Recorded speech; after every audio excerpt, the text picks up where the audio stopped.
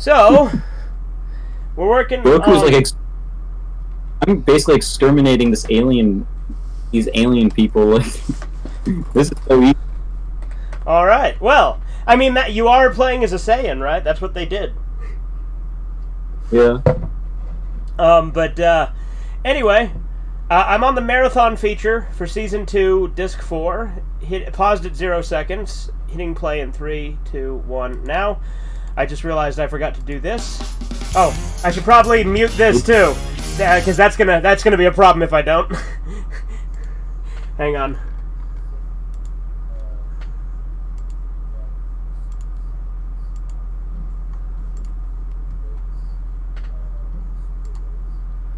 Super Saiyans or Super Base, Super Race, maybe. Anyway, Corbin, you should be able to see and hear it now.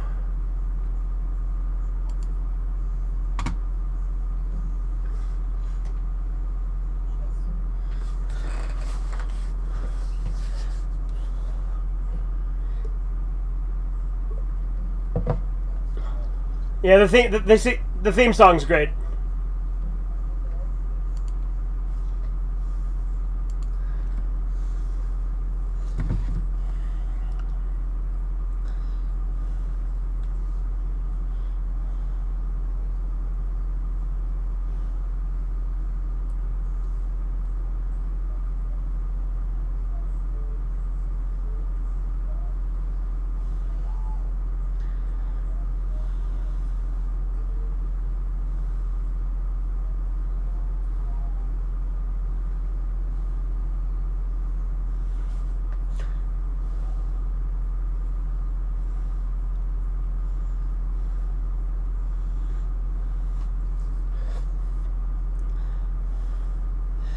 Like you said, though, this intro is like perfectly fitting for Dragon Ball.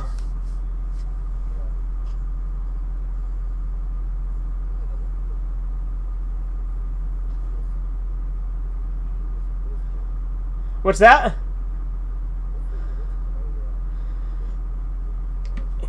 So the original intro for Dragon Ball is that same song, but in Japanese, and the lyrics are obviously slightly different because the translation had to take some liberties to make it fit the song.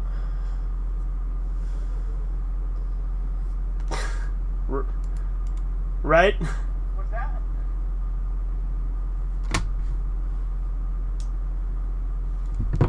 It's Big Trouble in Little China.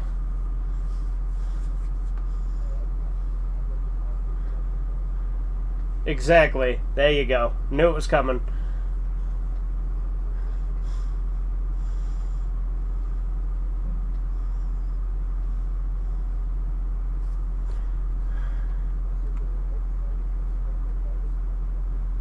Right?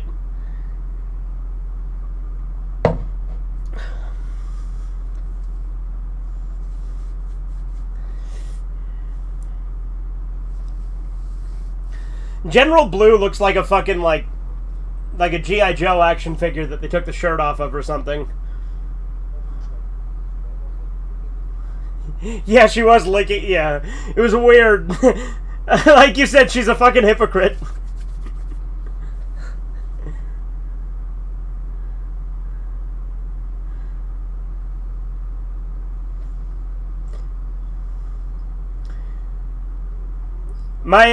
My favorite character in Dr. Slump is Sour Man, and thankfully he's one of the ones that's in this. Like, when they go to Penguin Village, Sour Man is there, and that makes me happy, because again, he's the best character in Dr. Slump.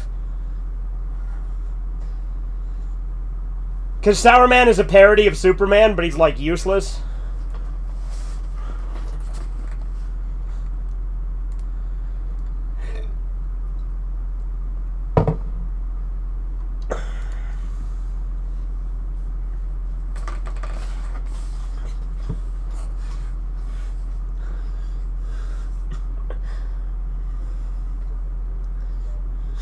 Yeah, Little Goblin Jr.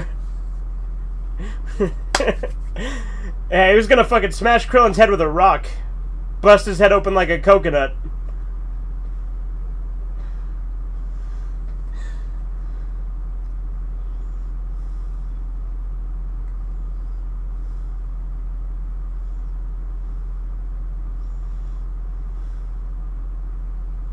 Blue, black, and blue.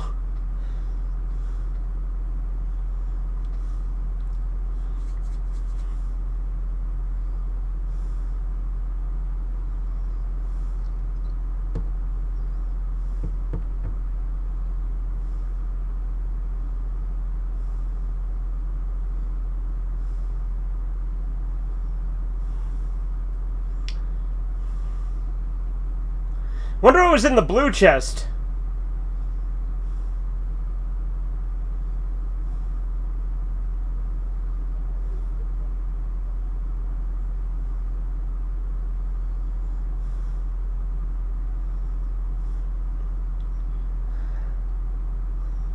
Yeah, General Blue would never leave a little boy out.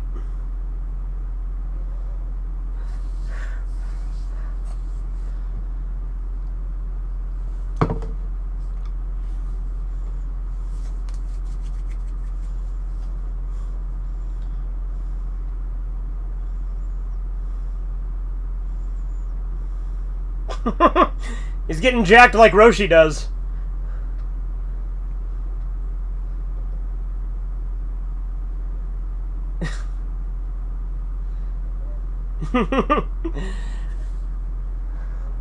Right?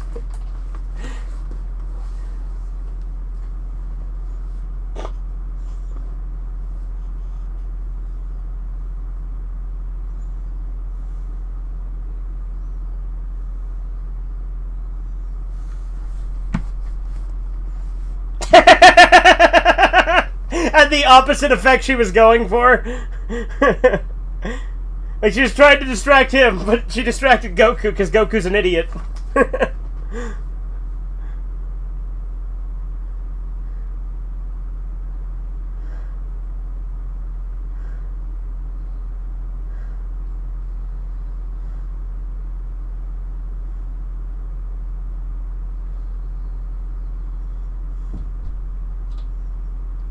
That's not the expression. You can run, but you're still going to die.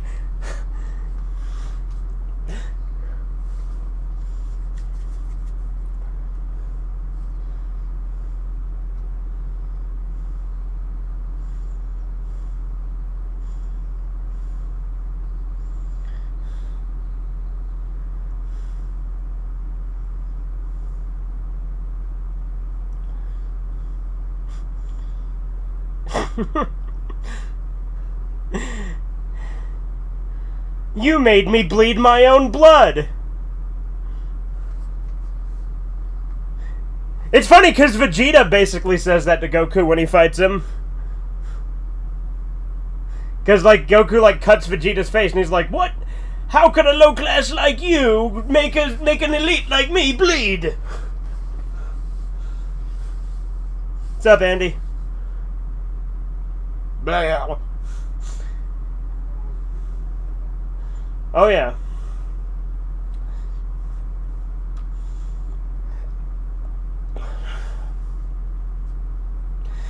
You know, there's a thing of Chi-Chi and Videl sticking their tongues out at each other that someone extended for 10 hours. Yeah, because, like, there's a scene in Dragon Ball Z where Chi-Chi and Videl are like, bleh, like, sticking their tongues out at each other, and somebody made a 10-hour version of it, so they just go back and forth, bleh, bleh. It's really stupid. And they called it Chi-Chi versus Videl 10-hour version. Speaking of American stuff, I also heard... No, Andy, I already told you, Toriyama did not like evolution, obviously. Which is why he made Battle of Gods. Like, you're saying something that's already implied by what I said. Obviously, he didn't like it.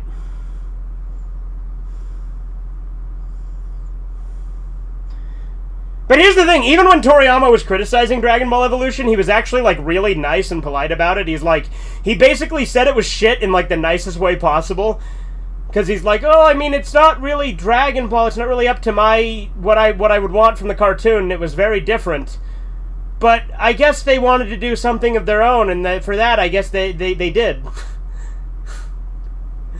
Like, because Toriyama was a nice guy. Like, he wasn't going to outright just be like, fuck you, it was awful, you know?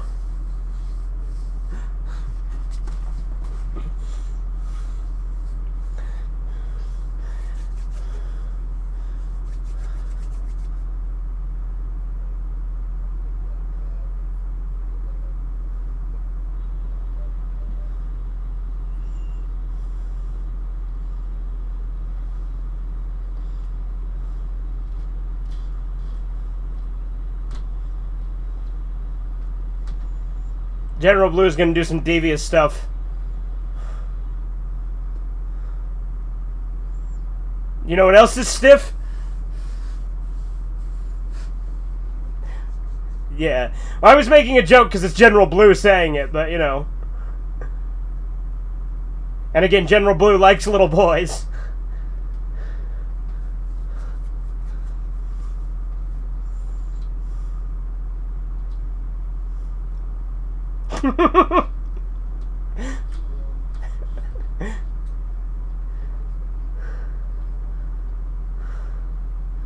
Yeah. A shotgun! Oh, shotgun for the win!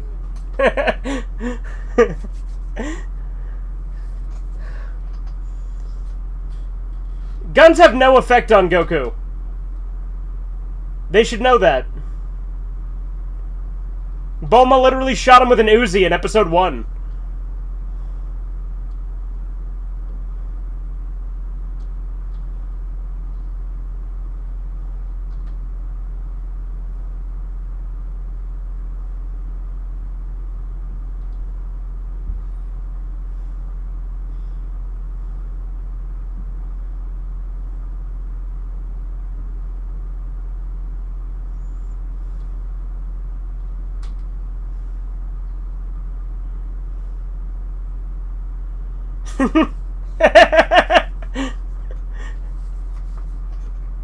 Who'd have thought that a good, upstanding individual like General Blue would lie?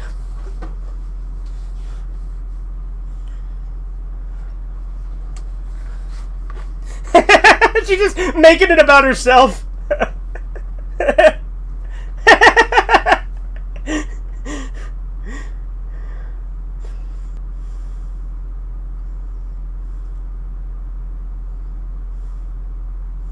Again, guns do not affect Goku.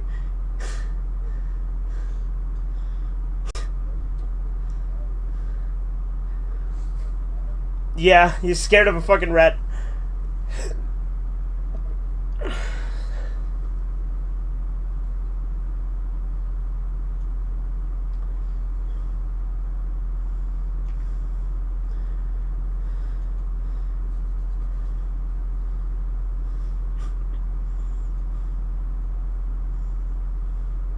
Fairness is a last resort of the weak.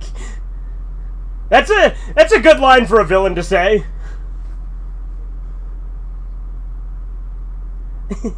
My eyes, my beautiful eyes.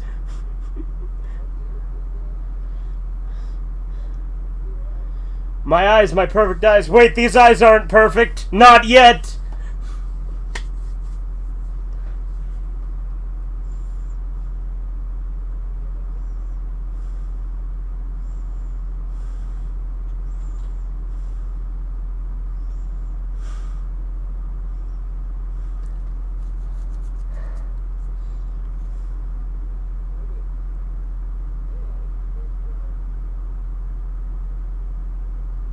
What? Yeah.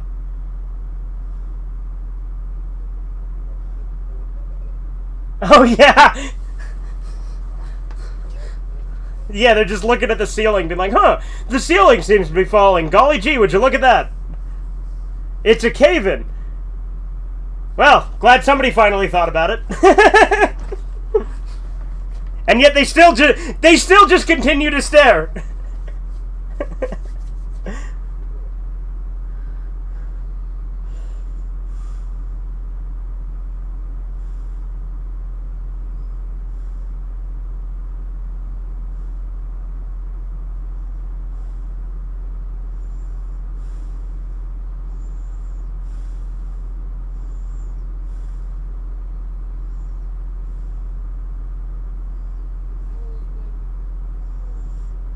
I don't care about the jewels.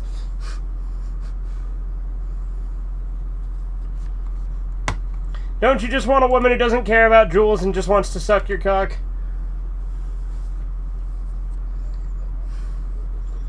Yeah, you just beat the shit out of her crippled legs? Like, that's all she wants?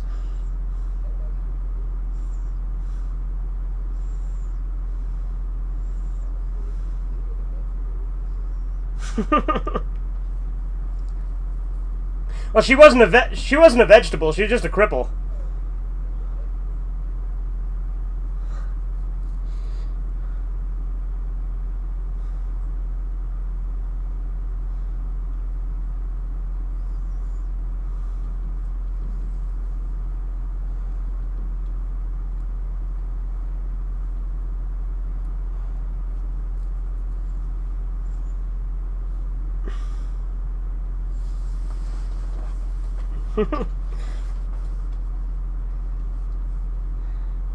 It's funny that she actually told General Blue where it was when she could have just easily lied.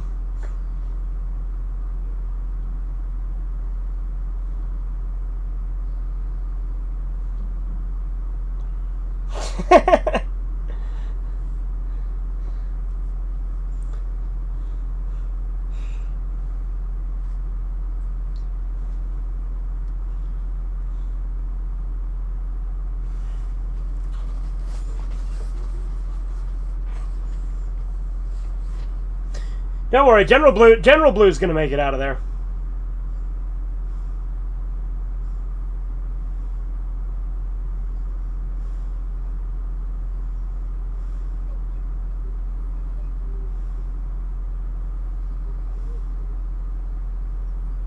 Yeah, it is funny that they're just like, yeah, pirates are here now. It's a thing. Deal with it. I like how they just showed their feet and then cut back to their heads just covered in bumps.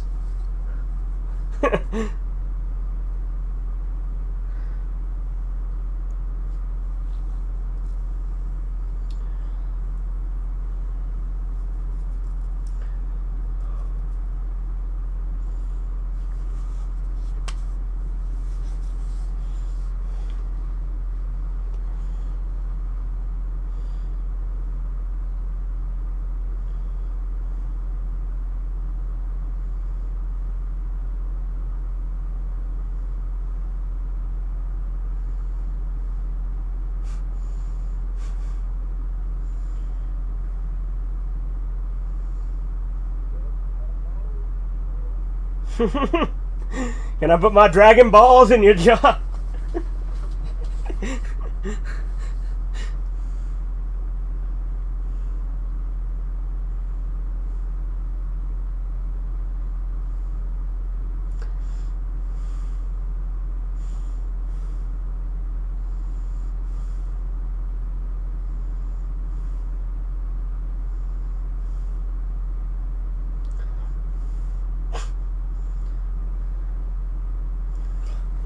He's doing a little dance. He's doing a funky jig.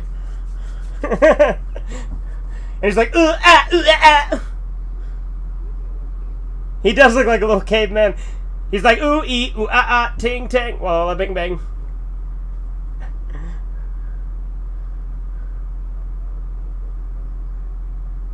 So I guess this was just an earthquake that happened?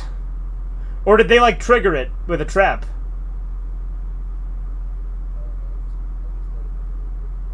I think it was just an earthquake.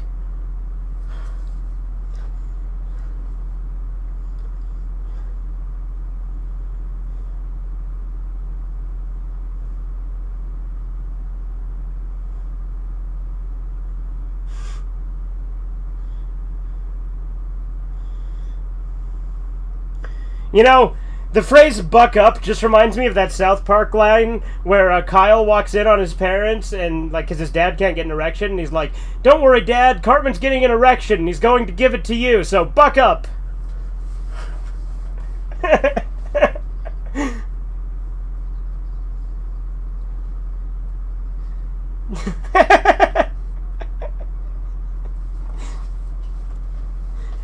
His priorities, he wanted to save the mouse.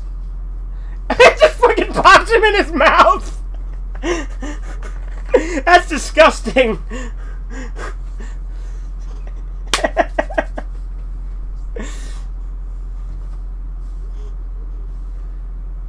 Oh yeah, for sure. Like, Kid Goku's so much more fun.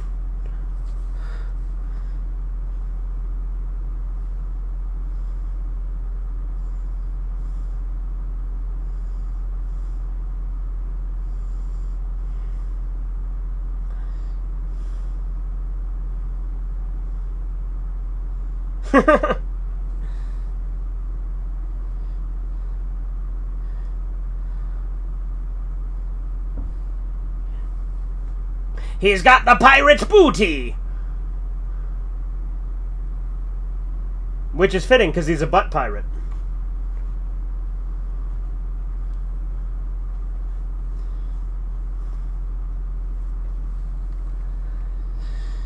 The legend come to life.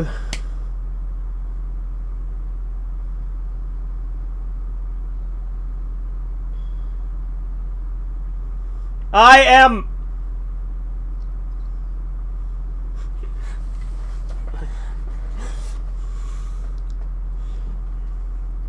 I think my favorite Invincible thing, though, was, like, in Season 2, where he's like, you gotta be... And then does the title, and he's like, fucking kidding me!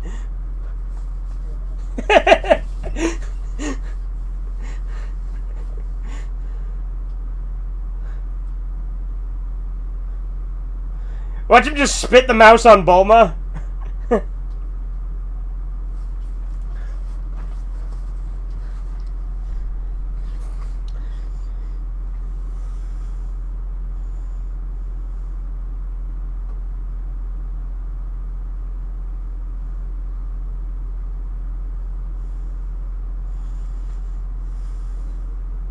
Yeah, you lying bitch.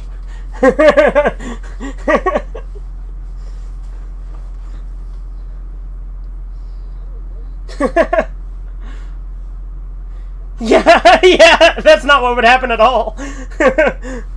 Goku would be like, oh no, we need to go back for Bulma.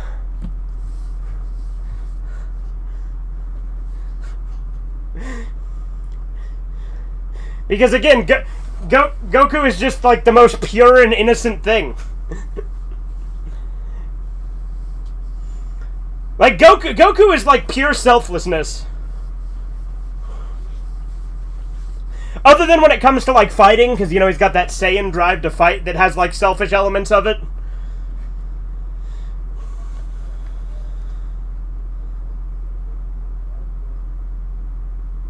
If what?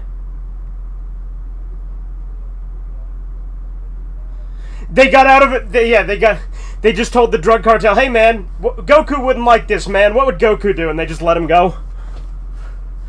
I mean, look, let's face it, drug cartels are Mexican typically, and Mexicans fucking love Dragon Ball.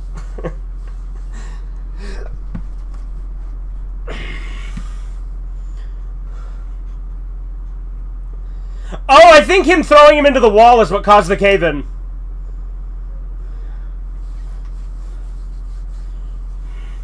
I like how General Blue, like, described it as fucking weather, though. He's like, oh, the weather around here.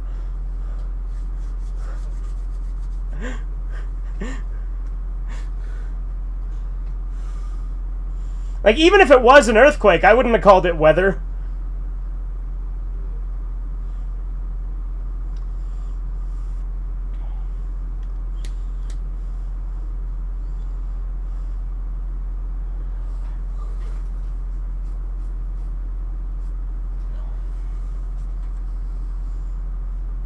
Just the fact that he has the fucking mouse in his mouth.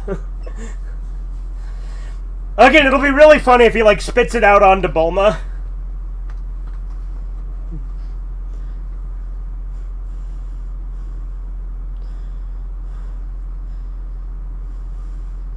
Escape from Pirate Cave. I wonder what's going to happen in this episode.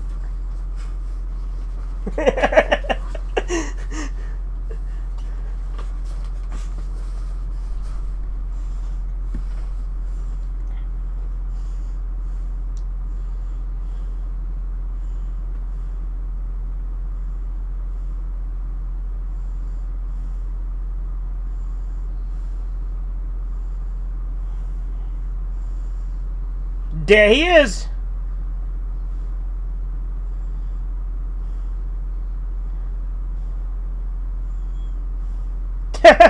Imagine if it made him bite the mouse's tail off. Like, just that rock hitting him in the head made him chomp down.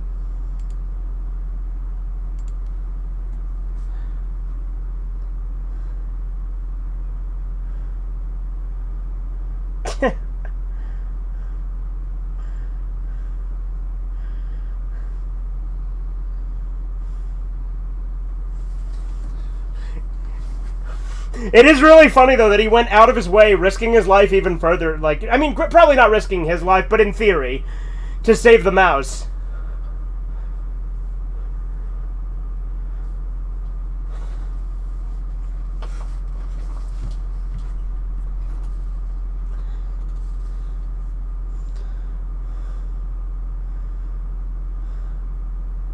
And, like, no, neither of them have questioned that he has a fucking mouse in his mouth.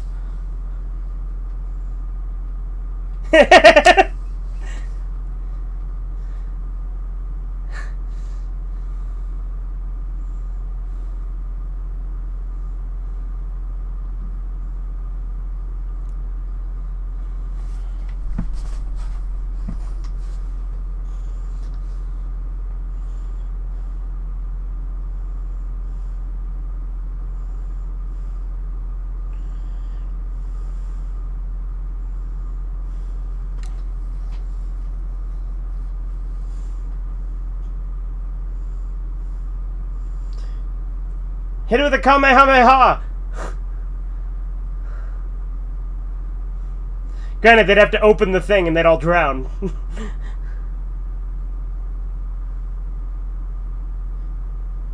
Too bad that pirate submarine doesn't have, like, missiles to blow it up or some shit.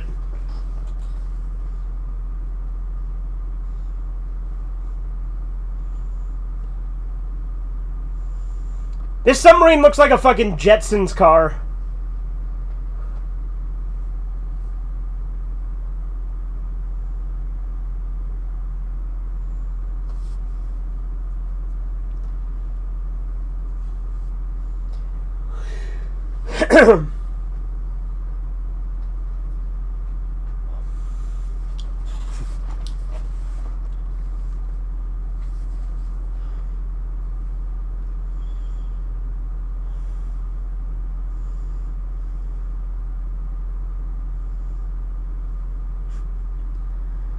Like how Goku has no reaction.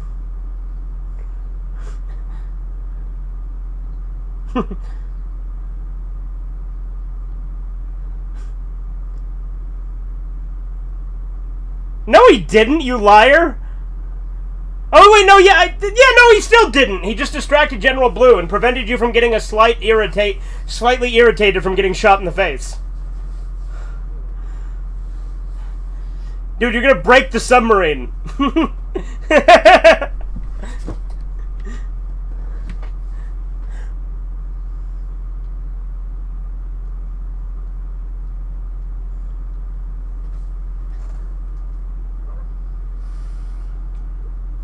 Curse ye ha may ha!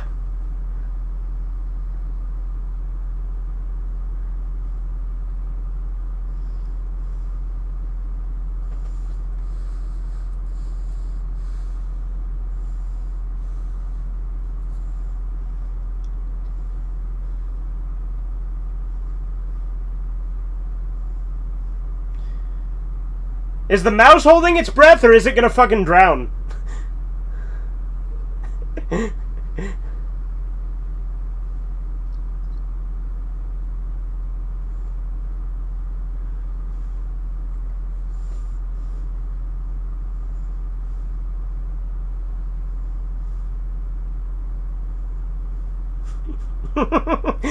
Like you said, he's just always having a good time. Neither Krillin nor Bulma can ride the Nimbus because neither of them are pure hardened enough.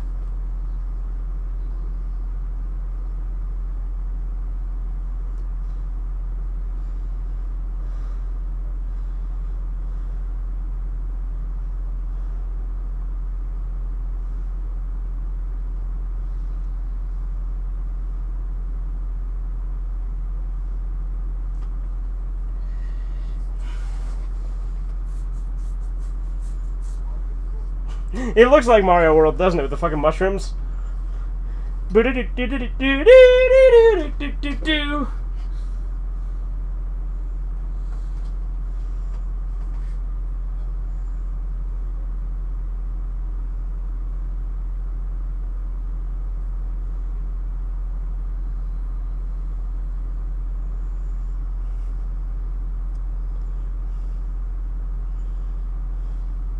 But see, the real treasure was the friends we made along the way. See? It's even in the song.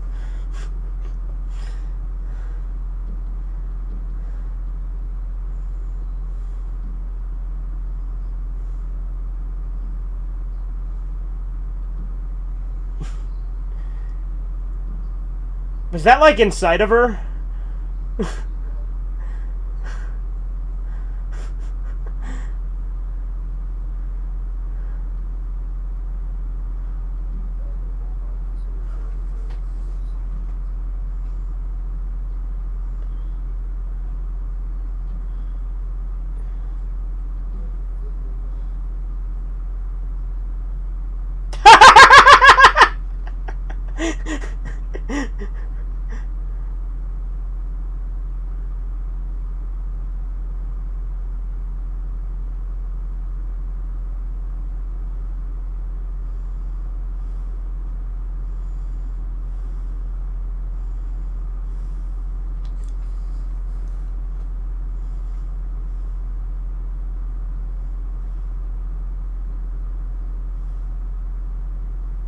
These aren't the Dragon Balls you're looking for.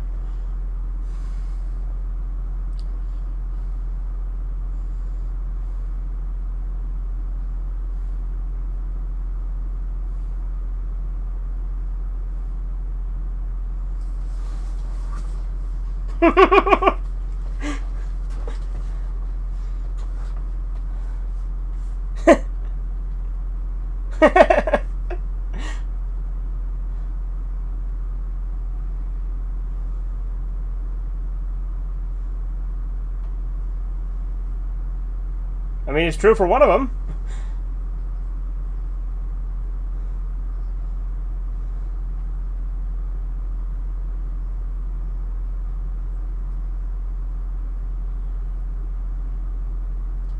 Goku's hungry. What a surprise.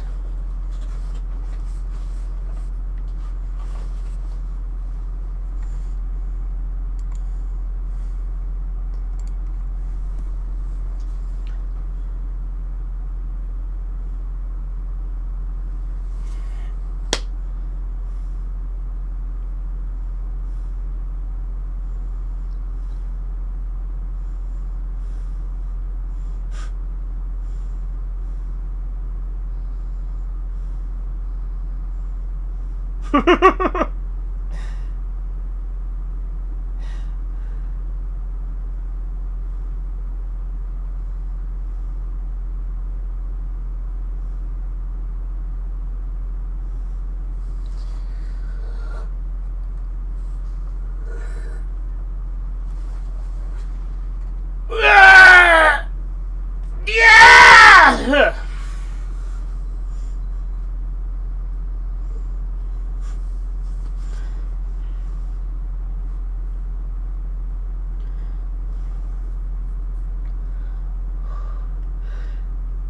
They got out in a submarine, but General Blue just fucking swam out.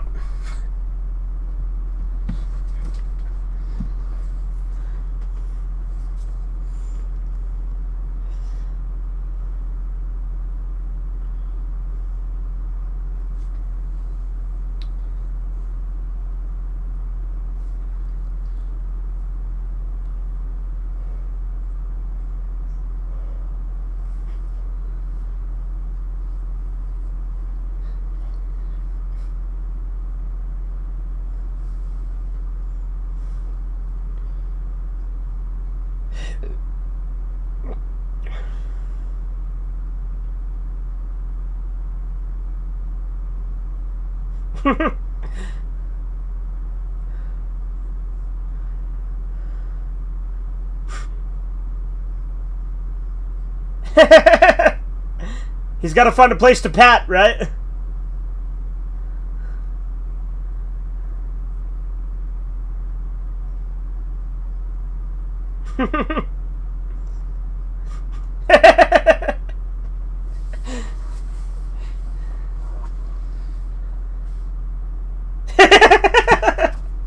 Nope.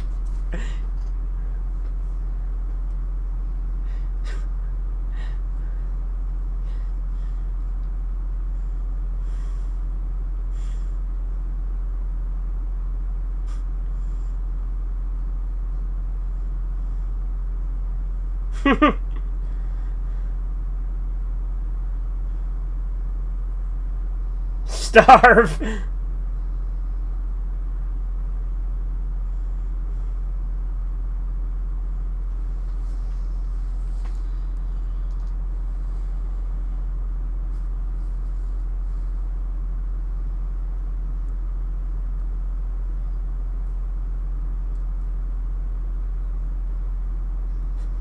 That fucking face Krillin and Bulma had.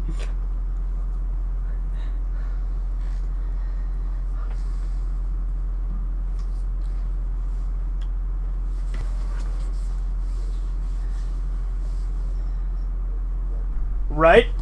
Like, this is clearly the best of the series.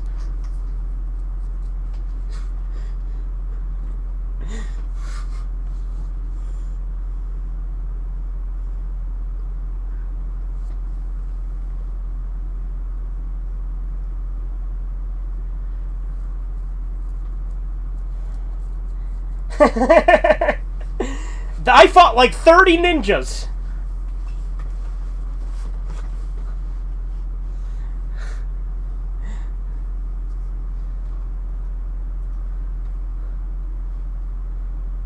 I mean, he'll probably like it because of where you were keeping it.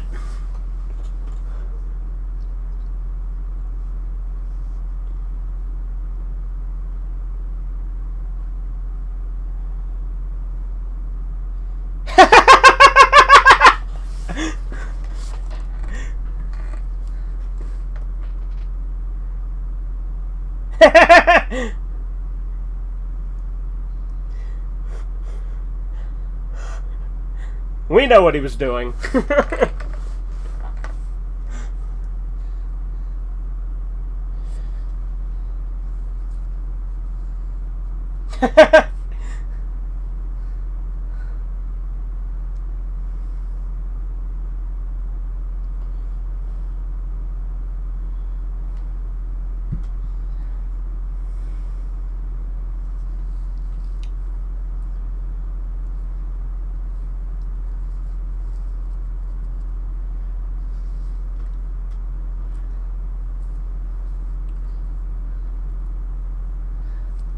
Dude, living on an isolated private island like that would be really cool.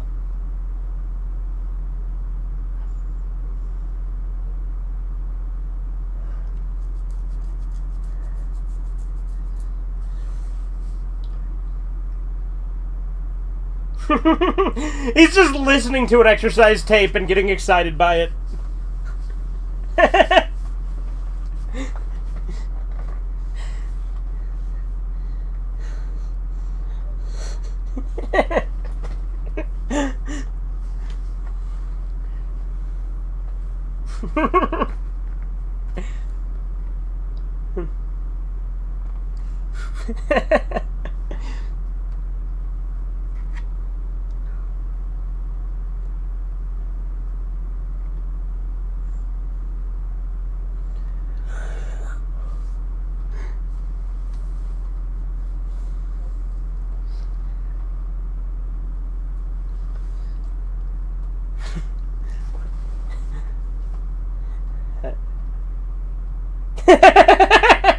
Exercising.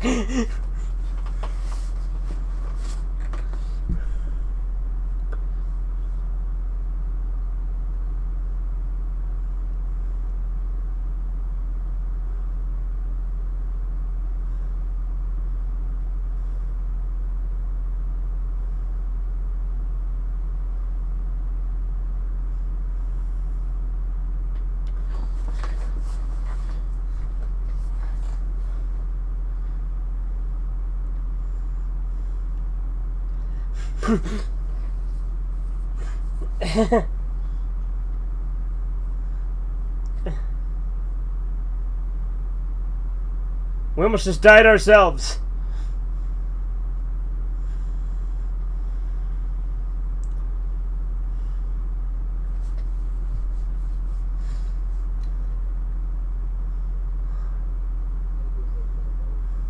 Right.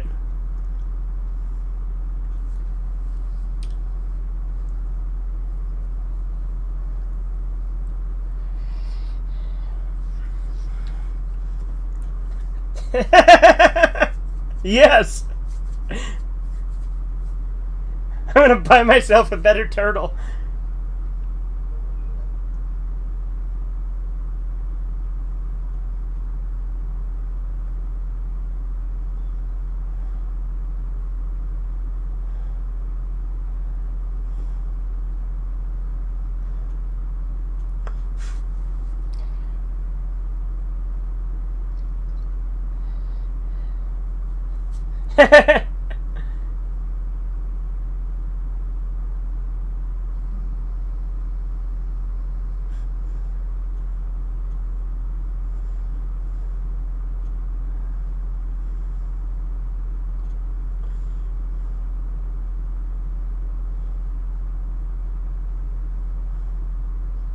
Lay to Nick.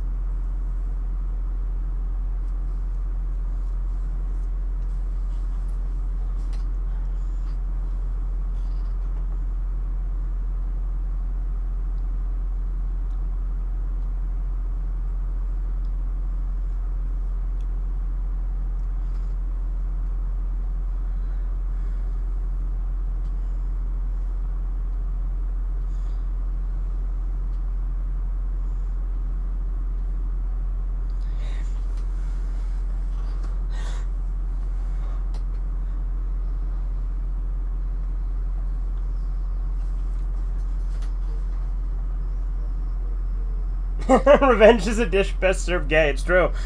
That's General Blue's whole motto.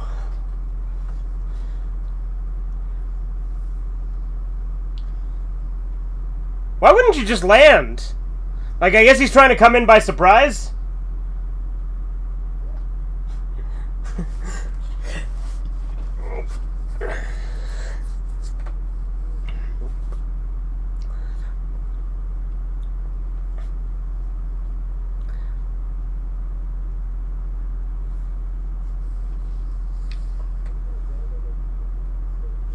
Yeah, I know. Humans are super overpowered. That's why, like, when people, like, say, oh, Mr. Satan is weak, like, he's only weak compared to the Z Fighters. Like, Mr. Satan is still stronger than any human being in the real world.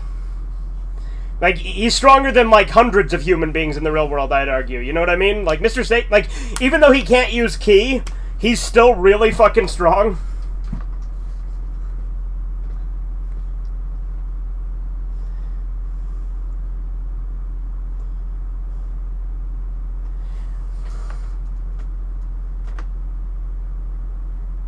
What did they do with the mouse?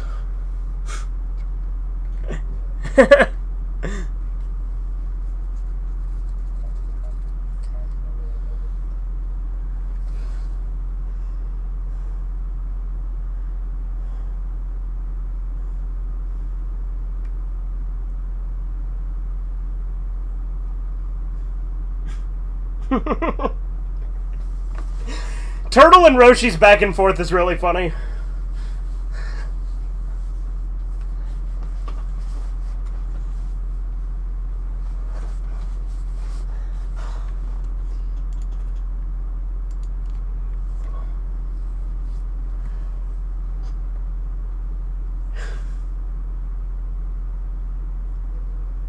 And he didn't come to borrow a cup of sugar.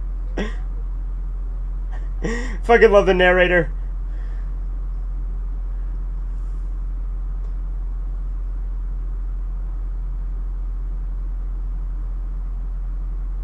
Hell yeah, Penguin Village. I fucking love this episode. I know I keep going on about it.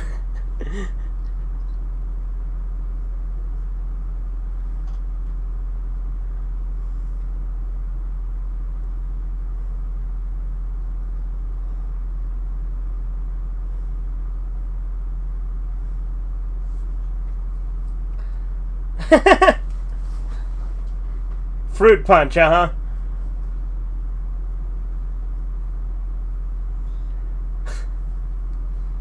Oh, he wasn't talking about clouds.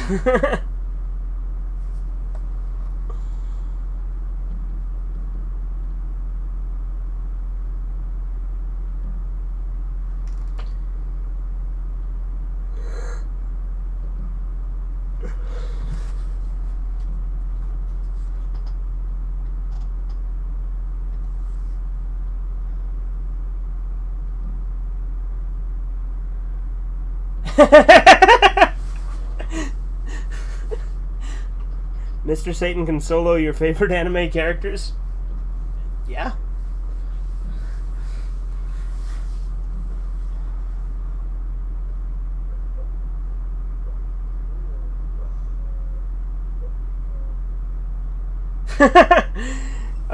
Well, considering Shin-chan is a 5-year-old child with no special powers, and Mr. Satan is a martial artist who's trained and has, like, the equivalent of 5 Bruce Lee's worth of skill, Shin-chan.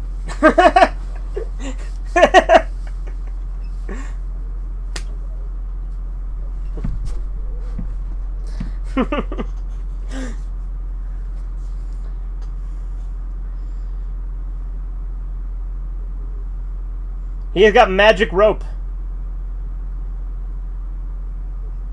Oh, yeah.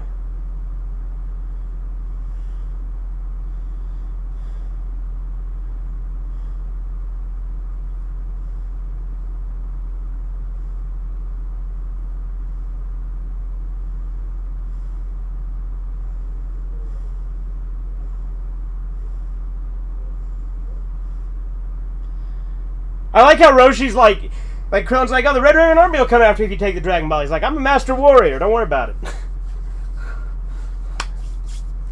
It's true, though. Like, the Red Ribbon Army can't do shit to Roshi.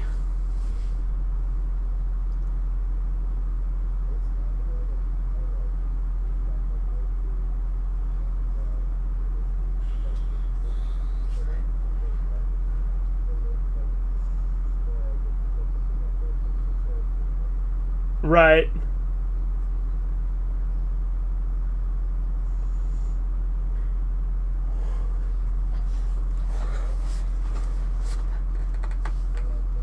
I know what you're thinking, Corbin.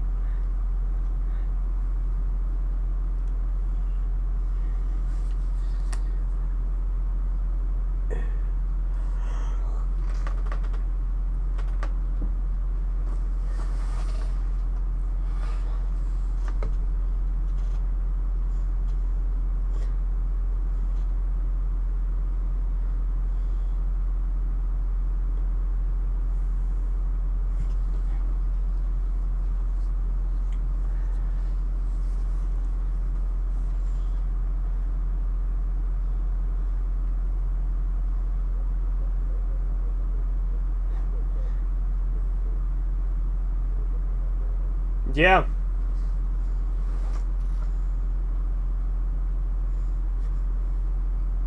You sick bastard.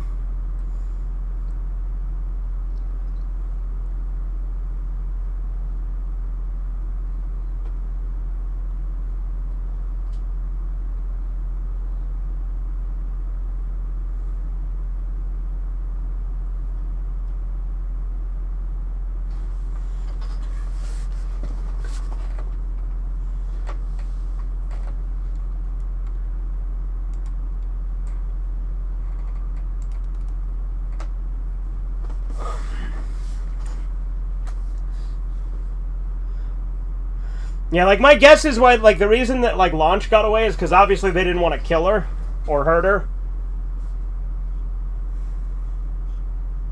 Because, like, obviously her pointing a gun at them did fuck all.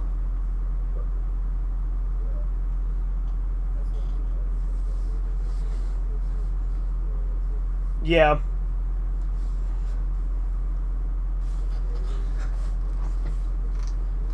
Yup.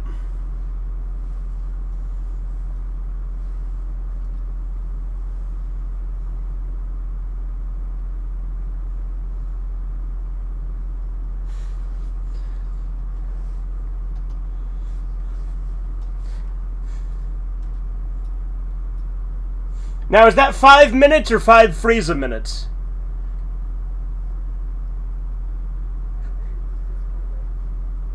Because, you know, they have to have a chance to get away. It's like a Bond villain, right?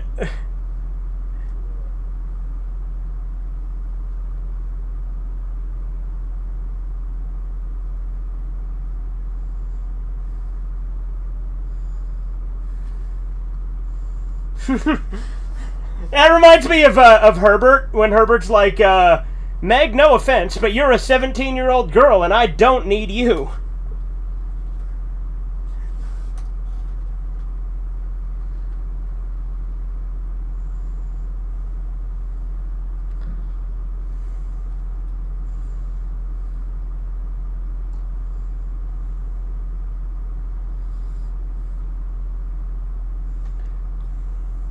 There's a thing in GT where they have to do like a countdown, but Goku's like too dumb to do a countdown from like 3, 2, 1, and he's like, "Can we just say pepper pot, pickle pot, purple pot instead?" And Piccolo's like, "What?"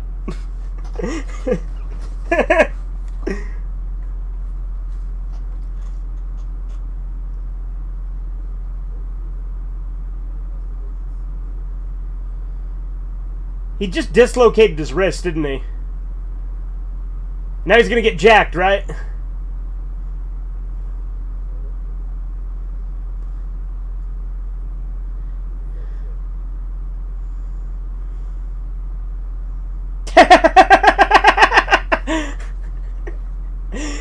See, that kind of fart joke is funny because of the build-up.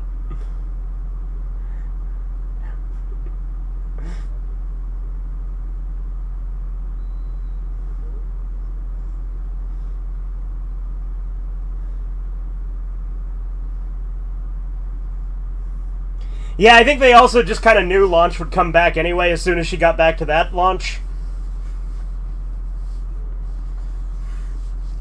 Considering they literally said we just gotta wait until she sneezes again and comes back.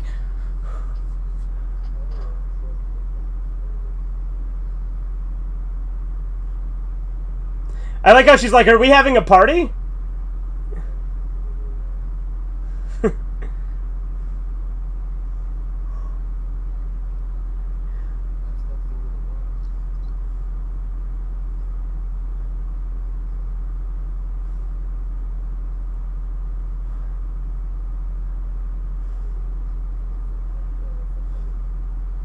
Indeed.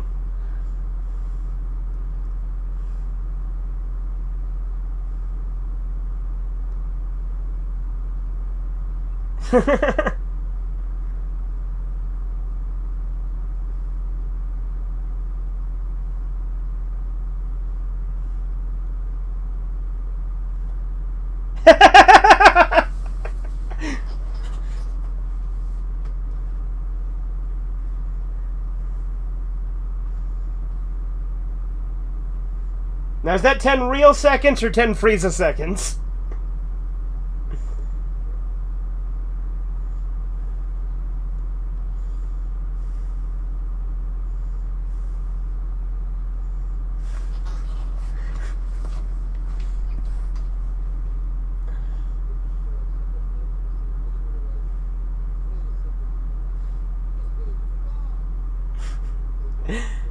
Yeah, no, I think I've seen that too, yeah. This baby's a bomb.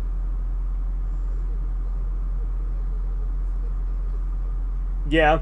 Have you ever seen the, there's this fucking clip that fucking Kenny Lauderdale uploaded to his second channel, where it's like this, like, weird, like, tokusatsu, like, Power Rangers type show, where this, like, this couple with their, like, little dog that they love, and they're treating, like, they're like, "Oh, it's Wataru, we love you," and he's like, this guy walks in, he's like, "That's not Wataru! You've been had!" And he throws the dog out the window.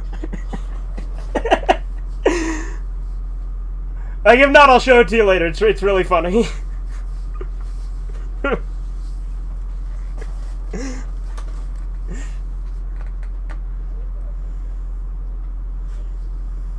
Yeah, no, the mountains in Dragon Ball look really cool in general. Like, I'd love,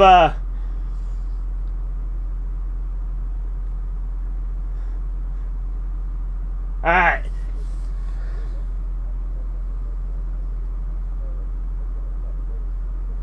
I think so.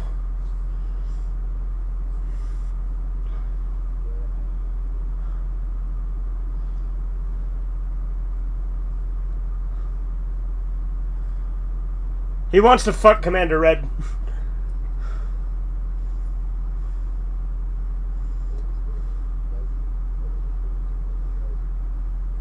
Well, he is gay, but they don't have the...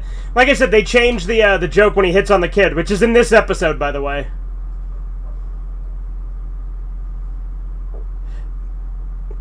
Like, if you want, I could turn the subtitles on for that scene so you know what he actually says.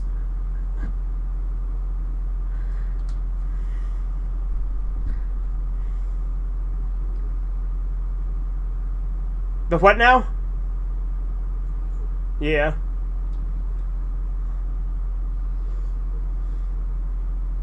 Give me some of that funky beat. Give me some of that funky beat.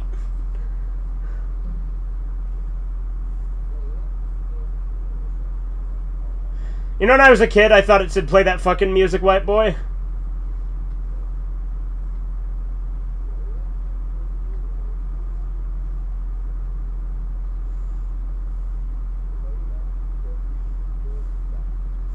Godzilla -1 won an Oscar for Best Effects? Okay.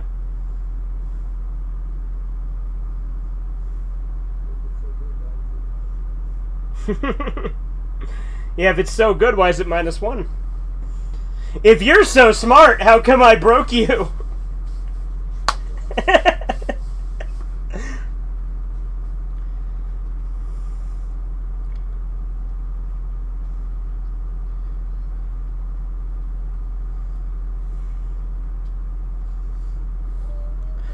I think there's more than one episode in Penguin Village, because this episode is them getting to Penguin Village.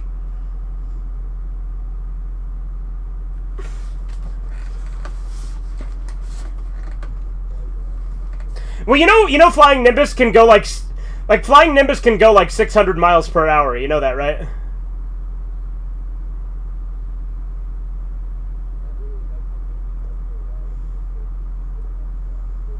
Nice.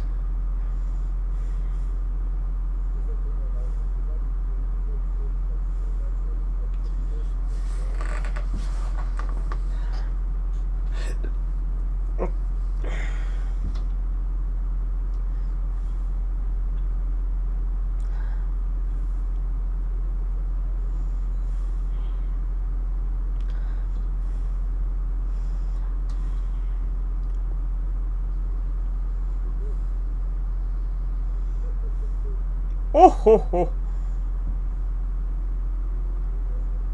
Loo, I got some apples. Loo, you got some too. Loo, let's get together. I know what we can do, Loo. Loo, I got some apples. Loo, you got some too. Loo, let's make some applesauce. Take off your clothes and Loo.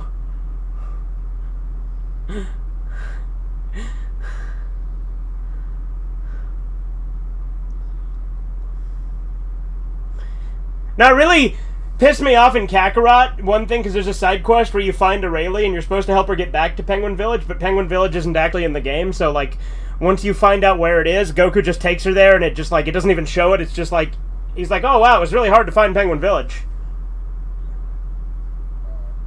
It made me sad, because I'm like, oh, I was hoping it would actually be in it, because this is Penguin Village. I fucking love Penguin Village. Because it's a lot more goofy, because Dr. Slump was, like, not serious, like, at all. Like, it was a total gag series.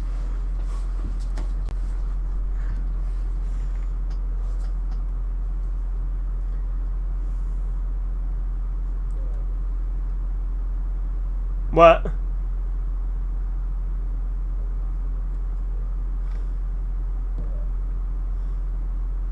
Hey, look, a Kappa. Yep. And this is the Dr. Slump theme song it's playing. I didn't realize this when I first watched this, because I hadn't watched any Dr. Slump yet, but...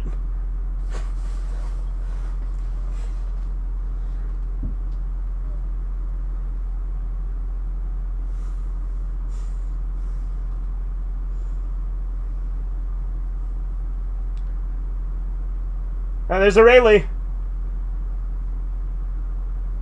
Yep. By the way, those things are actually poop. They're just colorful to make it look more friendly to the viewer, but it's actually supposed to be real poop in the universe.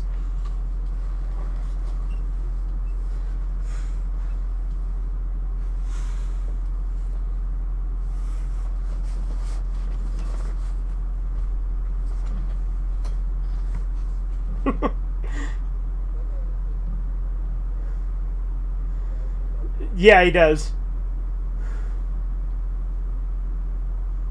See, all of these are, like, the main characters from Dr. Slump. And, like, that guy in the back who's like, hey, I'm Senbei Naramaki, he is Dr. Slump, so...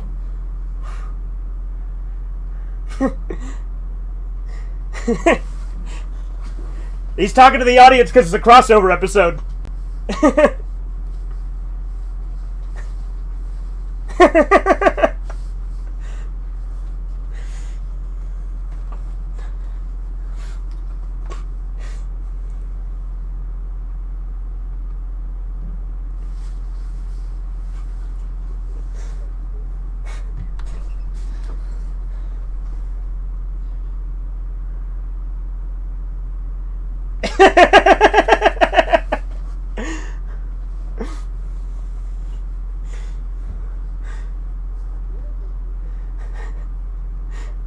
Oh yeah. Well, like I said, this was the first thing he made in the Dragon Ball universe, technically, since this show came before Dragon Ball, and so like it's like a lot weirder than Dragon Ball. So to see this crossover, it's so jarring just to see how fucking bizarre this one is.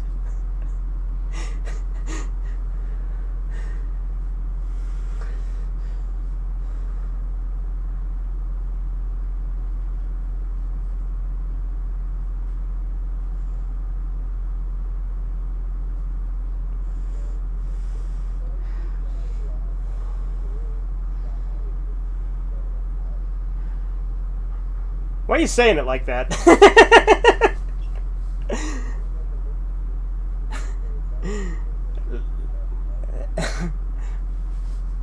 Blow, blow, blow.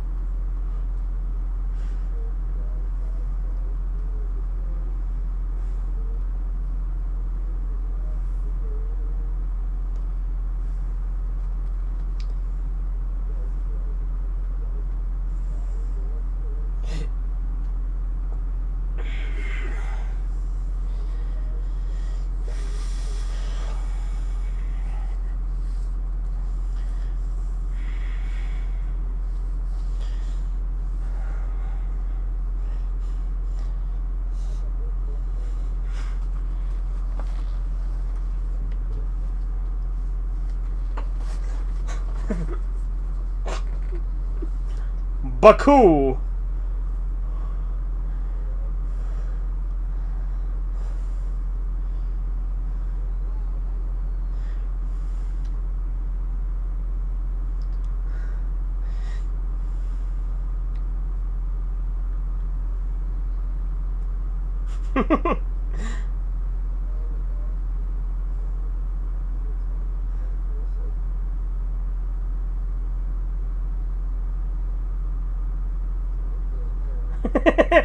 So those baby things are aliens. And that little girl is a robot.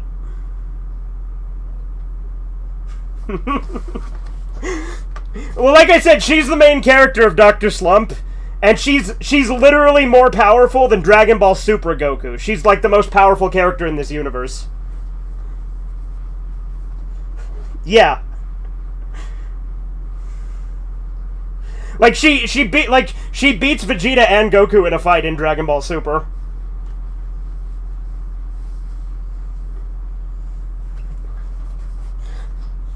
You'll get a blast out of this.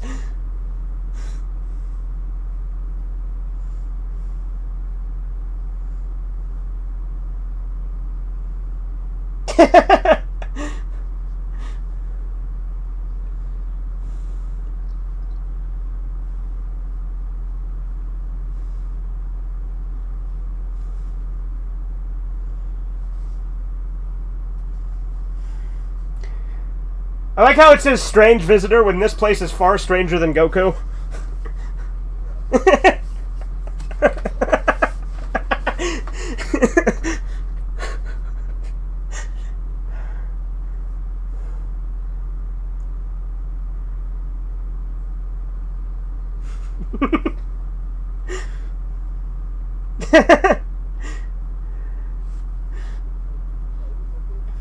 Yeah, little baby pigeon.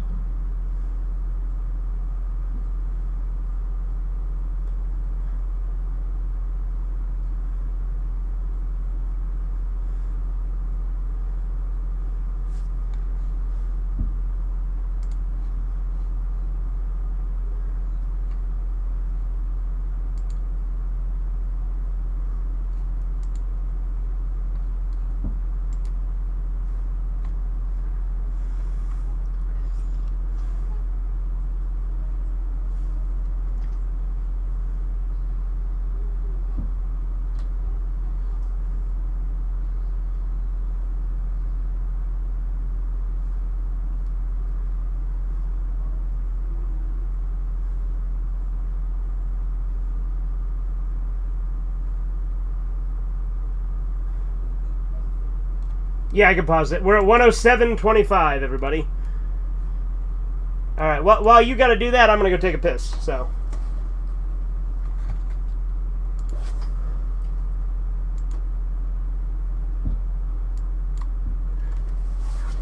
Hey, man, Cindy, man.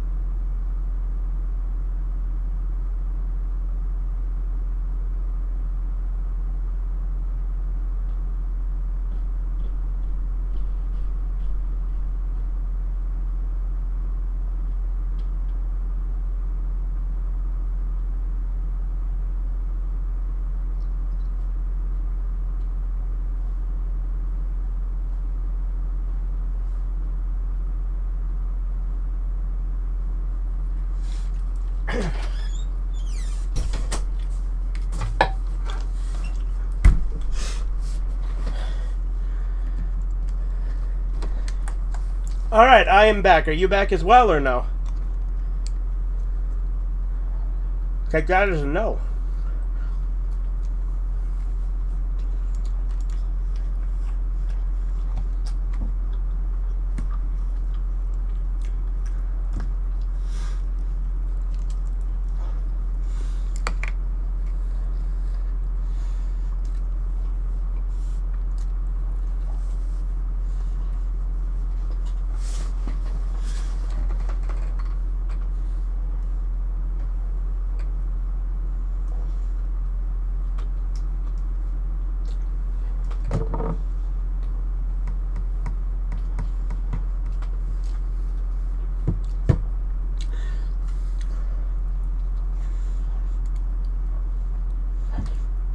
Man, bomberclat. Sydney, man, the bomberclat.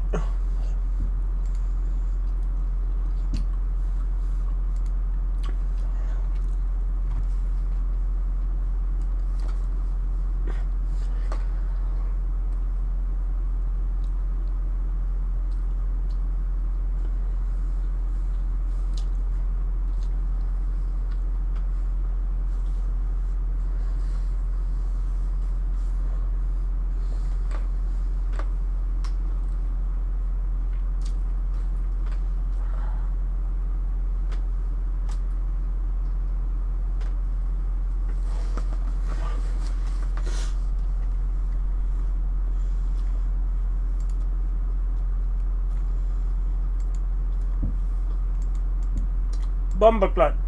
Bomberclat.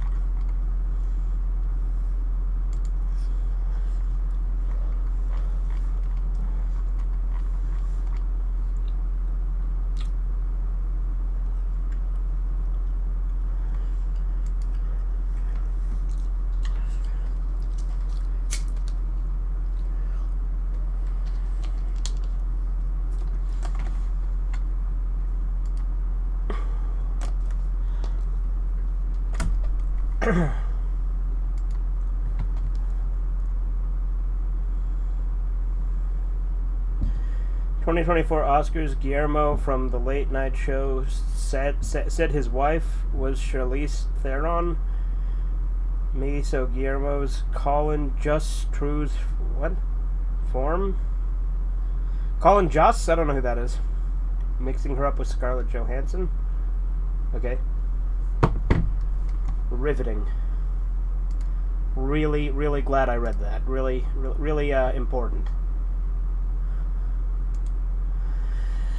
Ay, ay, ay.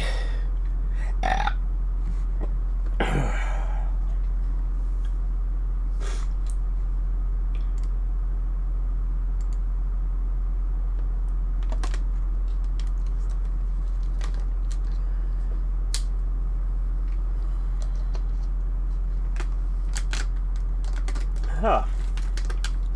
Just waiting for Corbin.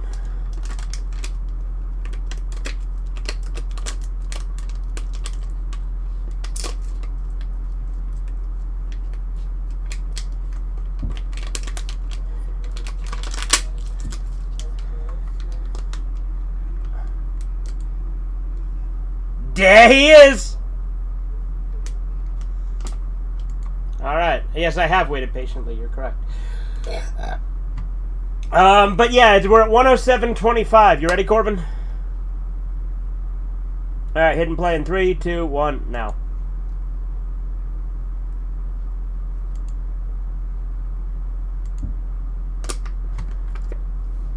What's that?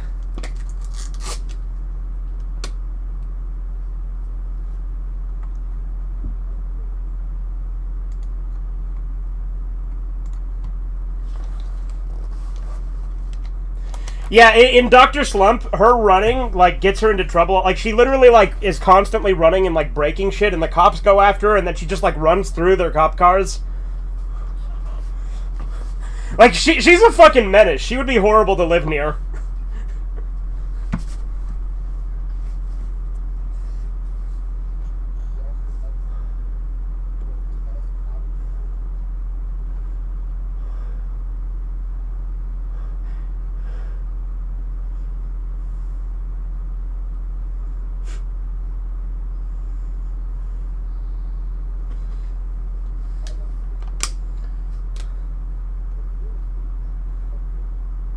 There's... Well, yeah, like, the aliens, are actually, I think, are baby... Well, actually, I don't know. Because they never change in appearance, either, so... Oh, here comes the scene. I'm pretty sure the one... I'll turn on subtitles here so you can see.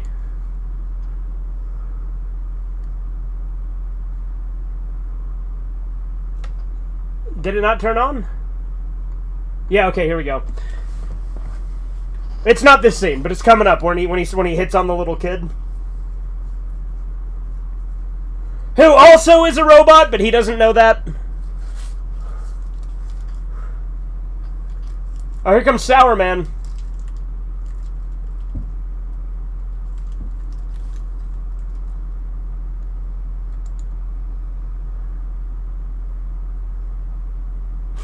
I'm gonna turn it off for now. It's distracting. But yeah.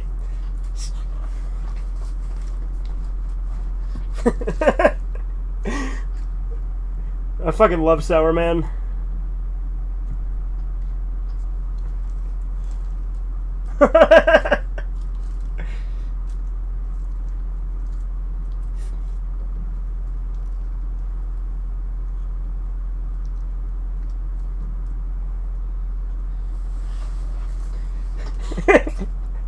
Sour Man! Incredibly strong but regular.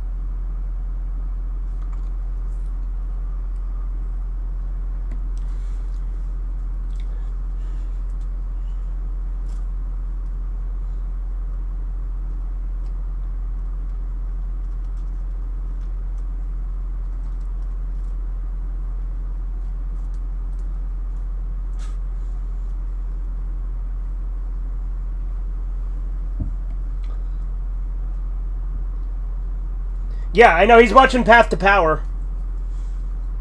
I saw that. Yeah, we will. For sure, dude.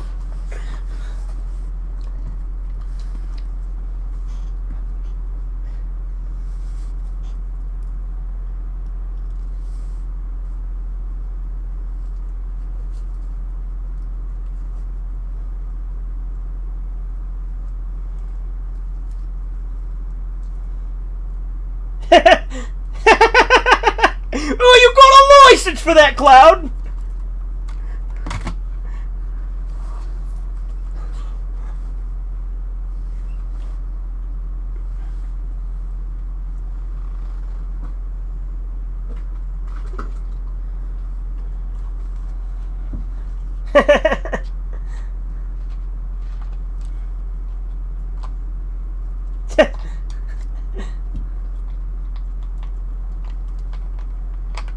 Did you hear my voice? What, did you say something in the chat, Edgar?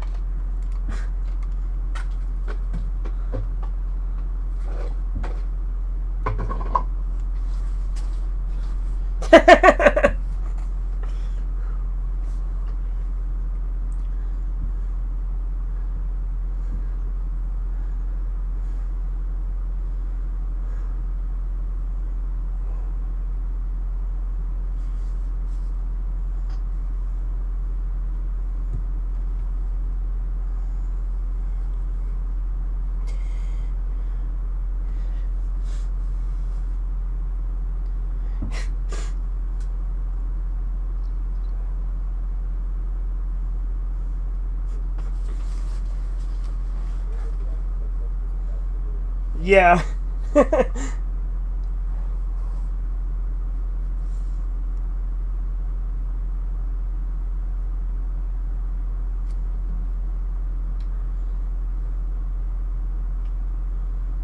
little fucking panda koala thing.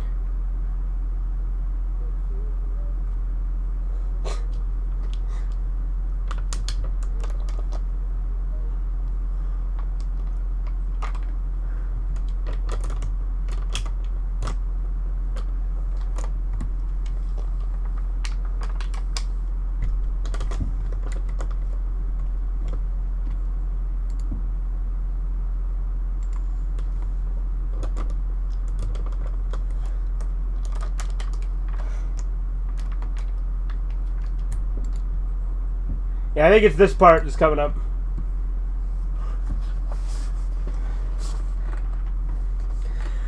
Like I said, you'll see the difference in the subtitles versus what he says in the dub, because it's pretty different.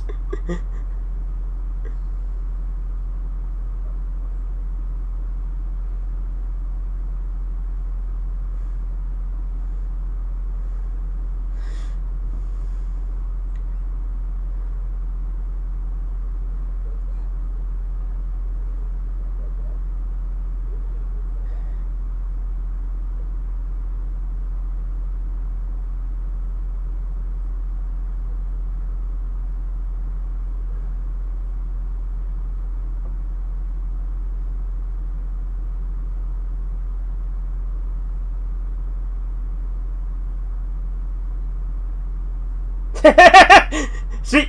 Very different!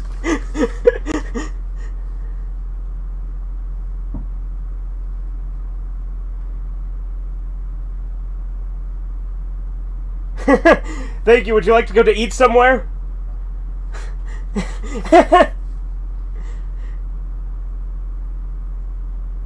I know, I'll buy you beautiful... Like, it's so different!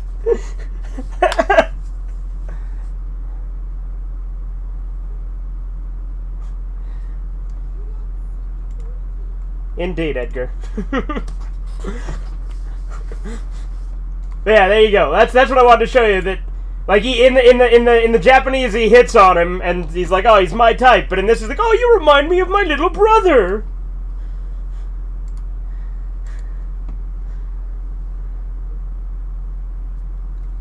What's that?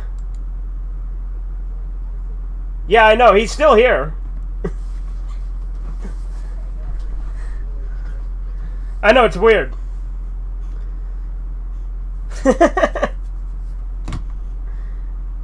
Does anything he says ever have any fucking context, to be fair?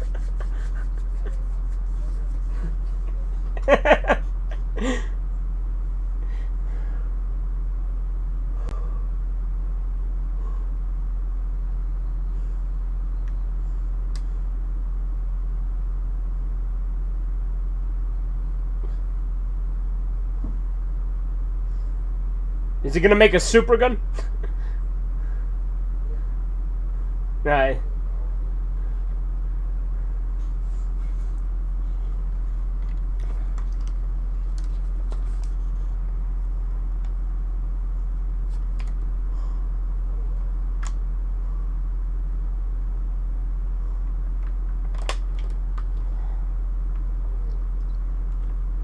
Yes.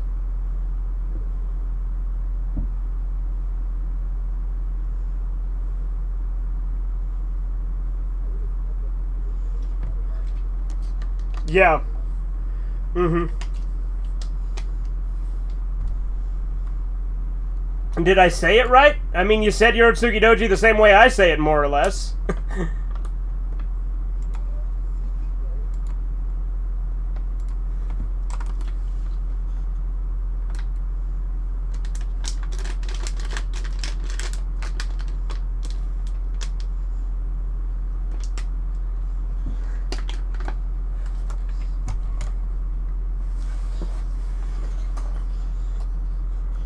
Like, her just running fast all the time is just kind of what she does.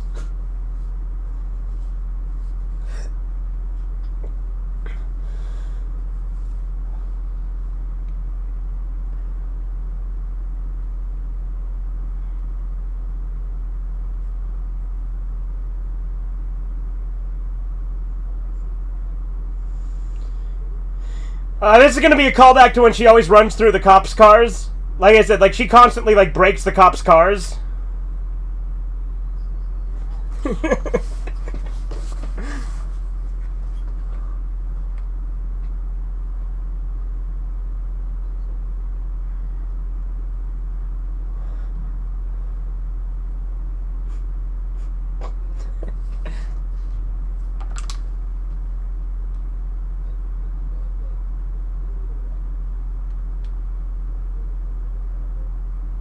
Yeah.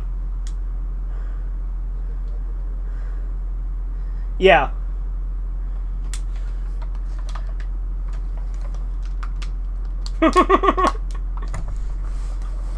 Yeah, those I should mention those babies eat exclusively metal.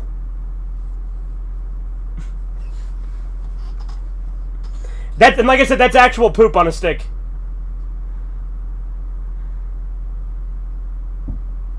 Like, it's actually shit.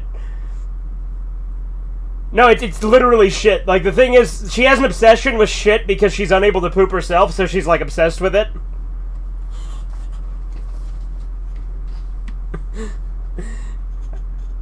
Deep character, huh? No, she just messes with people with it.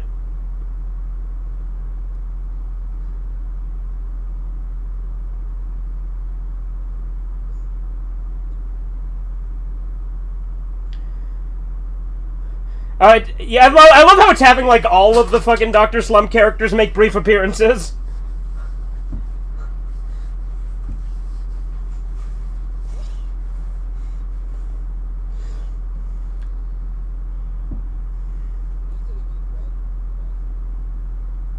The Dragon Quest games, yeah.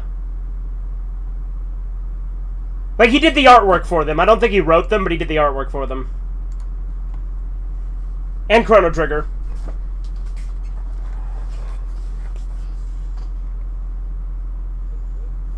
What's that? I don't know. I've never played Dragon Quest. But there is a Dragon Quest character that was in Dragon Ball. That Goku, that pterodactyl Goku fought in the tournament was from Dragon Quest.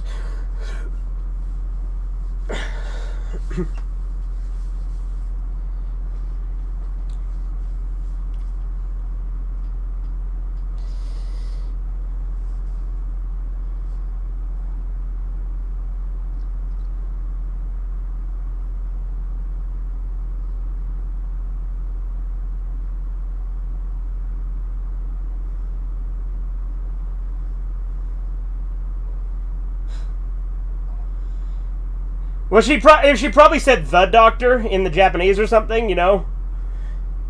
Because there's Dr. Slump, and he created her. Because, again, she's a robot. Because he couldn't have any kids because he, was just a lonely man. Who, like, by the way, Dr. Slump himself is also a fucking pervert like Roshi. And he's, like, obsessed with that blonde chick.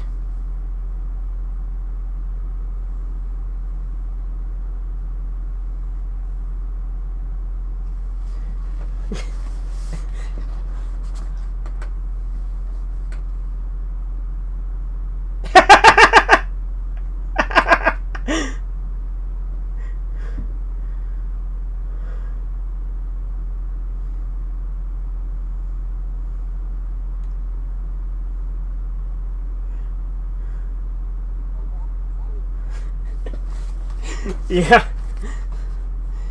Well, this is the same character who was popping up and saying, hey, look at me. Like, this is the same guy.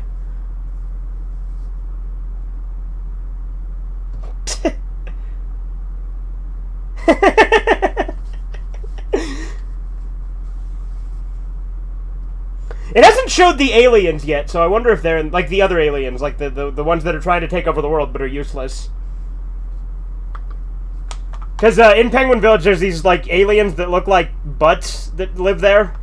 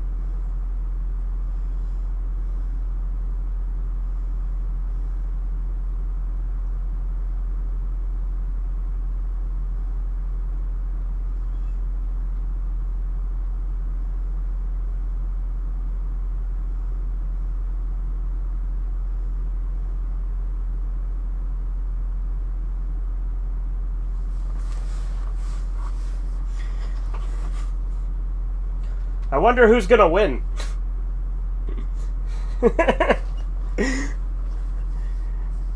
Like, Aurelie can literally, like, jump and crack... Like, if she lands too hard, she can crack the entire Earth.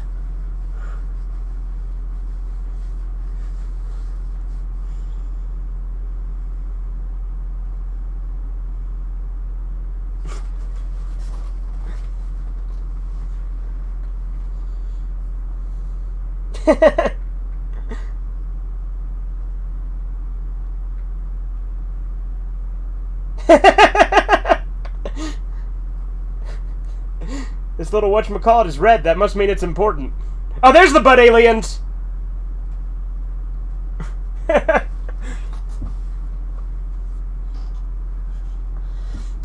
I said, these guys' whole goal is to, like, take over the world, but they're, like, incompetent and useless, so they're kind of like Zim.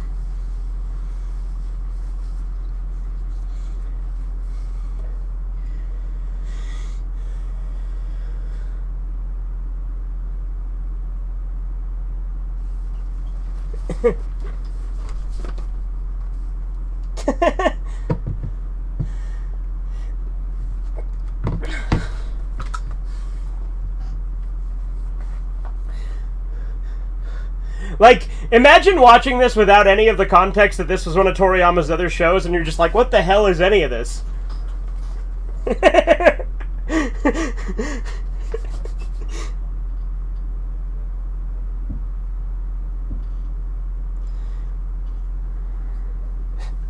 Yeah, well, like, the whole point of these episodes is basically just to do a crossover.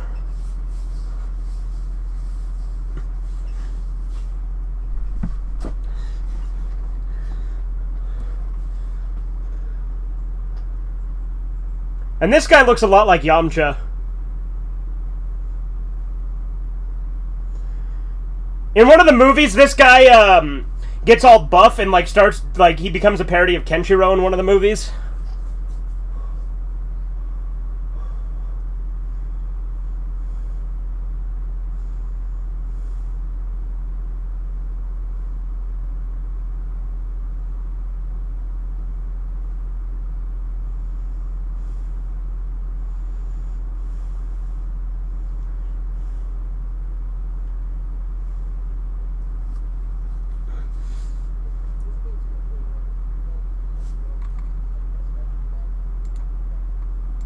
What's doing that?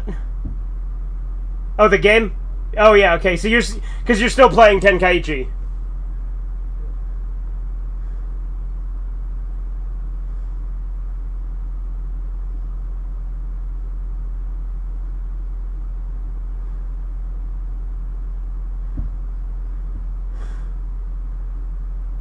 She's drinking oil and they're eating metal, and Goku's just like, huh, that's odd.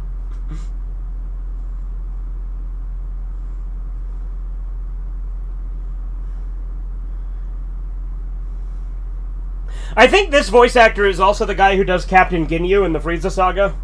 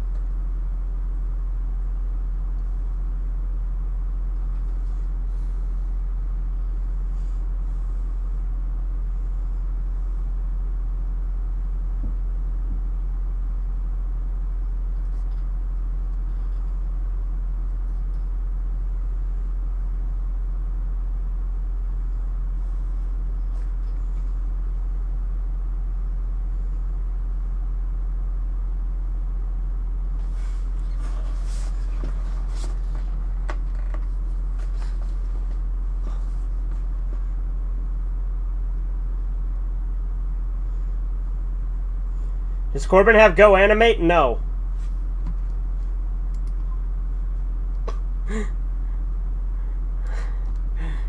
Edgar's on that Go Animate loop.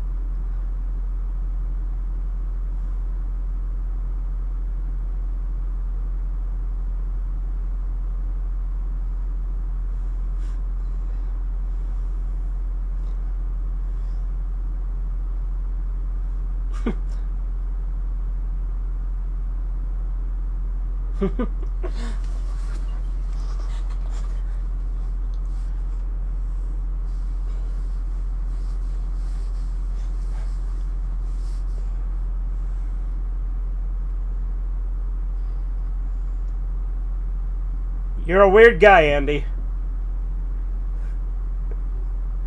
Well, because when I was talking about Aurelie and like how she messes with people with poop, Chisu's like, Aurelie has a poop fetish, and then Andy's like, yes, poop is shit. It's like, you don't say. And like, he added Chisu, he's like, Chisu, yes, poop is shit.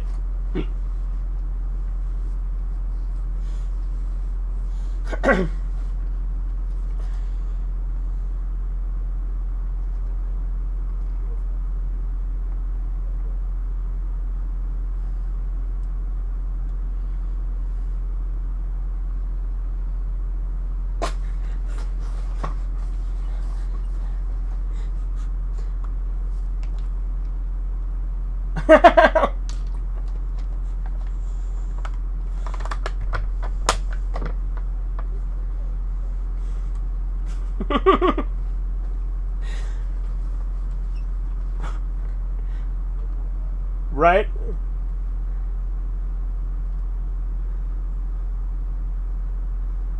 Looks like a Mega Man villain.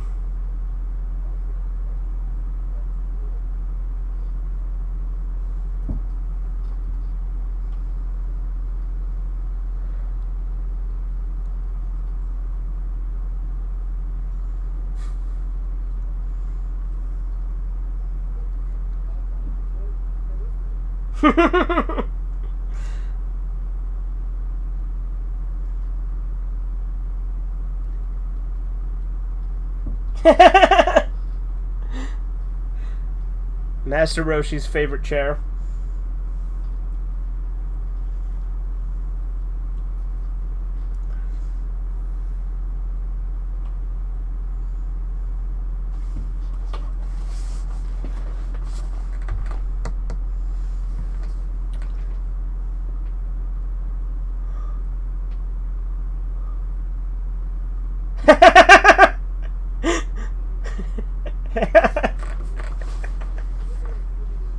Yeah, I know there's some Scooby-Doo type humor in it.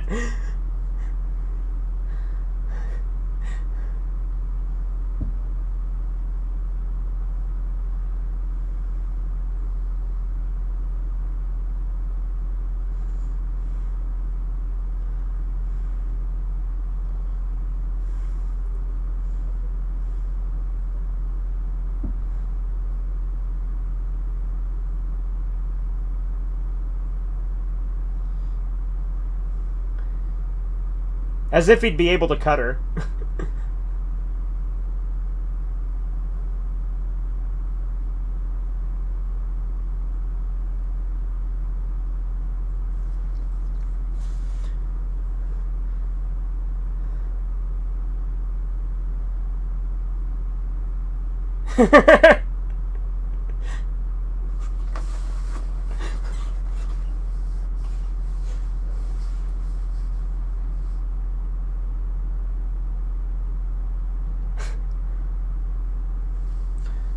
See, at least they have realistic reactions because they know she's ridiculously powerful. He's just like, yeah, no, that'd be a bad idea.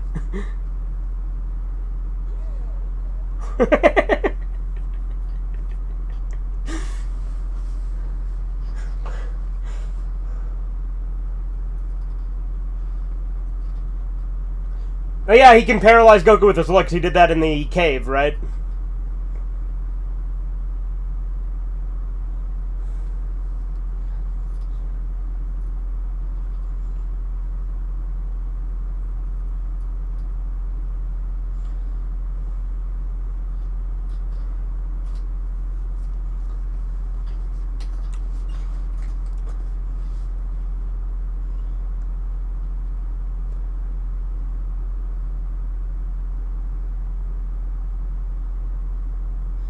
He's spitting all over the camera.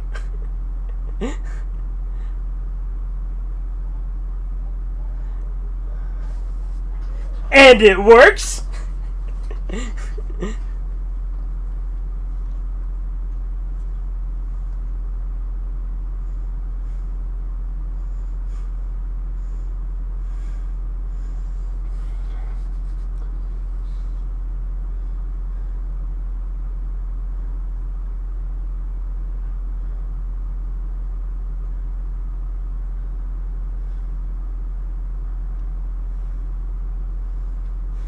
He's a bad man. A bad, bad man.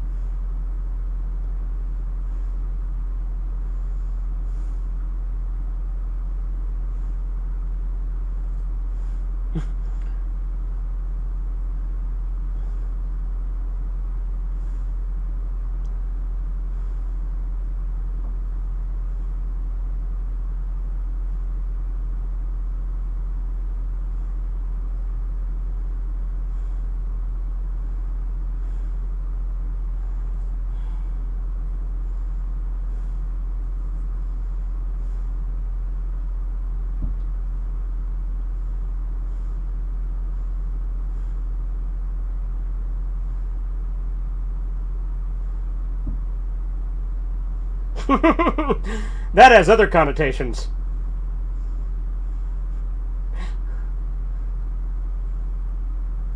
General Blue wants a goodbye fist.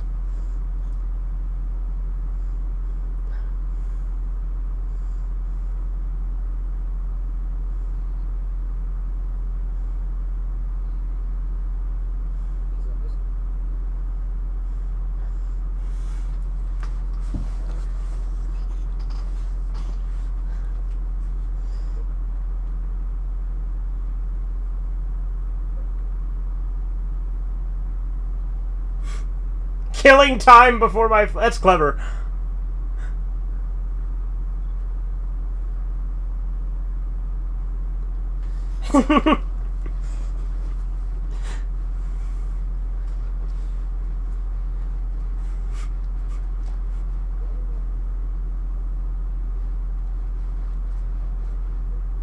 Yeah, well that...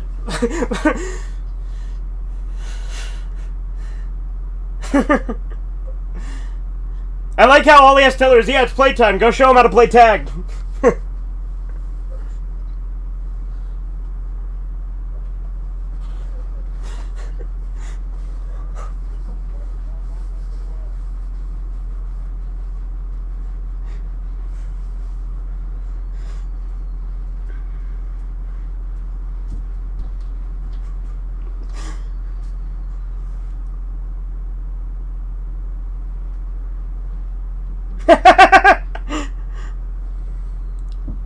He's blasting off again!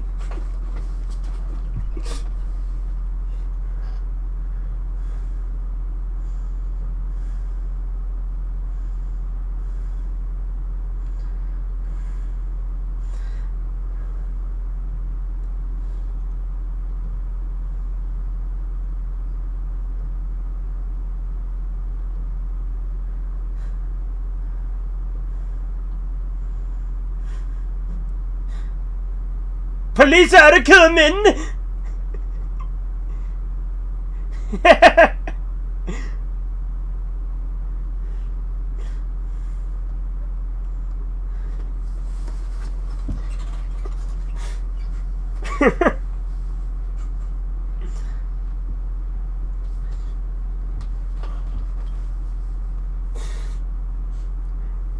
Like, I love how just insane these episodes are when you have no context for Dr. Slump.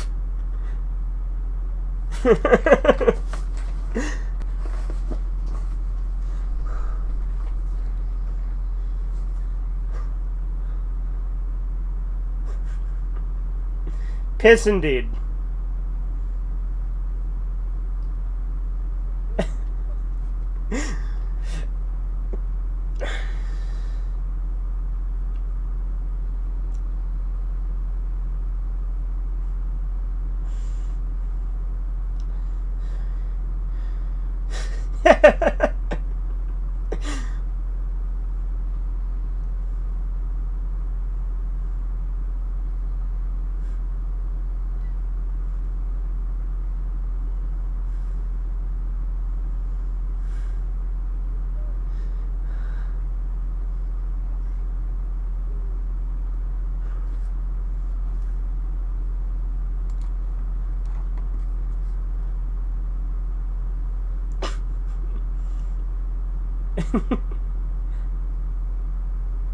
The fuck is with the way that guy talks?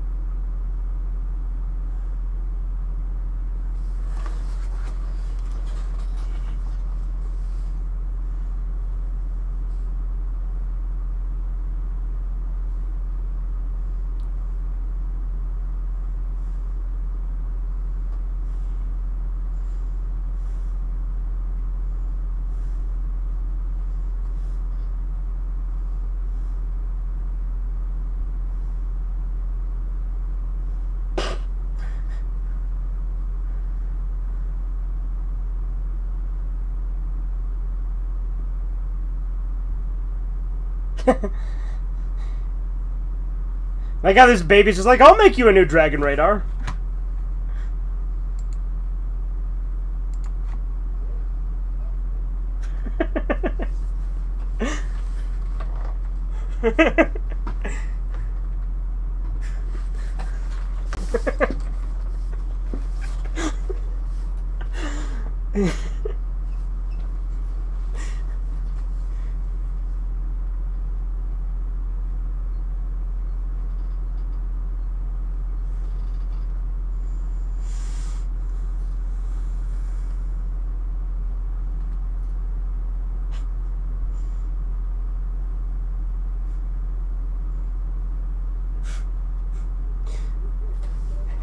Yeah, he really does. He sounds just like that narrator from fucking Plumbers Don't Wear Ties.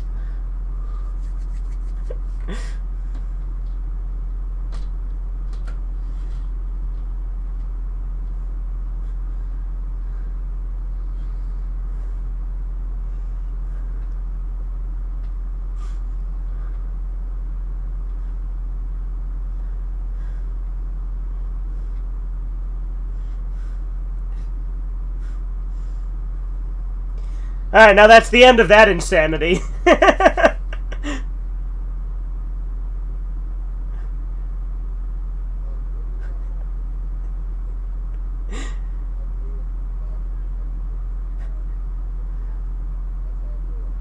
You feel like what?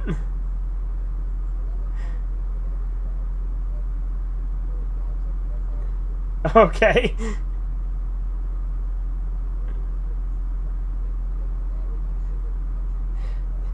Yeah.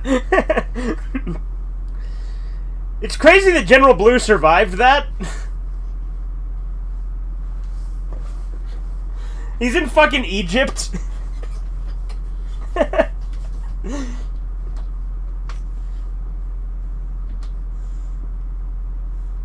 Like I said, Dr. Slump is fucking insane, so just like having that as a sidetrack just like makes it feel so weird because Dragon Ball's nowhere near as insane. I love it though. I fucking love those episodes.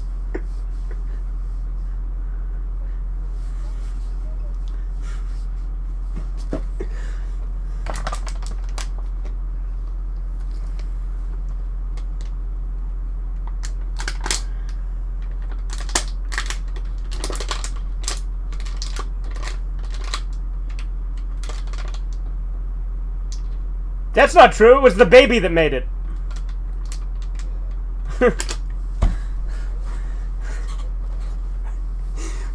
Well, like I said, the narrator's full of shit. He said in Dragon Ball Z especially, he just says a bunch of shit that's not true.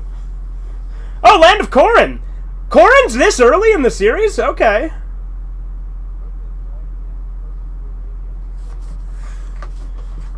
Yeah. Like, because they script it, so...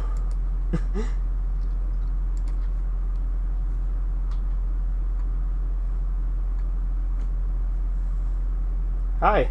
How you doing, Aaron? Doing all right.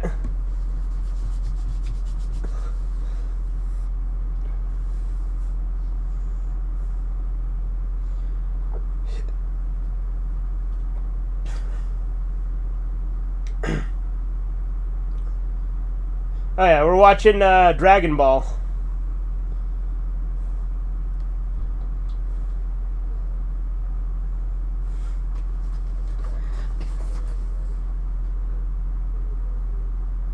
Yeah, because yeah, the creator of Dragon Ball, he died on the 1st, and then it was like on the 6th is when everybody found out. No, on the 7th.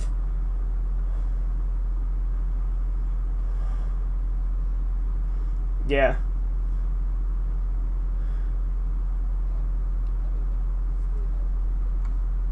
You're cutting out, Corbin.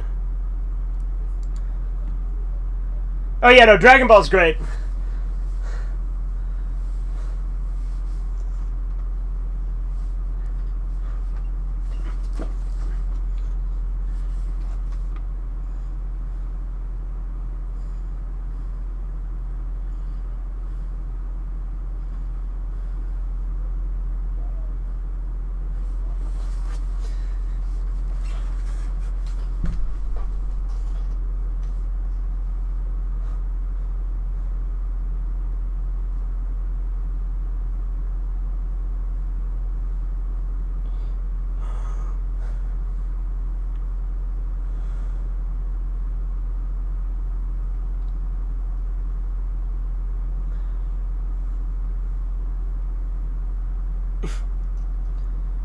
It's an Australian tiger.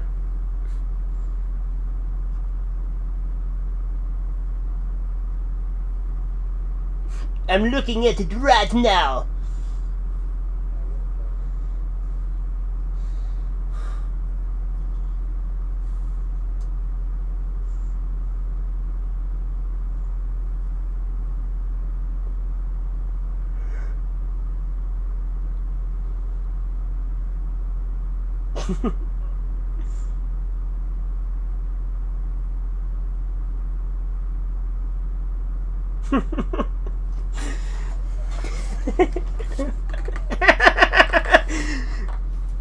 It's a helicopter in the volcano, isn't it?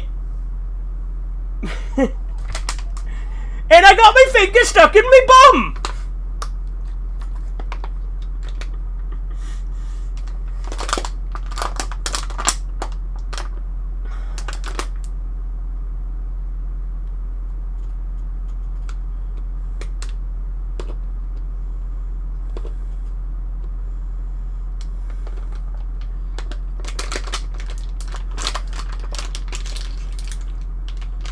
Yeah, no, yeah, Edgar, Doug is a Nickelodeon show that I do not care about. It's boring as hell.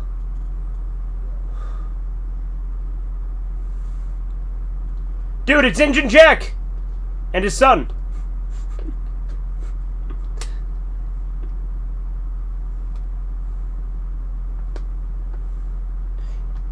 Dude, Bora's fucking swole. The spirit of my ancestors.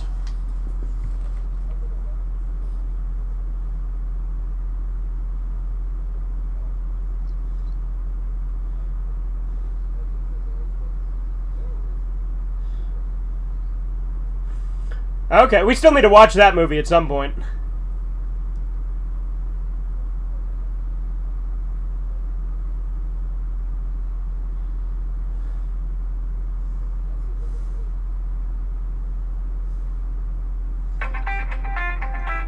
Why the fuck is Theron calling me? Hang on, I gotta pause this. We're at 1:51 minute. We're an hour 51 minutes exactly.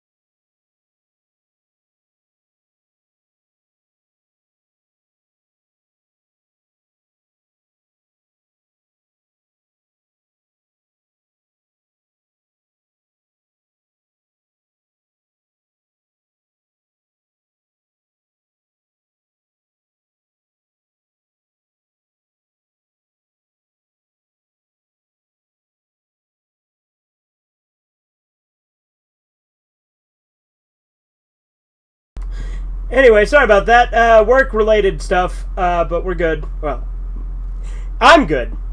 My coworker and friend may have fucked something up, but it'll be fine.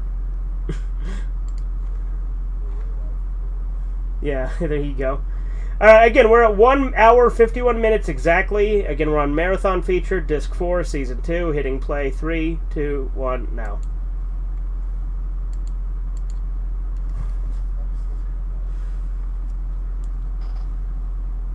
Indeed, it is fishy. Yeah, there you go.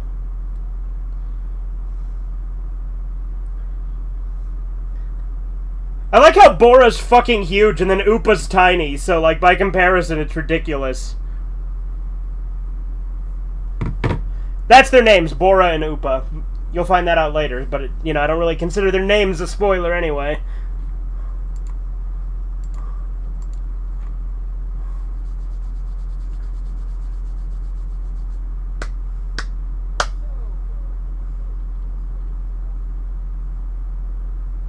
It's what?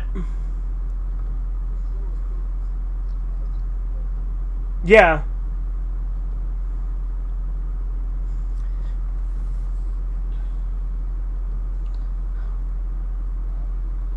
Yeah, you're cutting out, Corbin.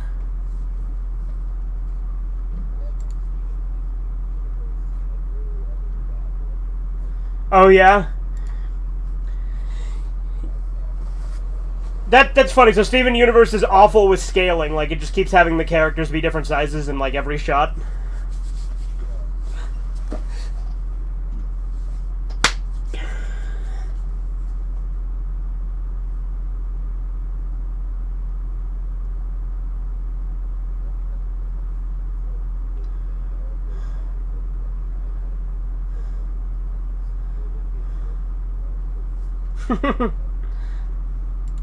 Yeah.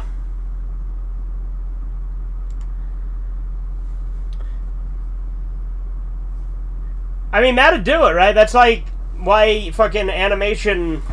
That's how they cut corners, is they fucking send it over to some fucking kids in China being fucking whipped.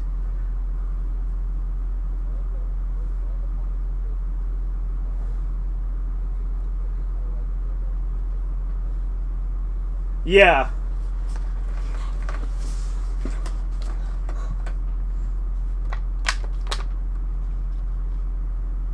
Find out where the Dragon Ball is gone! Isn't it? I got me Dragon Ball stuck in me bum!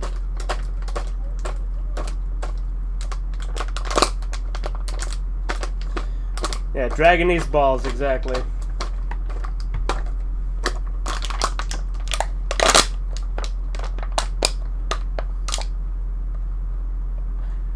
Oh, in one of the Dragon Ball Z movies, there's a point where Vegeta, like at the ending, Vegeta and Piccolo are just sitting by a waterfall, and Piccolo's like, "Is it over?" And Vegeta's like, "Not till the fish jumps." And then a fish jumps out of the water, and then he's like, "It's over," and then it plays the credits. But that's like in the dub. That wasn't in the Japanese.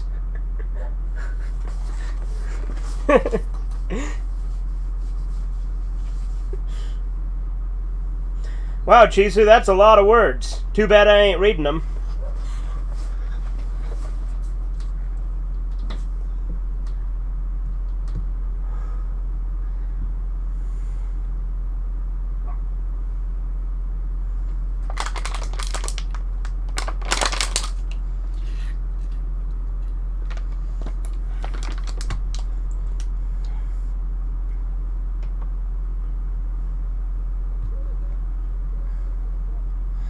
A tiger flying helicopter, isn't it?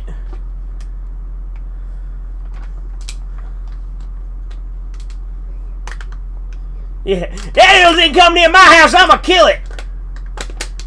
Oh, that little rat thing just got ate. Damn, nature, you scary.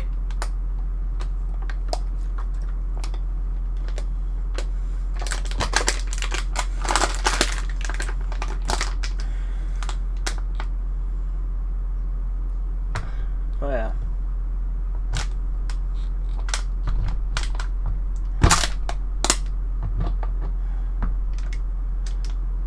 Who in face are you?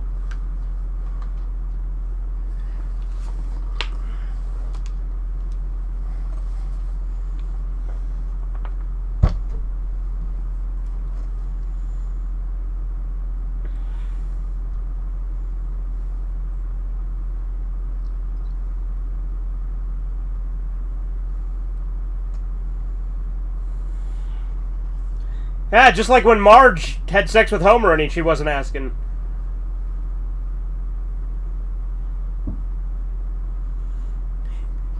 It is crazy, though. The Simpsons literally had an episode where Marge gets buff and rapes Homer.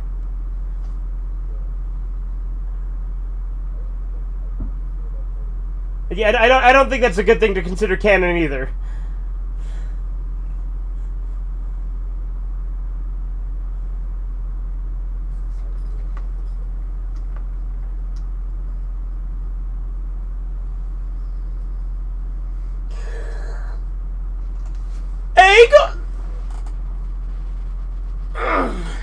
I was gonna say, he got the Dragon Ball, isn't it?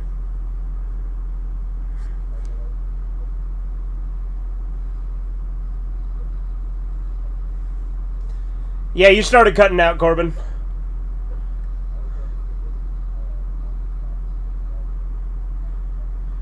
Oh, Itchy and Scratchy and Marge? Yeah. Don't do that! Don't do that!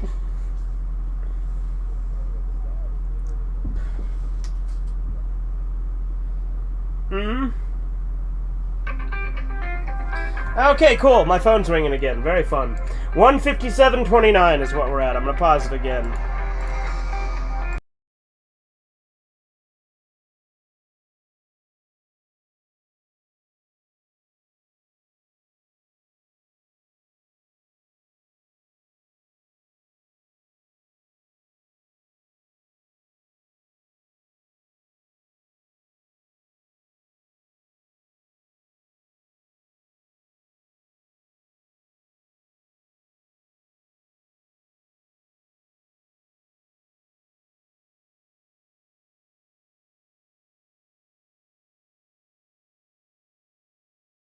Yeah, I know. He's a real genius.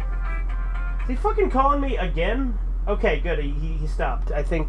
I don't fucking know.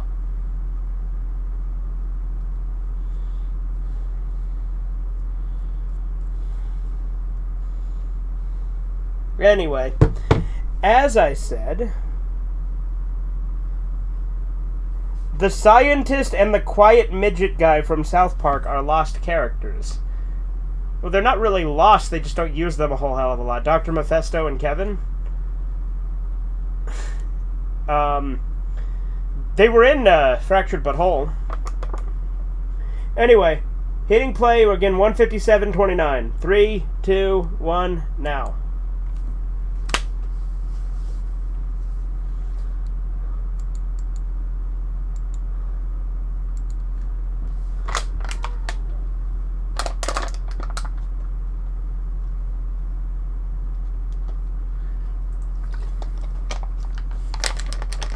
It'd be funny if, like, since this guy's a tiger, what he actually said was, you gotta be kidding me.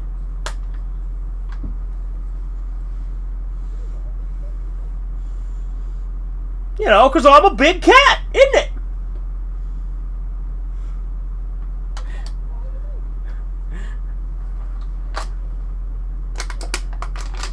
Yeah. Fucking hitting himself on the head with the hammer, yeah. What do you even call that thing where they go beep, beep, beep, beep? What the hell do you even, like, call that? You know what I mean?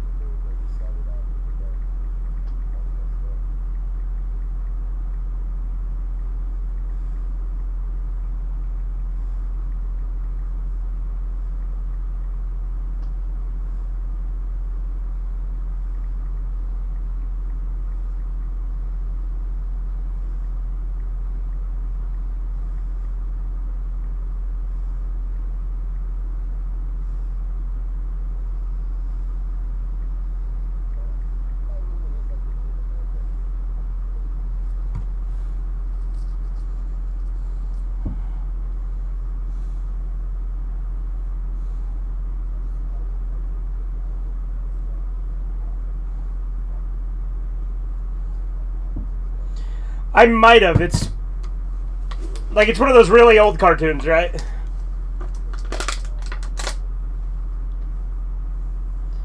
I've probably seen it, but gotcha.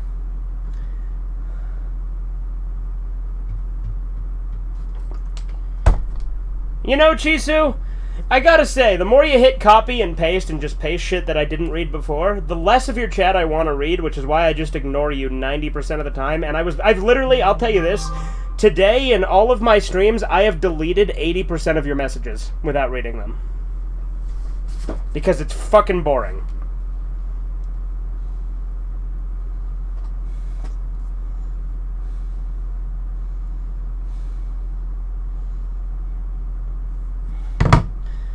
I don't know why I bother telling you, because, you know, nothing gets through, but it's fine.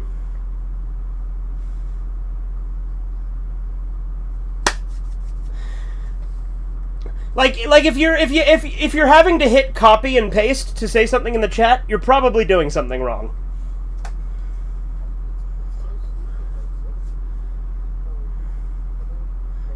Yeah, like nobody cares about the bullshit he has to say about some garbage show that he watched or some dumb idea that he had that's the same as the other 10,000 fucking ideas that he had.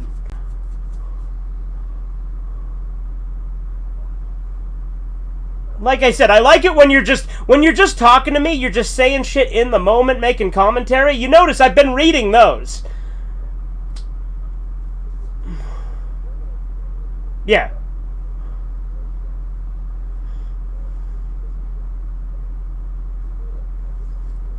Yeah. Like I said, I don't expect it to change because, again, I've had this conversation, and I've pointed out that I've had this conversation countless fucking times.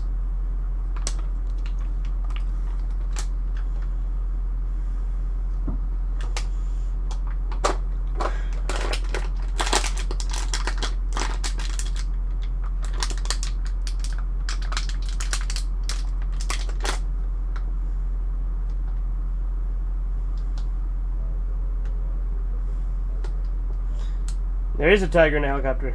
You might review Oppenheimer? Okay. I had no interest in seeing that movie.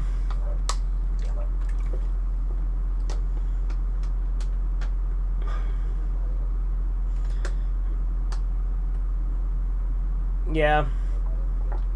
I didn't care about Barbie, don't care about Oppenheimer. Don't care about either one.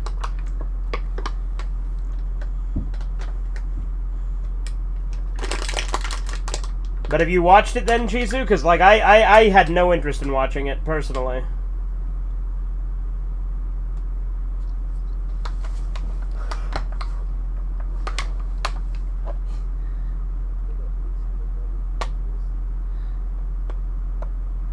Like, I was like, no, it's a trick, you'll hurt me if I come down there. Or Doug either. Correct, I do not care about Doug. It is a boring show. Anyone who says Doug is the best Nicktoon has brainworms.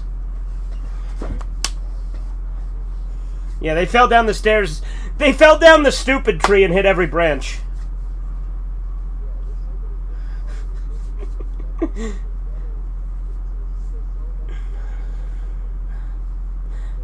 Like, almost every other classic Nicktoon is better than Doug. Yeah, it is like the worst one.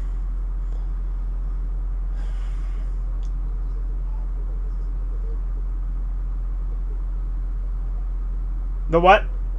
You'd rather watch what?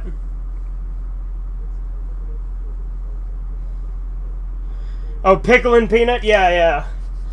I'd rather watch that than Doug, too, yeah. I enjoyed it as a kid. Okay. I had a Doug toy as a kid that I got from Burger King, but that's about the extent of it for me. I don't know. Well, Rob the Wonderful had the same opinion as Doug as you do? Okay, cool. What does Rob the Wonderful have to do with me other than I did a response to him once?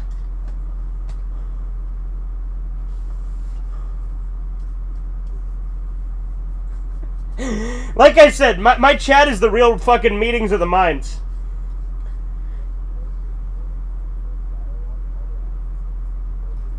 Yeah, like really grotesque character designs that aren't even interesting looking. Fucking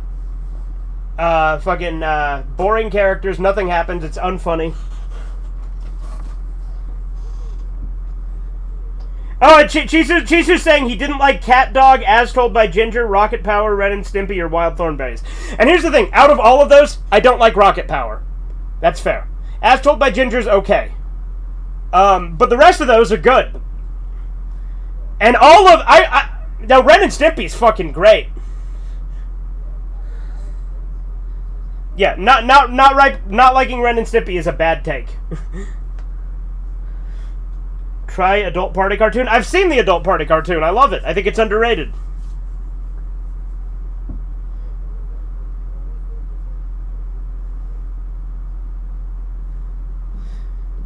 Like, there's one episode of the Adult Party Cartoon I don't like, and that's it. The one where they live in a spittoon. I think it's called, like, Onward and Upward or something. Dude, Nazi dog.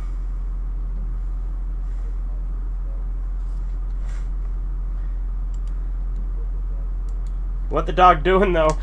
Feeling cute might invade Poland later. Oh, hey, here's Mercenary Tao.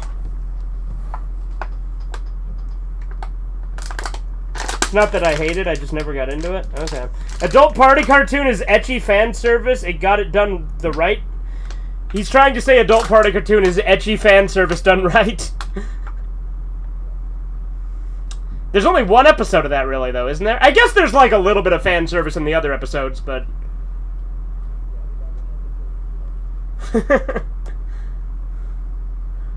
Alright, that's the end of the disc.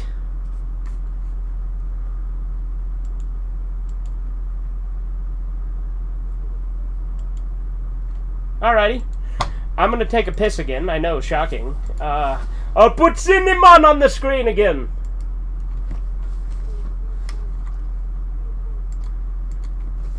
I unmuted you guys now, so the chat can hear you while I'm going to take a piss. Hey man, I roll up my marijuana in the bomber clot.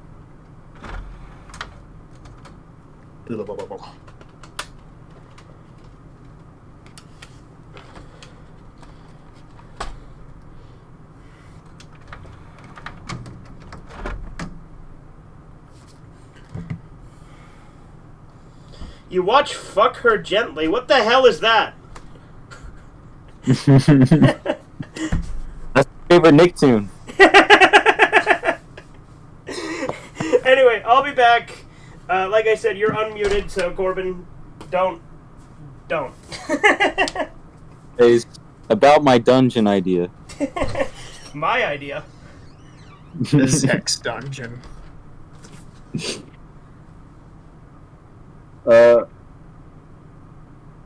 Do you like to talk to tomatoes? Tomatoes, huh? Like the delicious tomatoes? If a squash can make you smile? Well, gotta put a lot of pressure on it in order to make it become squash. VeggieTales, VeggieTales, VeggieTales, broccoli, celery, VeggieTales. No, blah, blah, blah, blah, VeggieTales.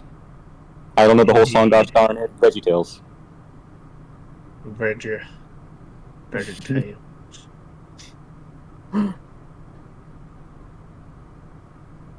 Now, what's your favorite thing about not paying taxes? I don't know. How many federal laws do you like to break every year? 65,000.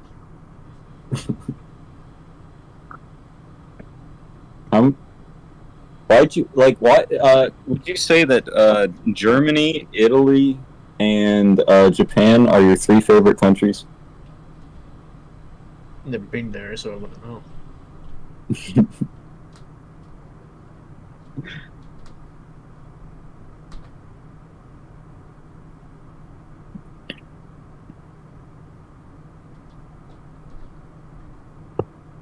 No idea.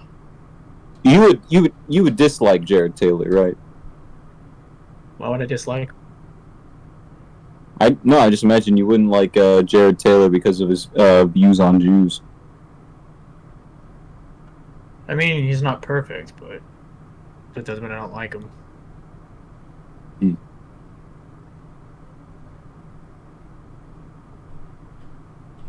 Like, I thought it was kind of when it was dumb though when he said that when somebody was talking to him and was like saying like, "What about the Jews?" and he's like, "They look white to me."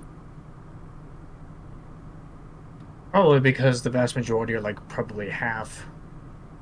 Like they're not entirely Jewish. Yeah, but that's not what he was saying. I know, but when it comes down to it, they're not white, but at the same time, some of them do have a little bit of ancestry that's on the European side. I was watching this Charlie Kirk, like this old Charlie Kirk video, that old one where he's like talking to a bunch of, what the title says, Goypers. I guess that's what they're called. I don't know this stuff, but but it was really funny because they were literally asking him if he would talk to a conservative that puts America first, and he said no. And like, oh yeah, he said that like he thinks that America is just is a good ideas, while Israel is a holy land, and that's why we should be sending military weapons over there to fight for our freedom. Yeah, it's rather strange. But I do like to waltz with potatoes up and down the produce aisle. Delicious. Broccoli, celery. It's gotta be VeggieTales. There's never ever been a show like VeggieTales. I don't know the words to the song at all. VeggieTales.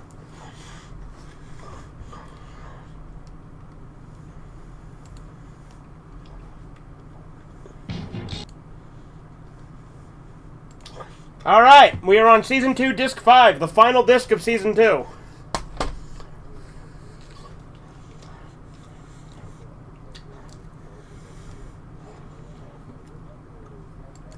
Yeah, how he's talking about how good it was back in Egypt. He's like, we were in slavery!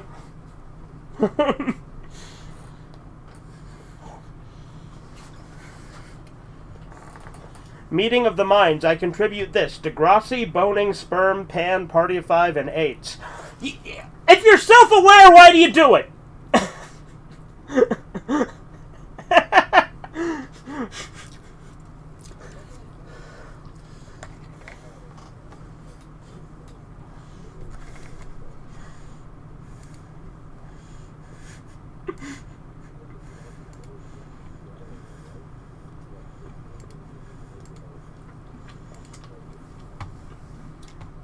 Yeah. I've hit play on Marathon feature.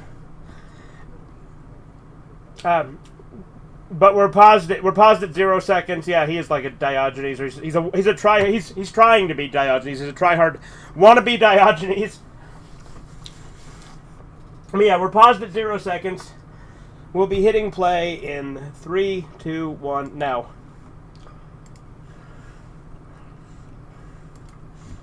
The only thing with Marathon feature is I wish it played the end credits too, you know? Because I do like the end credits as well. Granted, the opening is better, but the end credits are still good.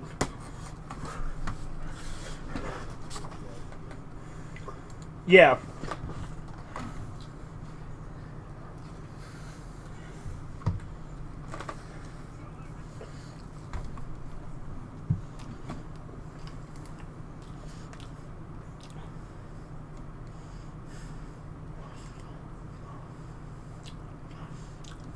Rising, rising, mesmerizing.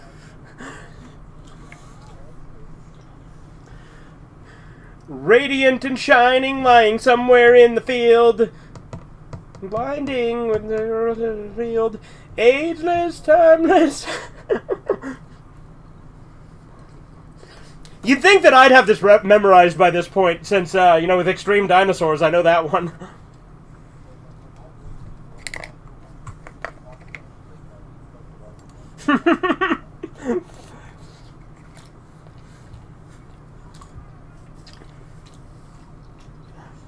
Find the Dragon Balls. You can catch them all. Gotta catch them all. Magic Dragon Balls. Yeah, I'm pretty sure it's Find the Dragon Balls, Corbin.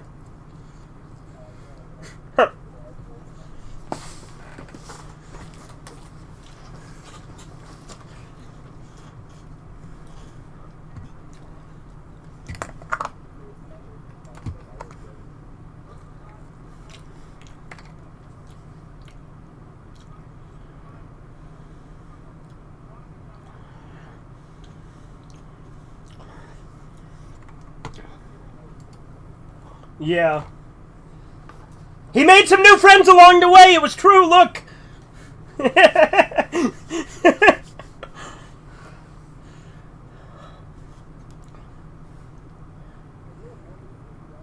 is. It is.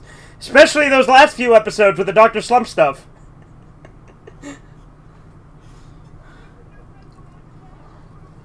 Mm-hmm.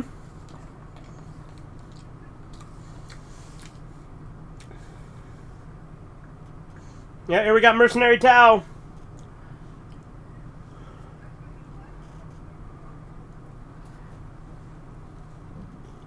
The notorious mercenary.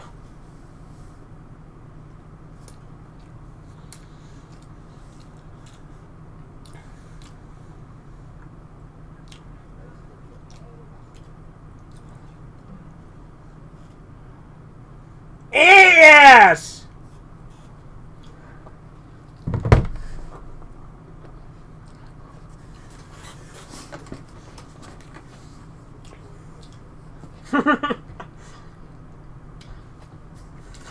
I mean, you might not like some aspects of his personality.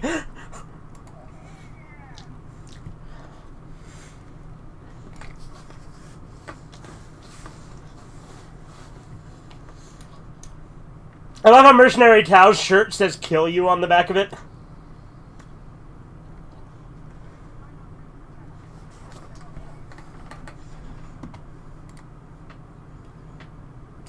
It's not General Tao, it's Mercenary Tao. General Tao is the mystical adventure version. Shisu, you're mixing them up. Like, I accept it as Mercenary Tao, or I accept it as General Tao if you say it, but it's not correct. Mercenary Tao is the one from the universe where mystical adventure takes place, which is a separate continuity.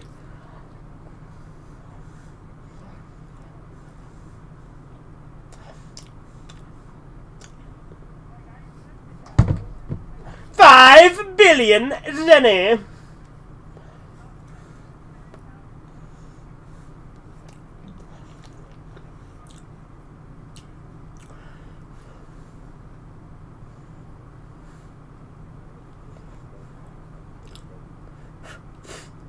And then you do the thug shake.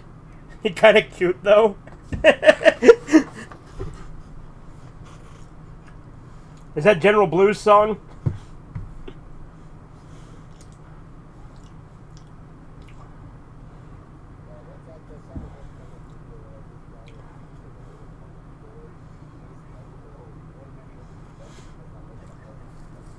That's stupid.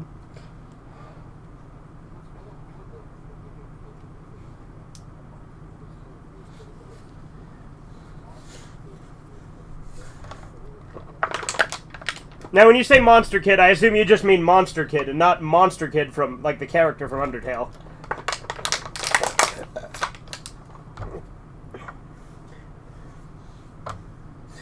Because Monster Kid in Undertale is that little Lisa Simpson-looking dinosaur, if you remember. No, yeah, Alphys looks way more like Lisa Simpson, you're right.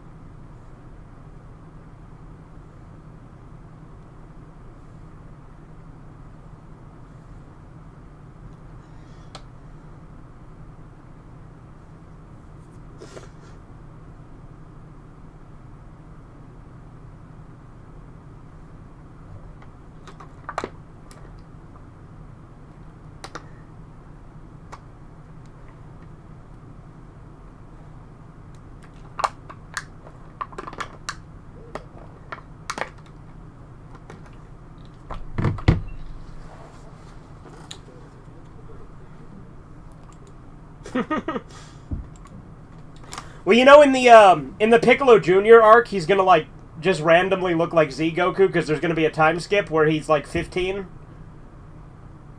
and like 15-year-old Goku is like considerably taller than 12-year-old Goku.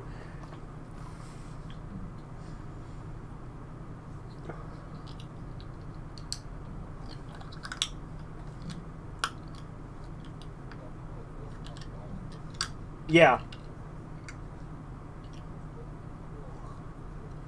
Yeah. Well, if you skip to Z, you miss out on, like, all of the world building.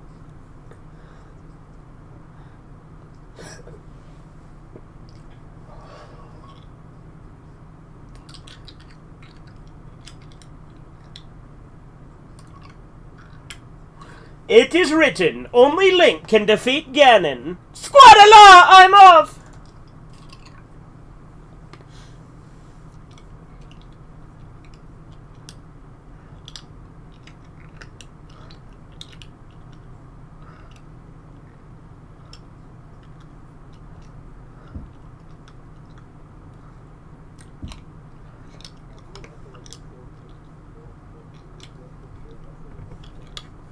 Mythology.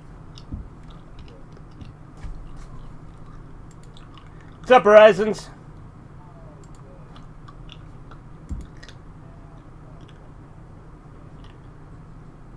What? Okay. Okay. What a story. Barbie, it lost Best Picture. It did not win it, is what he's saying. Yeah, I agree. Who cares? I don't care about the Oscars at all. Then...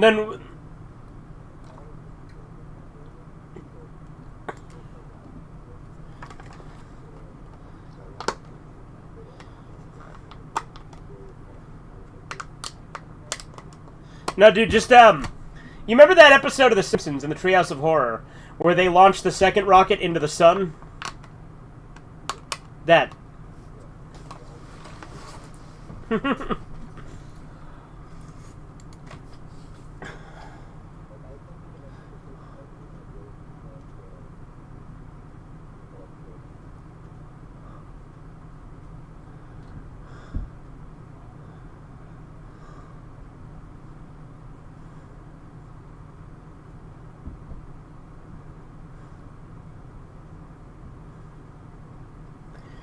You know, Mercenary Tao's, like, name is written in the same way that the words kill you are written, which is why it says kill you on the back of him. Like, in Japanese, I mean. I don't fucking know.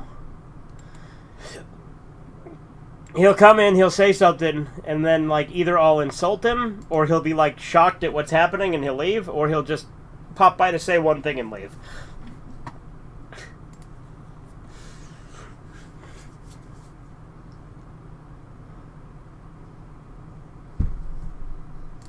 What the fuck? Oh no, I skipped ahead! Alright, hold on, let me fix it. Let me go back. Here we go. Okay, so I've gone back to 10 minutes. 10 minutes and 1 second, if you want to resync people. 3, 2, 1, now. I, like, skipped ahead by mistake. But we're good now. We're back to where we were, more or less. We went a couple of seconds back, but it's fine.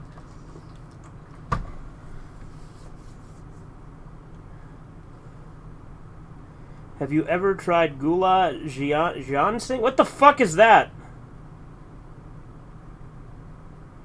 So General Tao and Master Crane were said to be brothers, but as they look different, I thought that there was the dub censoring them being butt buddies. I forgot that they were brothers, to be honest. I guess that makes sense why they're a duo in Kakarot. I honestly forgot they had anything to do with each other.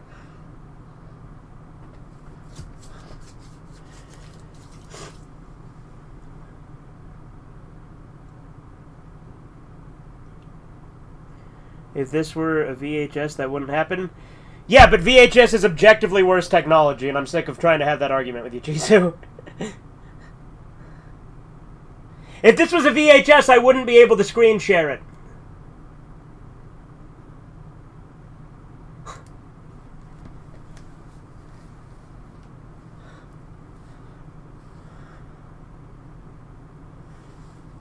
It's Chinese Ren and Stimpy? Key, then why would I have seen it?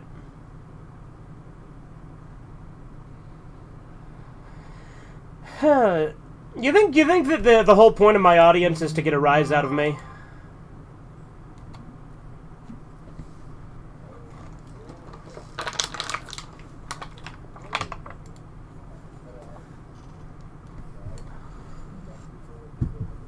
Yeah, like most people probably would have banned half of the people that I talk to regular. Like most of my regulars in chat would have probably been banned in somebody else's chat.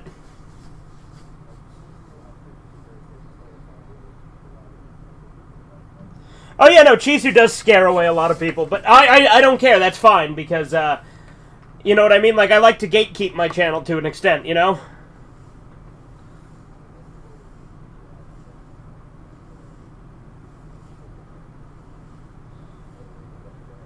Yeah, it's true.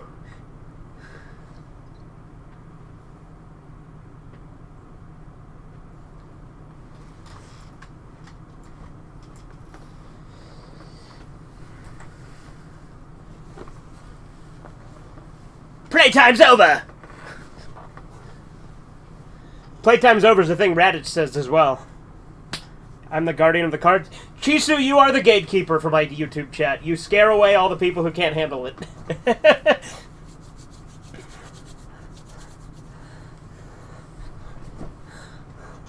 That is your use.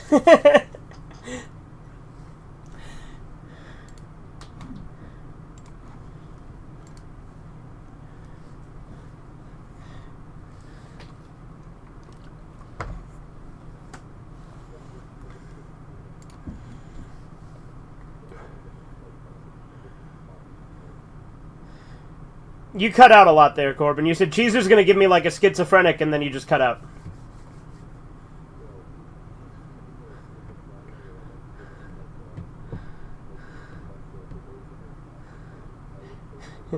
You just constantly hear his ideas in your head.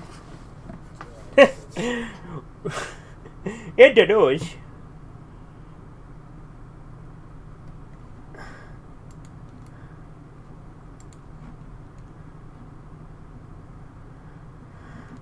Okay, cool, Edgar. I see that you shared that in my server, but I don't care. he shared that Japanese, or not Japanese, sorry, Chinese Ren and Stimpy ripoff in my Discord server chat, and it's like, okay, cool, I don't care.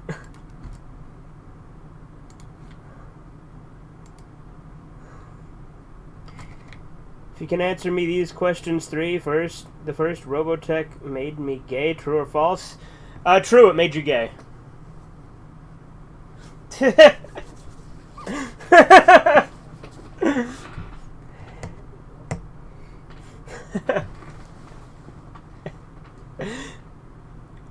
There's the pillar. I fucking love this. Like, this pillar, him writing on this pillar is iconic, that they actually put this pillar as a writable object in several video games.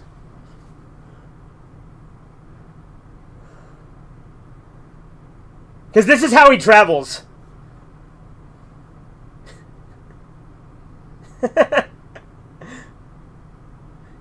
Just fucking tears out a fucking concrete pillar or marble pillar and rides on it.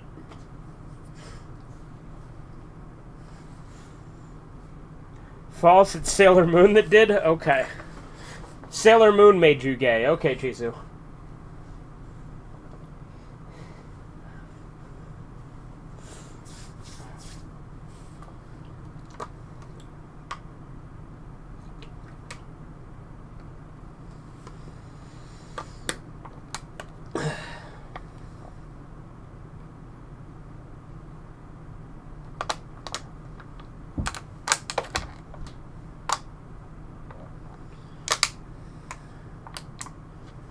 What comes after the Red Ribbon Army saga?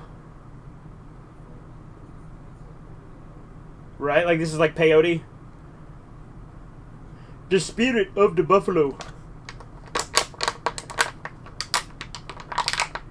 Like, I don't think it's King... Because King Piccolo, I think, is Season 4.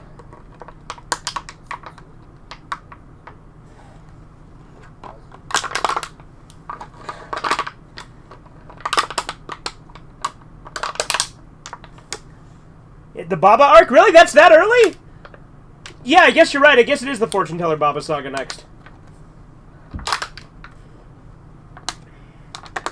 Fortune Teller Baba actually has a character that, like, works for her whose name is Devilman in the Japanese version, but they changed it to Spike in the dub. And he's a blue demon, like, and his name is Devilman. Like, it's very clearly a reference. Then Tien, that's right. And then King Piccolo. And then Piccolo Jr., and then the ending stuff that kind of wraps it up.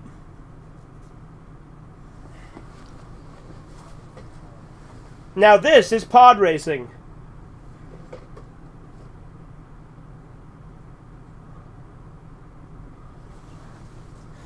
I don't think it's Aquaman. I think it's literally Debiru Man, isn't it, Chisu?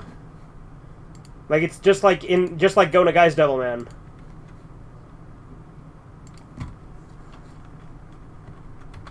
I wanna be the very best that no one ever was.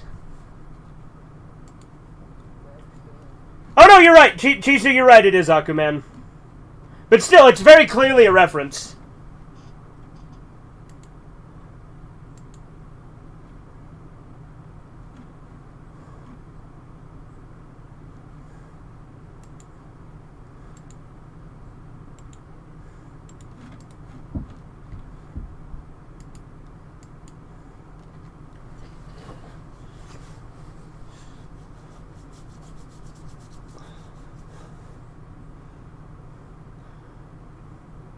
Now, Corrin's Tower I fucking love that it's, like, really high up. And then Kami's Lookout's even higher than that.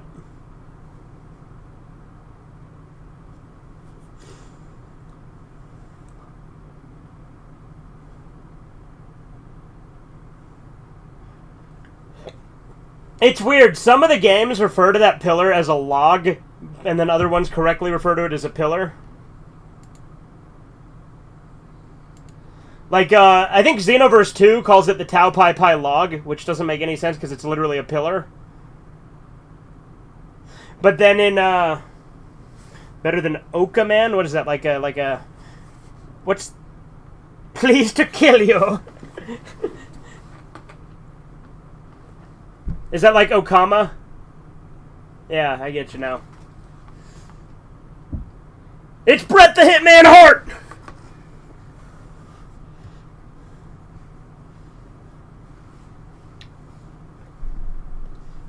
Bring me the boy.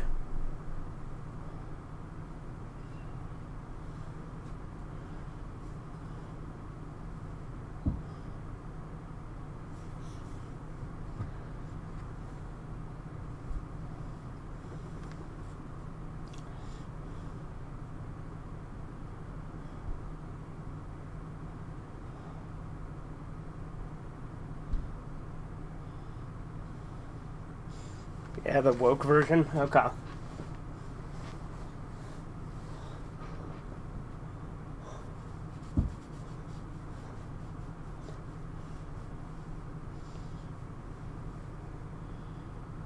Sure would be a shame if he got killed protecting Goku when he could have easily taken him. Sure would be a shame.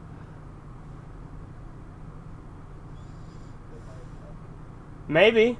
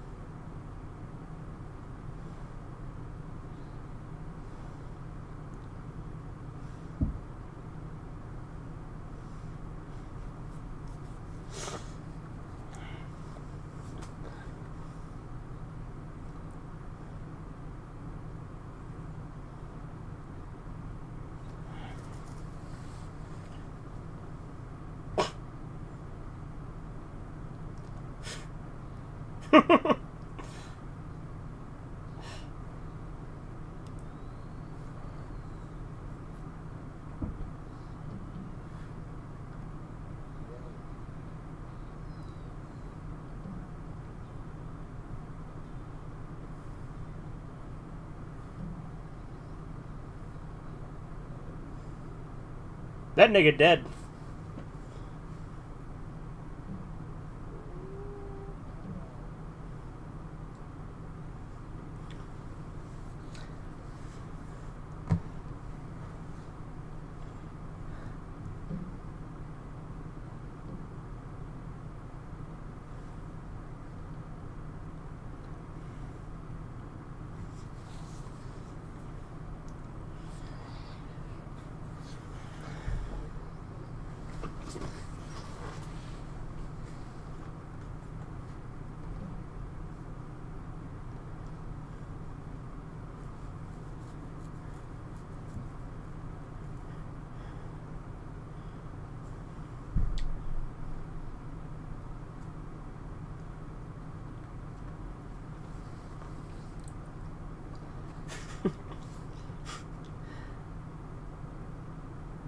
Fucking narrator.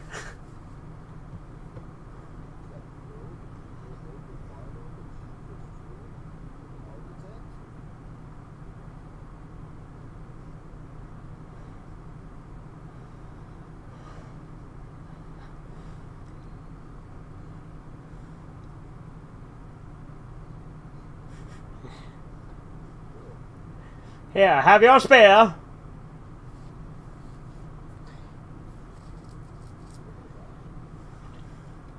This is like one of the first times that someone's gotten killed like that, like in like this. You know what I mean?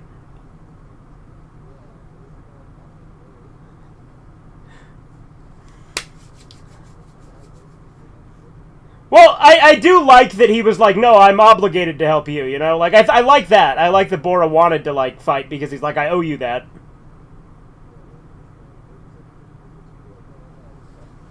Yeah.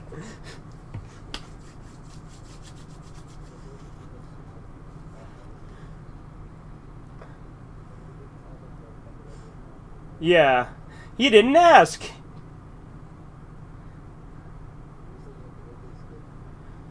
Yeah, and then also, like, later on, you know, because, you know, the way characters are with their pride and wanting to fight one-on-one, that becomes a lot of a thing later.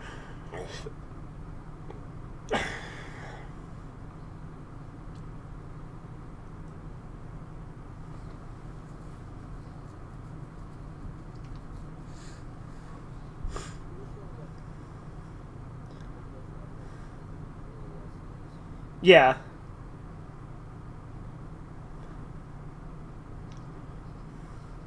I think Bora is the first like character death that we've seen on screen besides villains, right?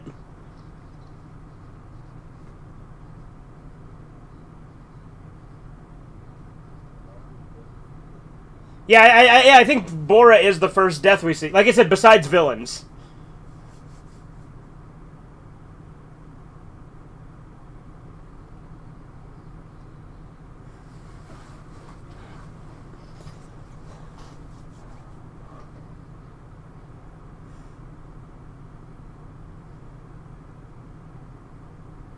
Settle down, Beavis.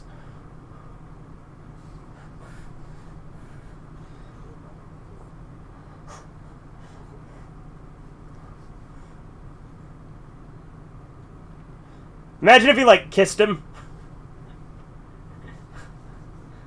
But then again, this isn't General Blue, this is Tao.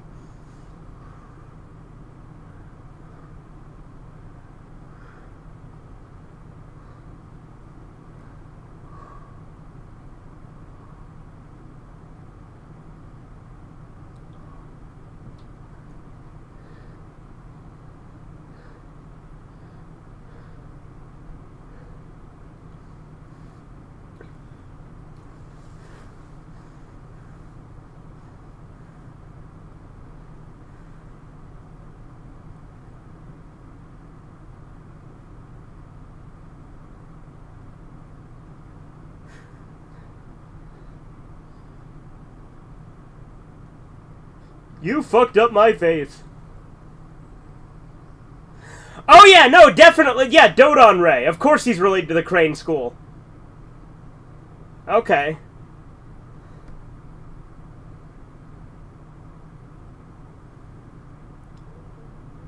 That's a move that Tien also uses, because Tien was trained by Master Crane, who's actually Mercenary Tao's brother. And Master Crane is also Roshi's rival.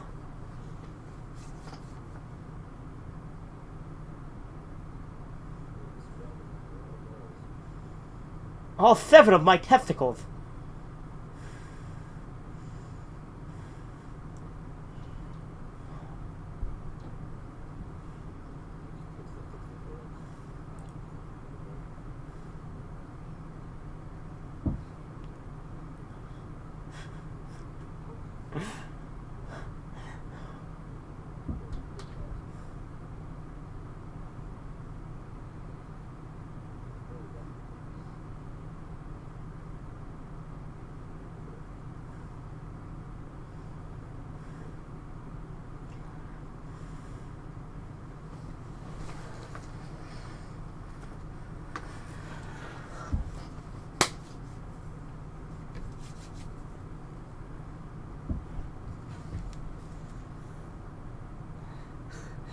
Dude, so fucking Theron had me send him the alarm code information again, and he's like, "Gotcha. When I figure that out, I'll finally be able to become a Super Saiyan."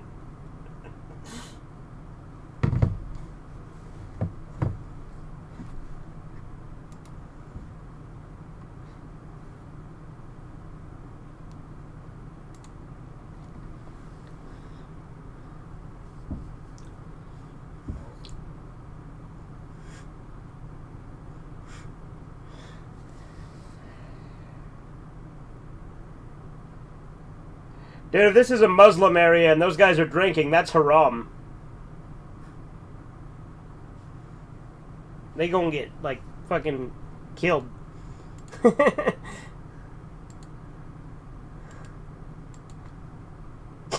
What happened to you?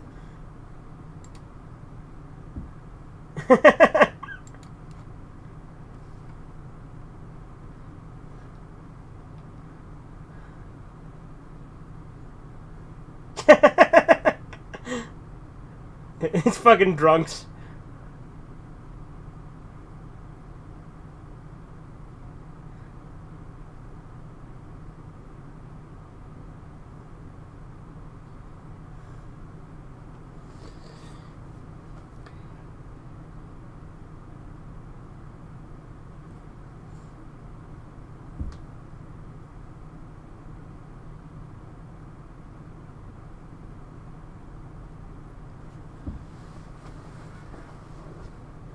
You are drunk.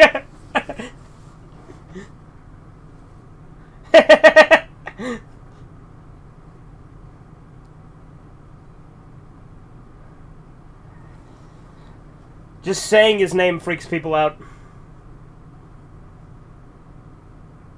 Even babies.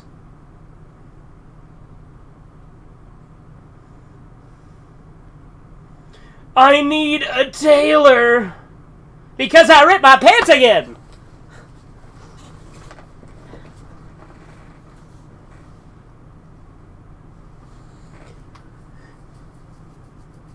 "3 days! That's tomorrow! We gotta go!"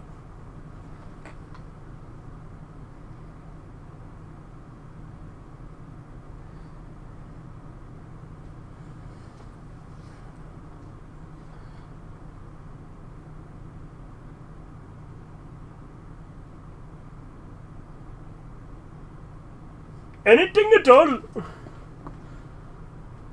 I cannot do anything. Anything at all. That doctor in Courage who's always saying that.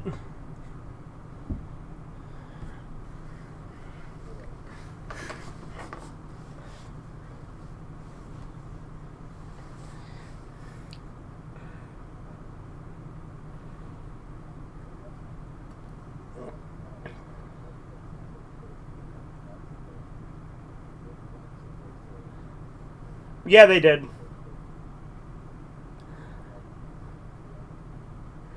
Yeah, because people didn't give a shit back then because people were fucking rational.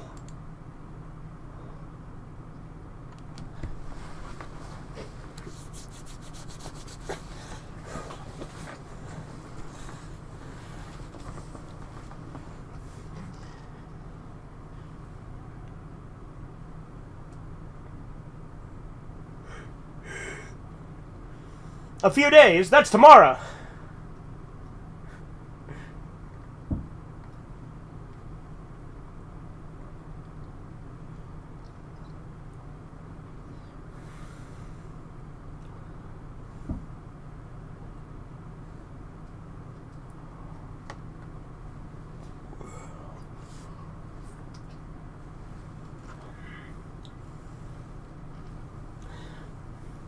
It's crazy that, like, in Z, characters just go up Corrin Tower like it's nothing, or they just fly up to the top now, but, like, climbing Corrin Tower was, like, a huge thing at this point.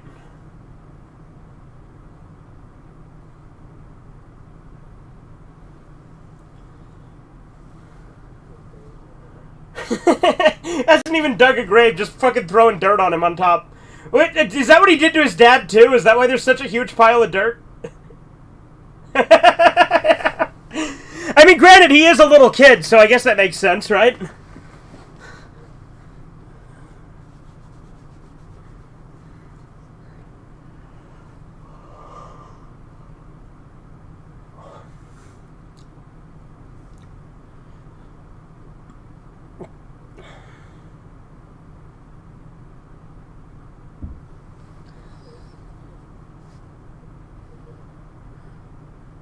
What?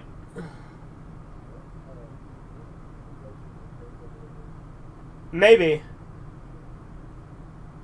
Yeah, burial mounds? Yeah, you're right.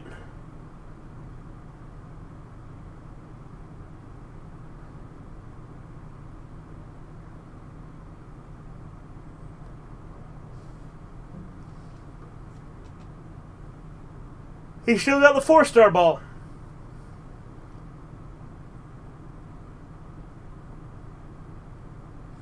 Yeah, Mercenary Tao was actually stronger than Goku, so we actually had a villain that was actually stronger than him again for once.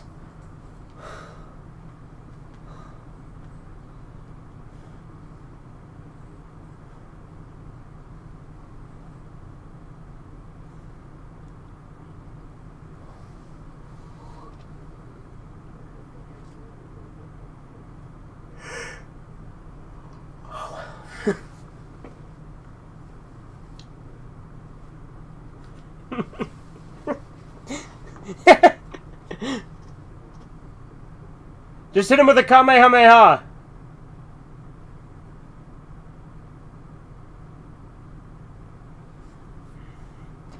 Hi, Urgent. This is headquarters.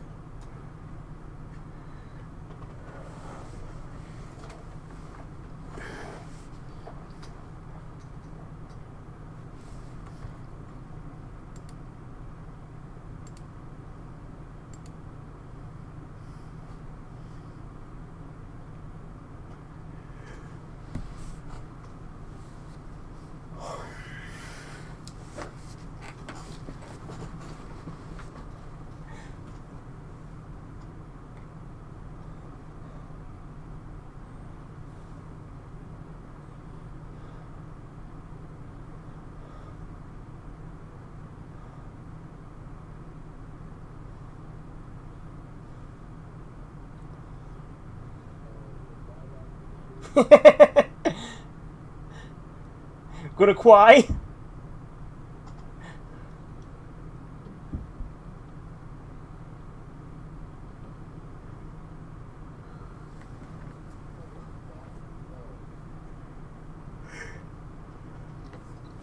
Ah.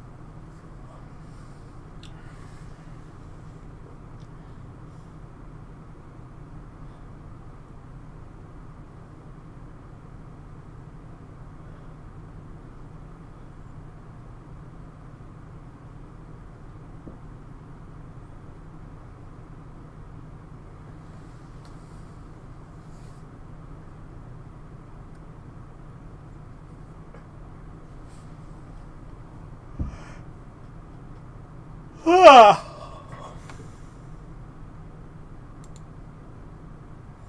alright.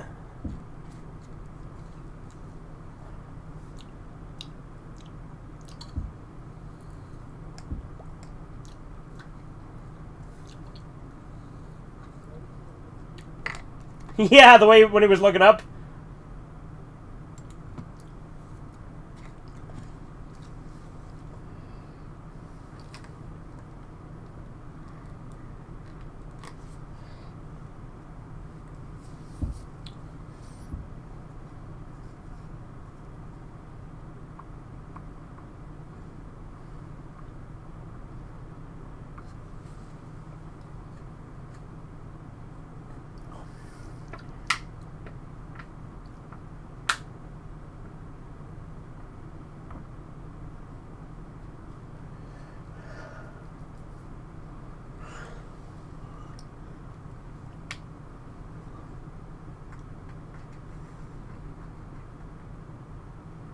Like I said, Corn Tower's fucking huge.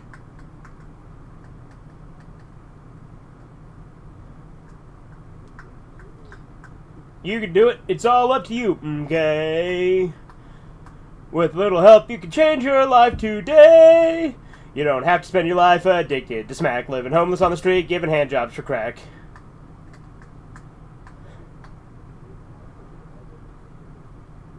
Yeah, it is. The South Park movie is a good musical.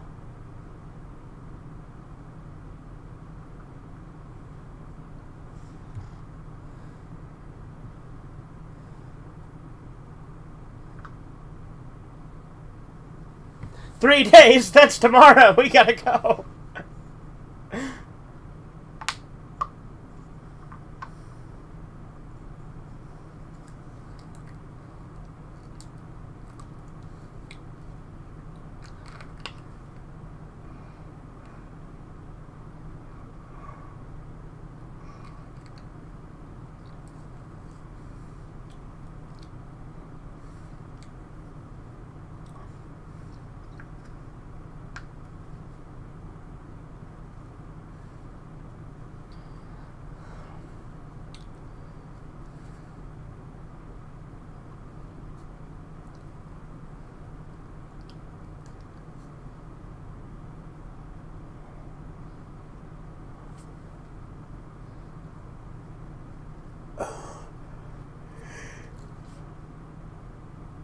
Oh.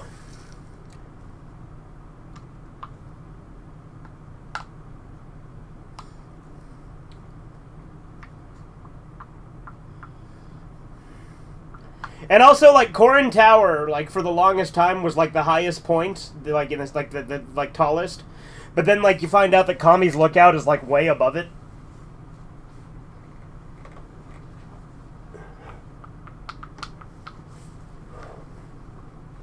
Although Kami's Lookout is floating, whereas Corrin Tower is actually, you know, attached to the ground.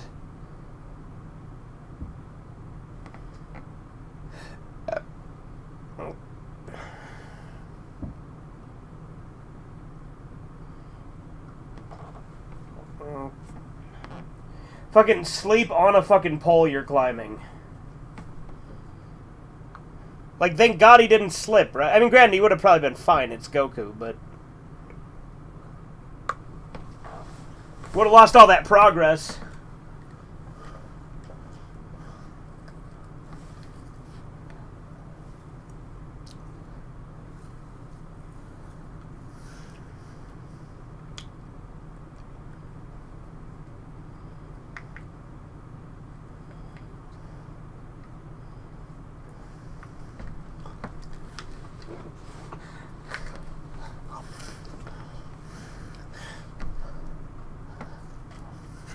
There's been so much Dragon Ball content on my channel this last little while.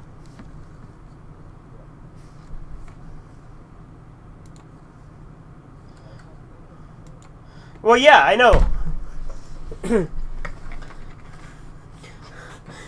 But, like, even before we knew that Toriyama had died, like, I was already doing a bunch of content with Dragon Ball.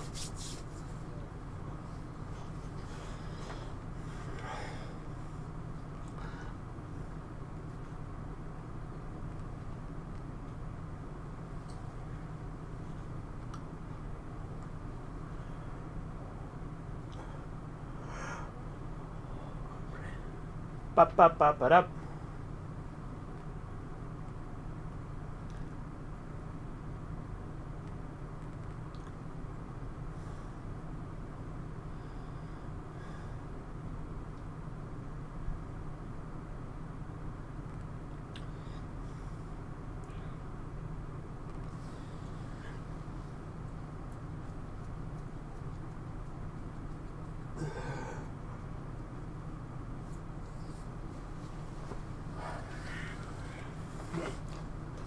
Dodon Ray.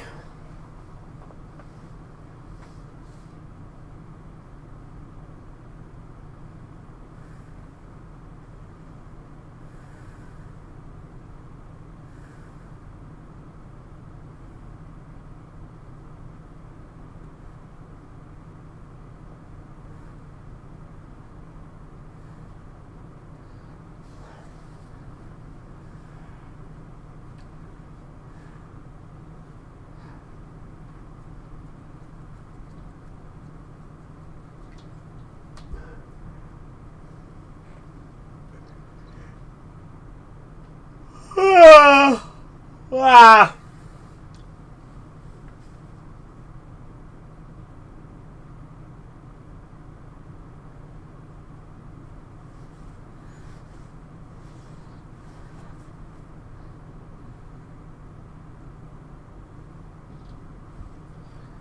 In the Harmony Gold dub, Corrin had a really funny name. Like in the Harmony Gold dub, Corrin's name was Whiskers the Wonder Cat.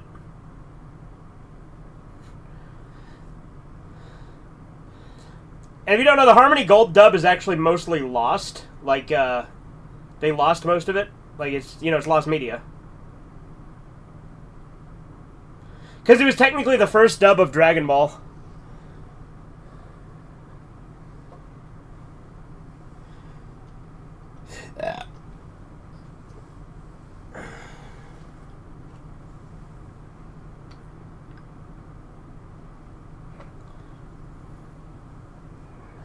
I have many names, but my favorite is Whiskers the Wonder Cat.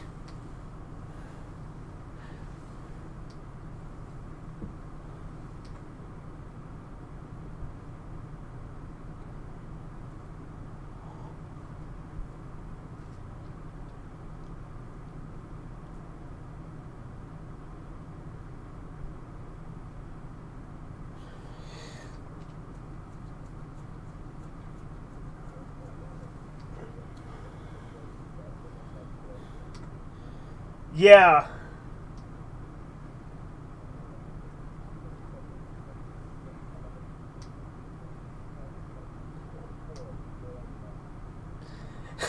Did you notice he's talking to Bulma through the water?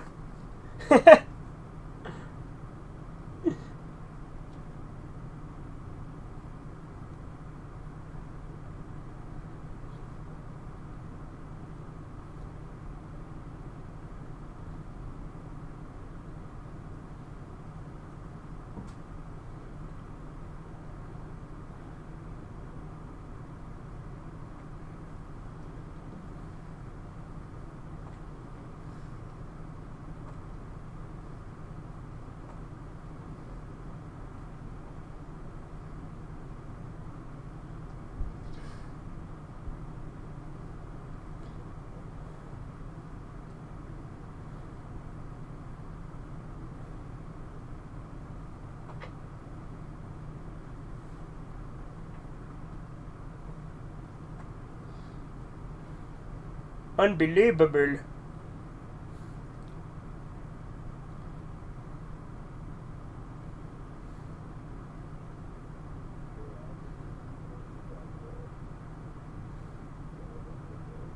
I'm a believer. Dude, it's a nickelpede.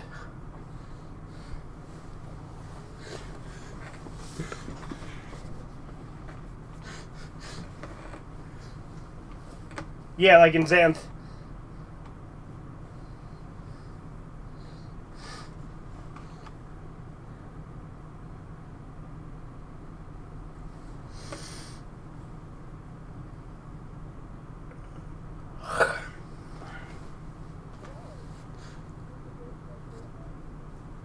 Yeah. Bowling alley animations can be fucking... Or bowling alley animations can be really fucking crazy.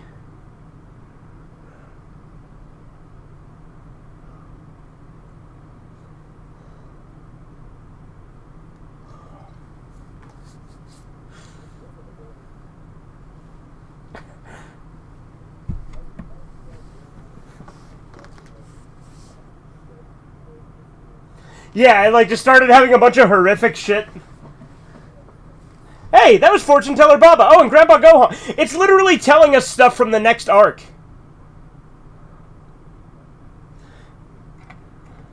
That was the future.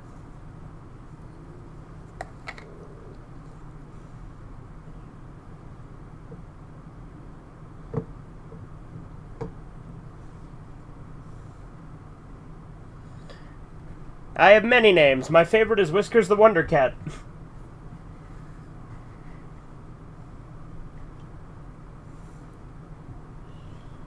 Unpopular opinion, the voice actor who played the cat character shapeshifter Yamcha's friend, who is play as Angelica Pickle from Rugrats, is way better than the Funimation voice actress. Is that really an unpopular opinion? Poir's voice is really annoying in this. So if he was voiced by fucking Tommy Pickle's voice actor at some point, then probably was better.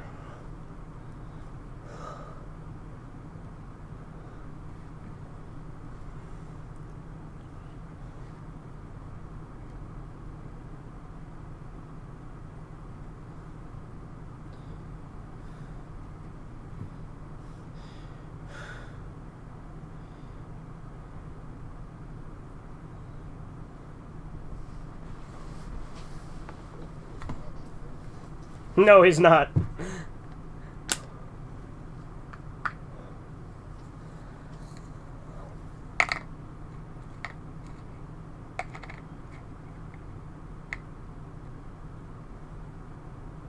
I have many names, but my favorite is Whiskers the Wonder Cat.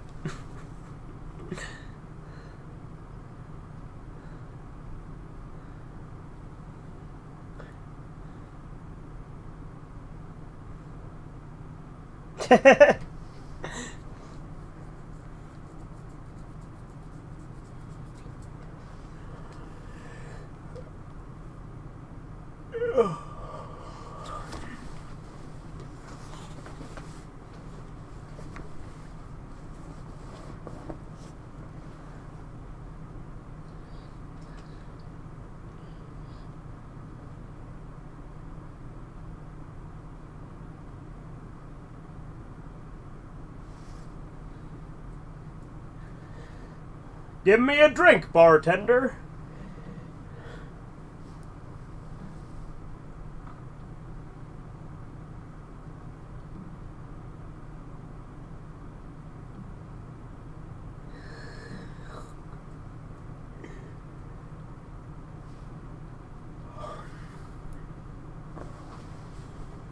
In the Harmony Gold dub, yep. Oh, so the Harmony Gold dub, he's voiced by fucking E.G. Daily, okay.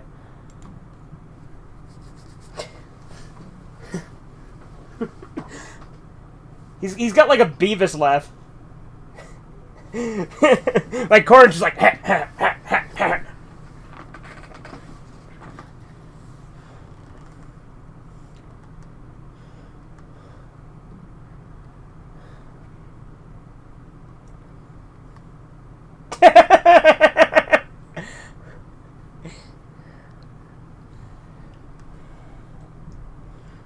Oh dear, the killer!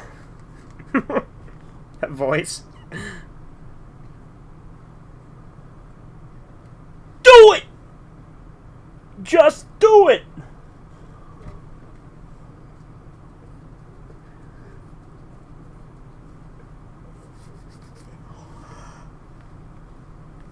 Oh.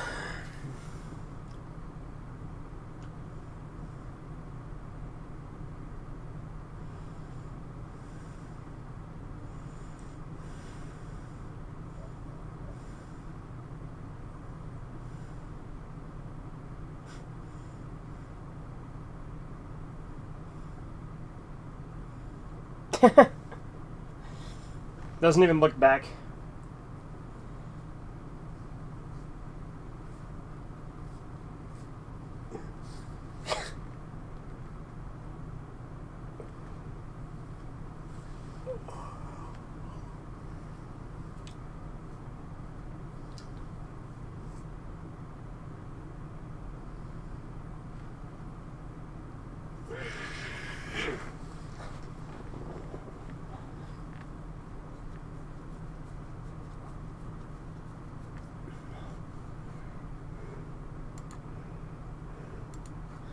That was a hell of a noise for a faucet to make.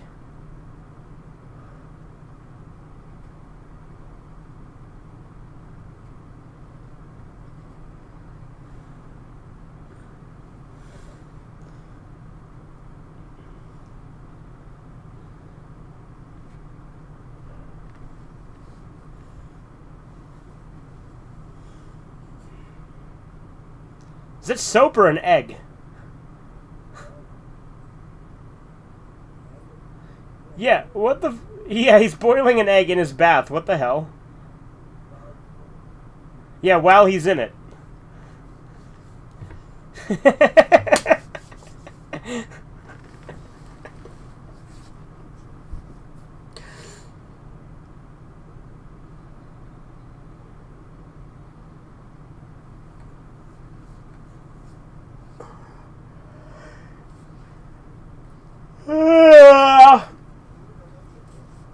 Yeah, look at all these teepees.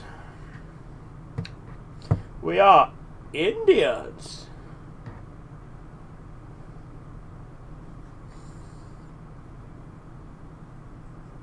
Yeah, but what tribe? Do you not believe we are Indian? We have teepees. Look at all these teepees. Yeah, that movie is 100% accurate.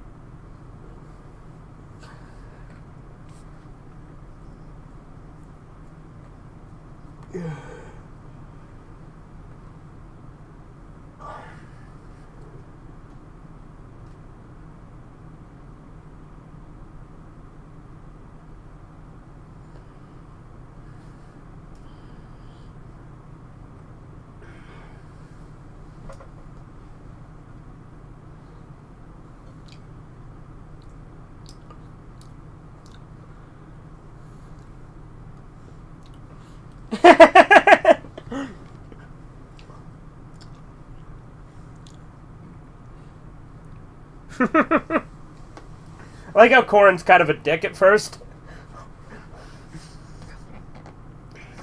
Like, I'm pretty sure that he's, like, being like this because it's part of, like, training him to make sure that he's worthy and stuff.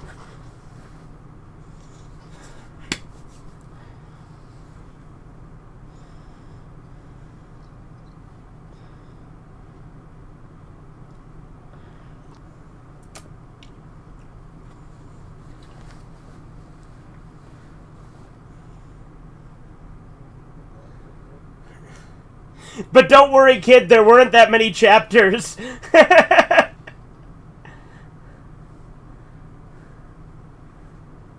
Literally said Goku's brain has nothing in it.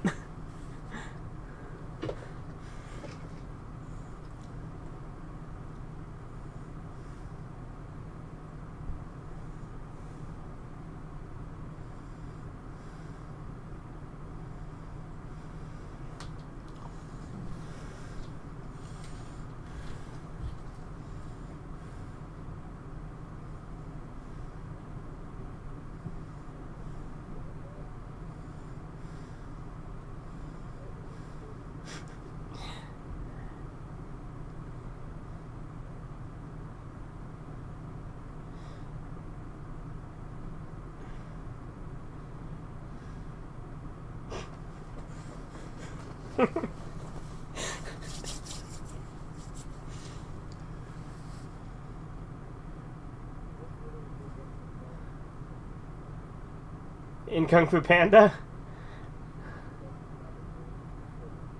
Yeah.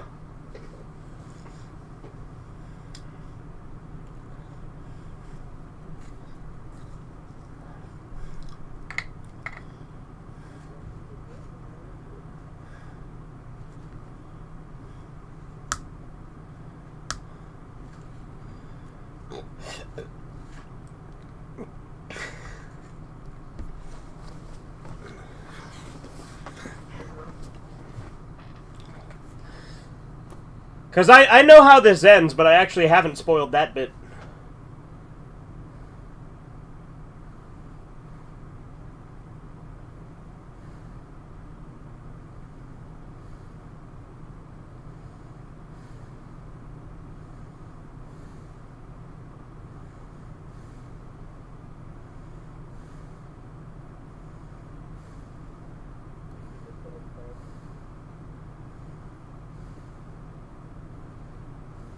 A catastrophe? A cat-ass trophy?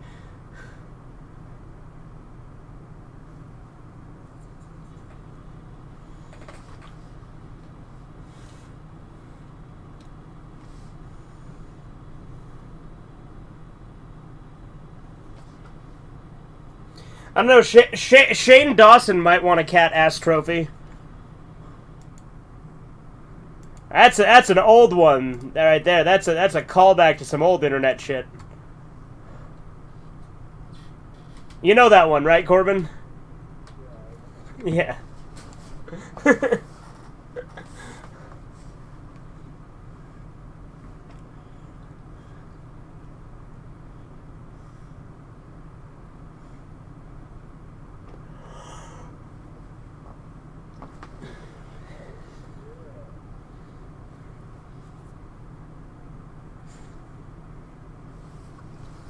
And also the house. Bones!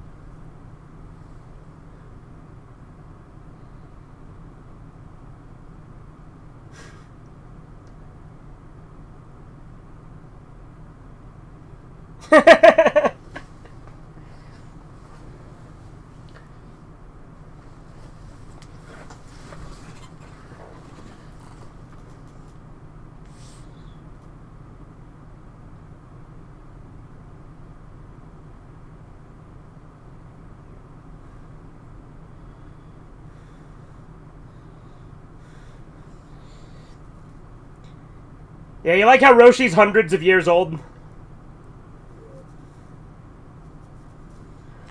You know Roshi actually can't die of natural causes. He can be killed because he's not invincible, but he doesn't die of natural causes.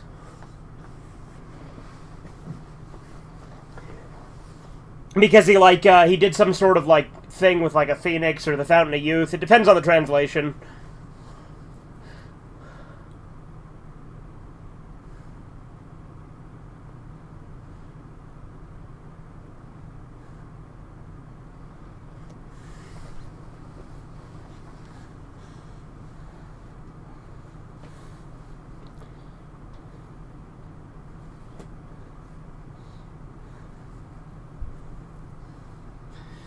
I always think Roshi's really fucking cool when he gets serious.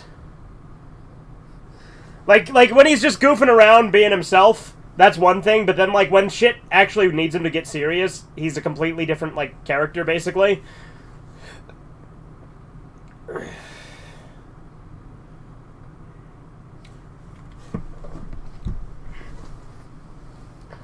Not completely different, but you know what I mean? He's a layered character. You jokingly said he's a three-dimensional character, and he totally actually is. Most of the time, he's just being a dirty old man, yeah.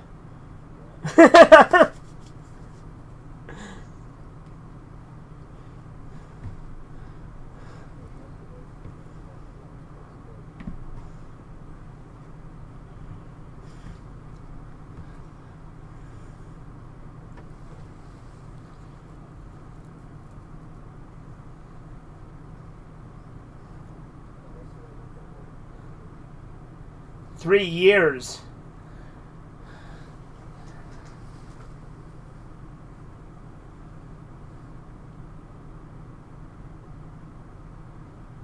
Oopa really does look like a Charlie Brown character.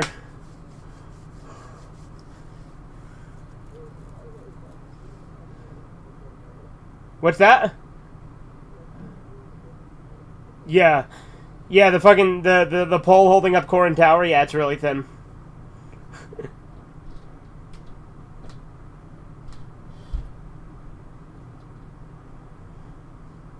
Let's hope he brought a snack.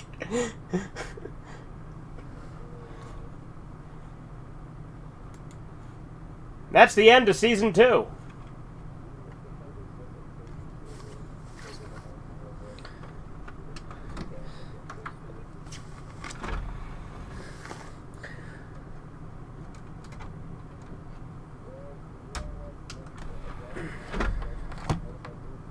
Yeah, we can do them.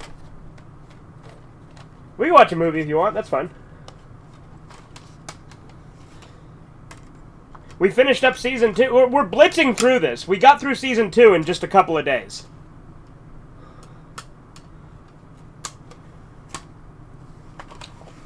Do you want a Dragon Ball movie or a Dragon Ball Z movie?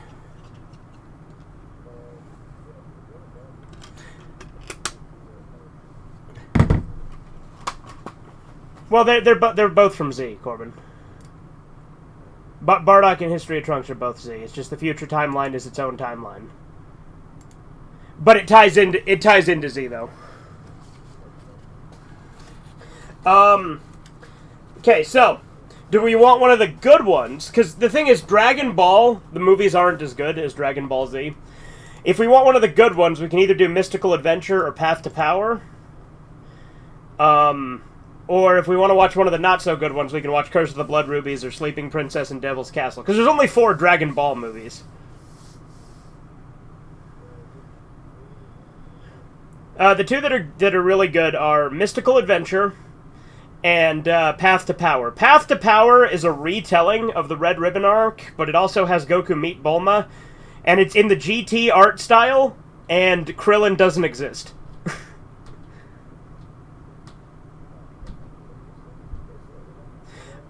Mystical Adventure, it's about Mercenary Tao also as well, actually. So the guy who attacked Goku and killed the Indian guy, that's the main villain of that movie. But it's a different universe where Chiaotzu is a, It also has General Blue in it as a different character. Like, it has different versions of the Red Ribbon Army characters. Mystical Adventure is another universe. Yeah, I'll just go get the set. Do we want to watch them in order then? Like Mystical Adventure and then Path to Power?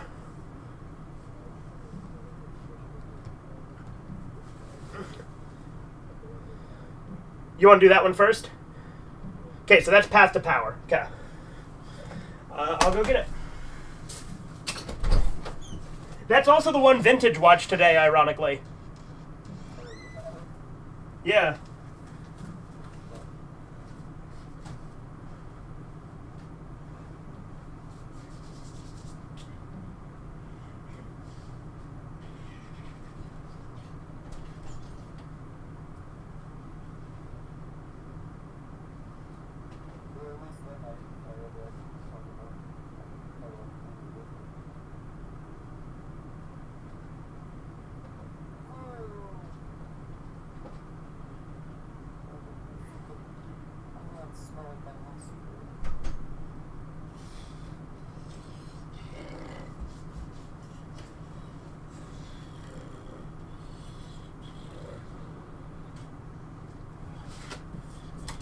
All right.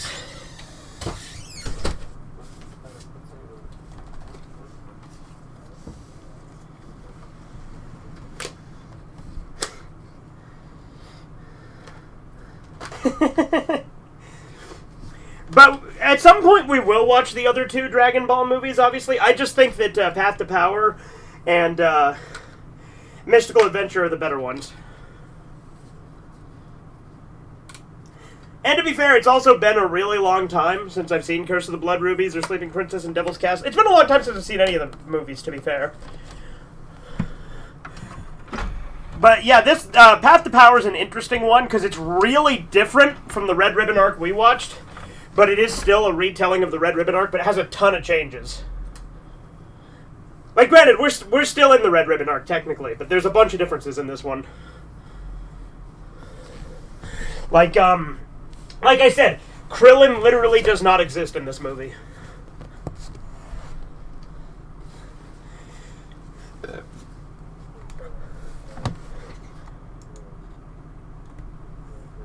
Okay.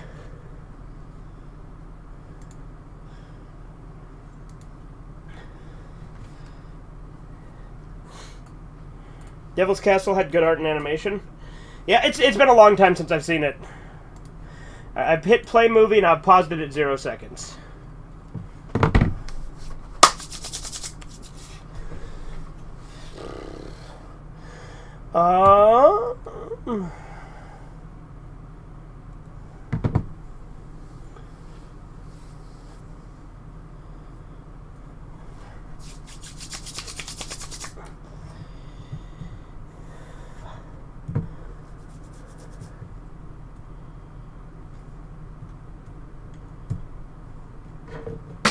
What did I just knock over? Ah, my headphones. Okay.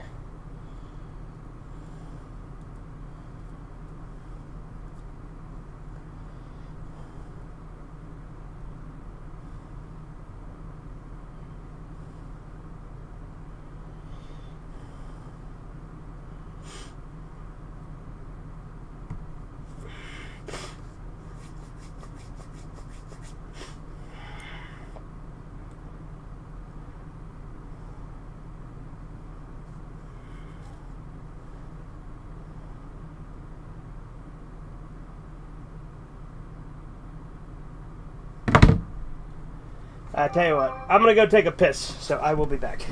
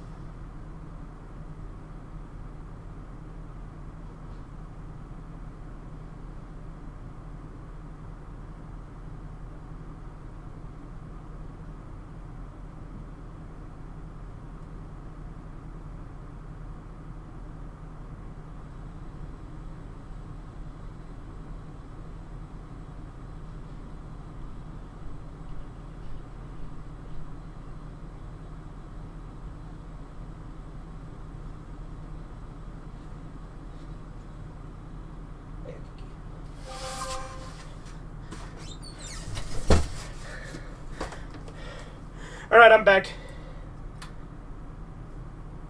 Corbin back yet?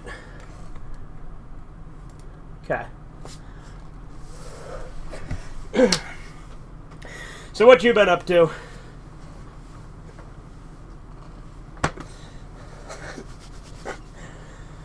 Wow. Very detailed.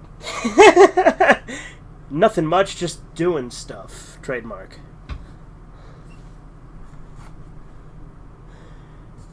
Whose stuff?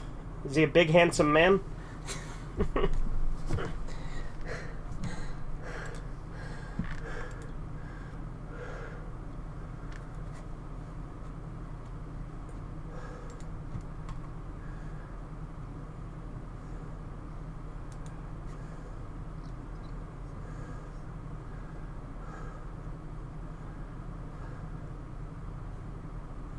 Okay.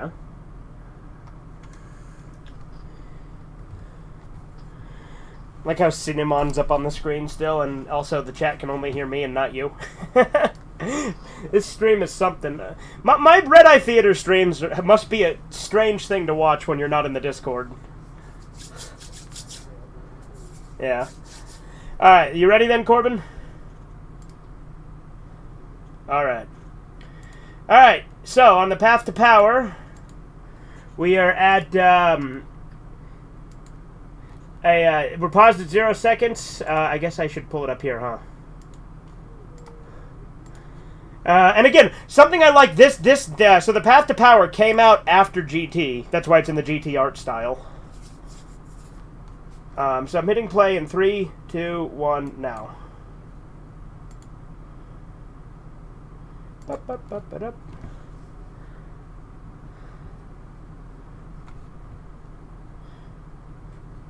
Volume good and everything?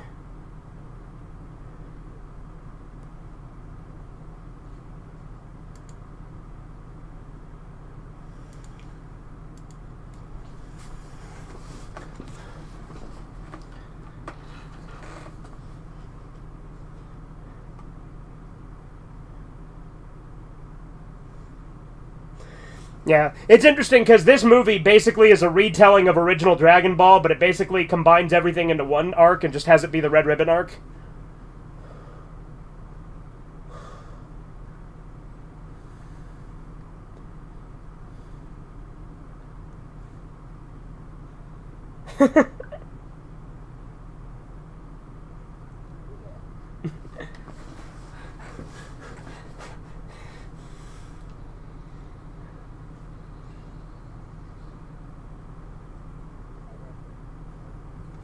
What's that? Nope, they sure didn't.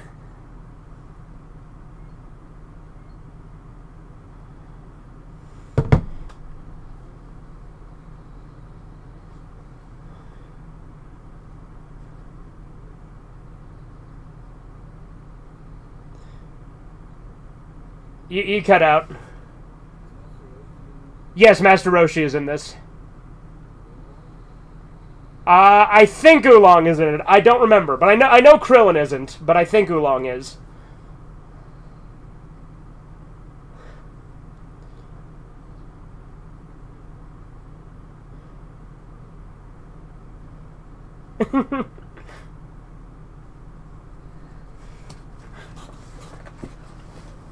Yep.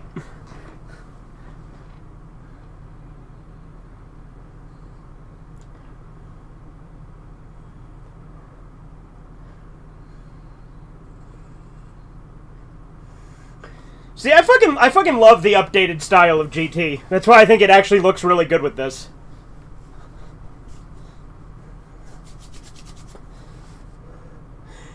Also, Bulma has purple hair in this, and this is the only movie or anything where she has purple hair. But her hair's actually purple in the manga. So I guess they were just... That's why it's purple in this movie.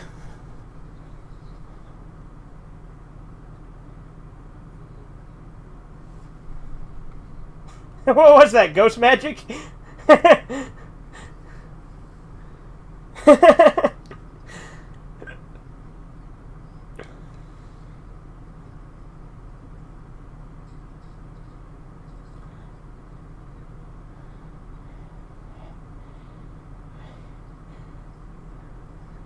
Human? Right.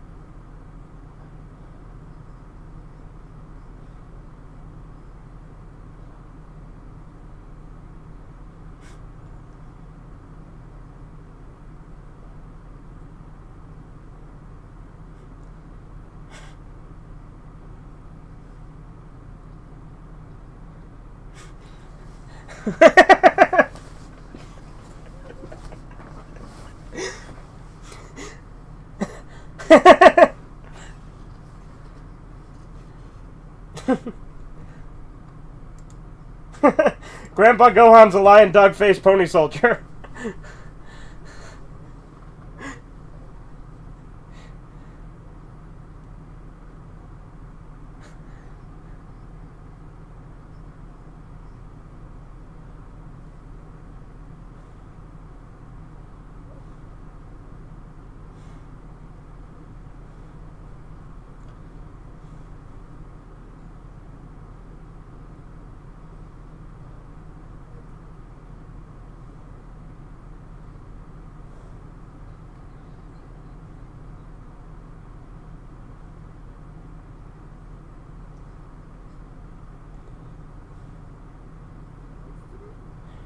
He talks to it like it's his grandpa. He does that in the beginning of the show, too.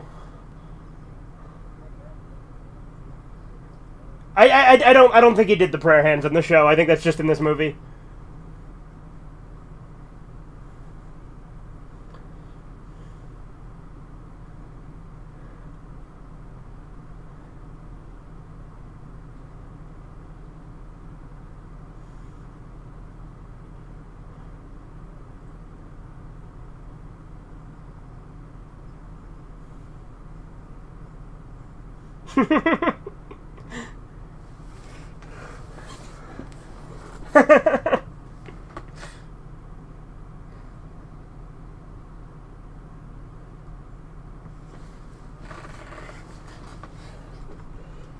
Yeah, something fishy about that, yeah.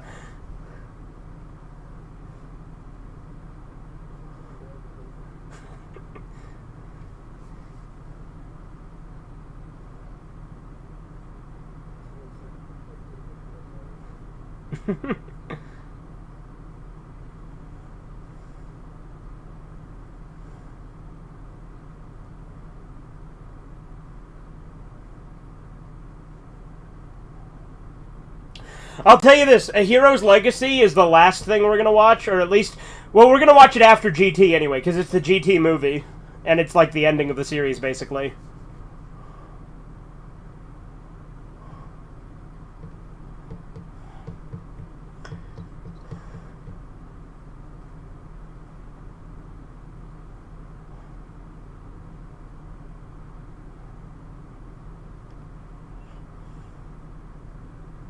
Hi, stars.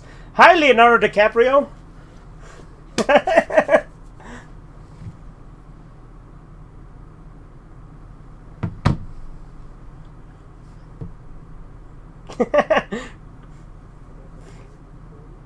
Oh, we're gonna get to the trade.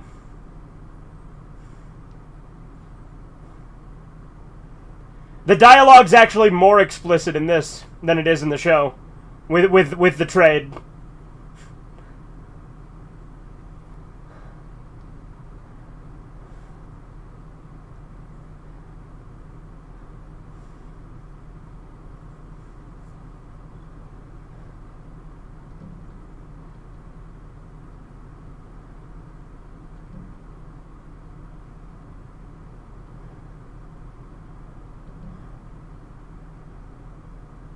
She wants a boyfriend. What's that?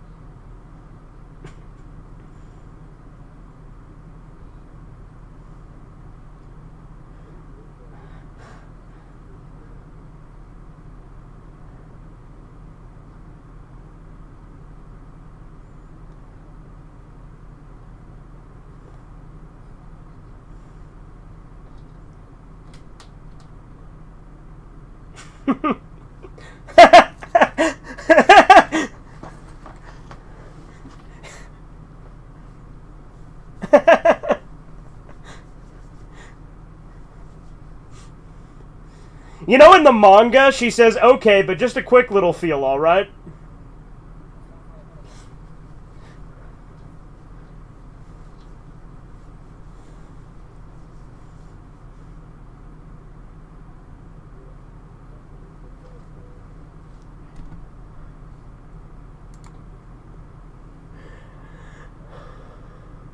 I'll be back in 2 seconds. I'm gonna leave it running, but I'll be back.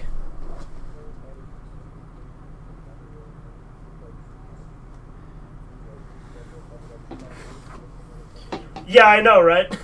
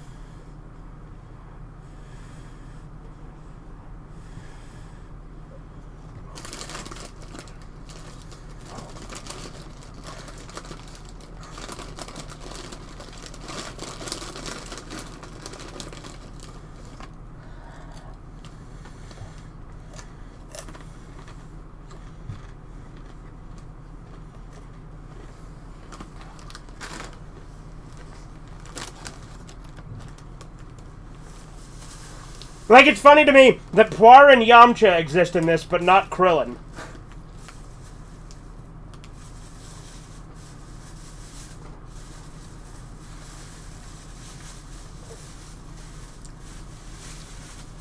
Oh, yep, there's... Oh, no, that's Poir, never mind.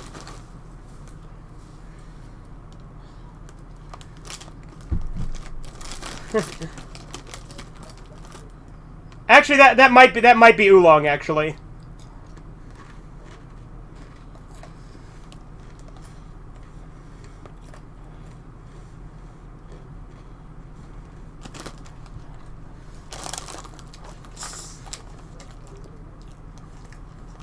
Oh yeah, it's Oolong.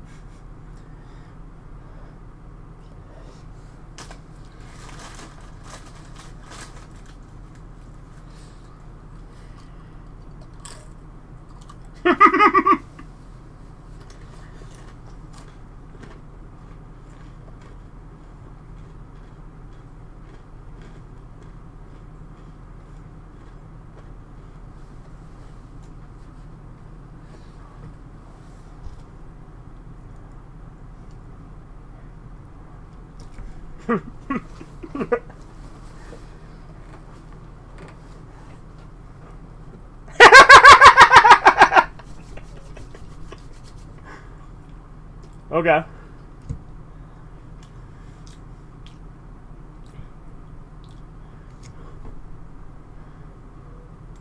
Yeah, Oolong's great.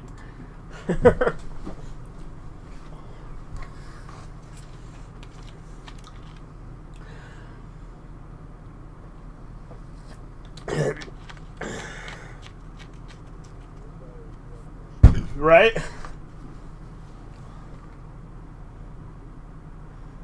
You don't want to make this hard, because Yamcha's already hard.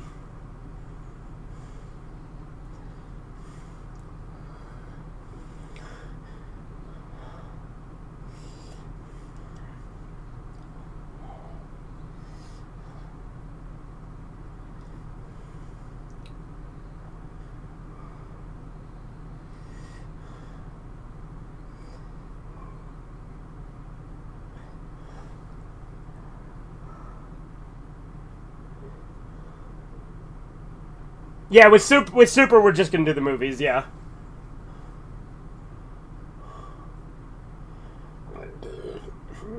Because the movies are good, but the show's really bad. With Super.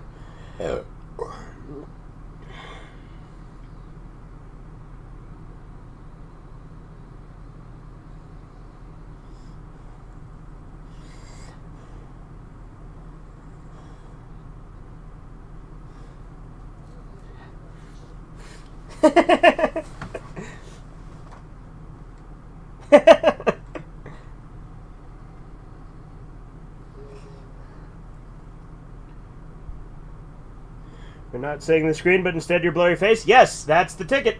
And if you don't like it, you can fuck off.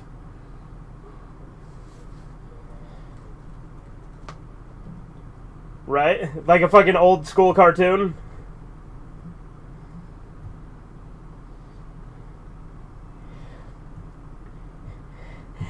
Again, I don't know how people can think that I'd somehow be able to show Dragon Ball and get away with it on YouTube. Because Toei is fucking ruthless with copyright.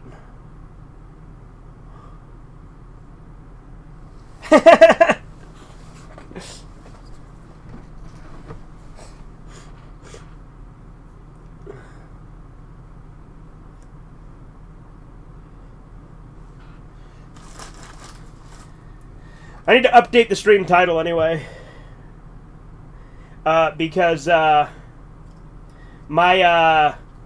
we're not on Disc 4 anymore. We watched Disc 4 and 5, and now we're watching Path to Power.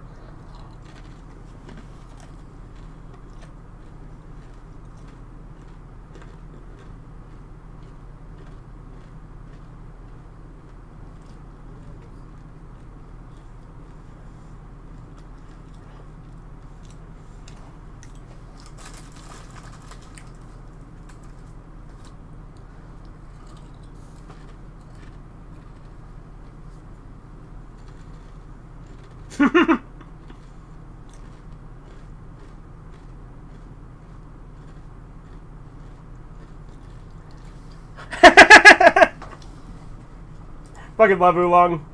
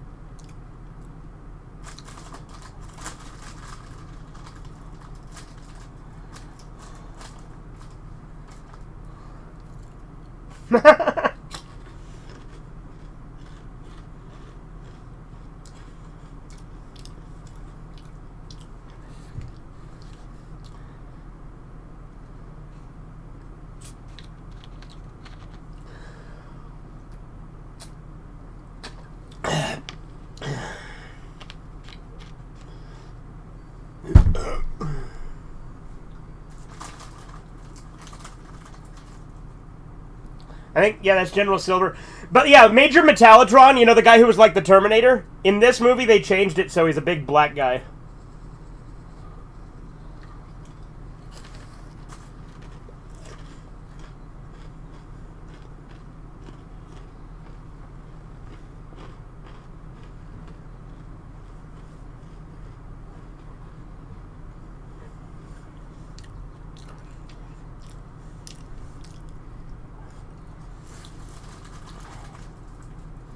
Fucking Star Wars fucking walkers.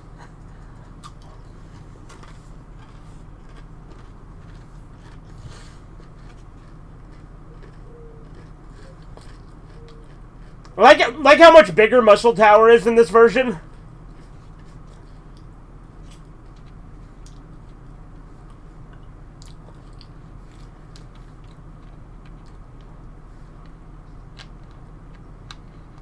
Like, Muscle Tower's fucking huge in this one.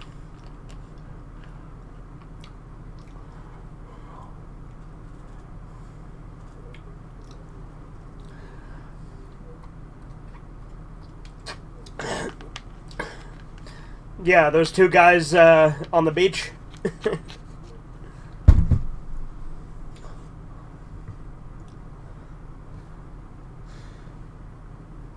Why does Silver have such a big nose?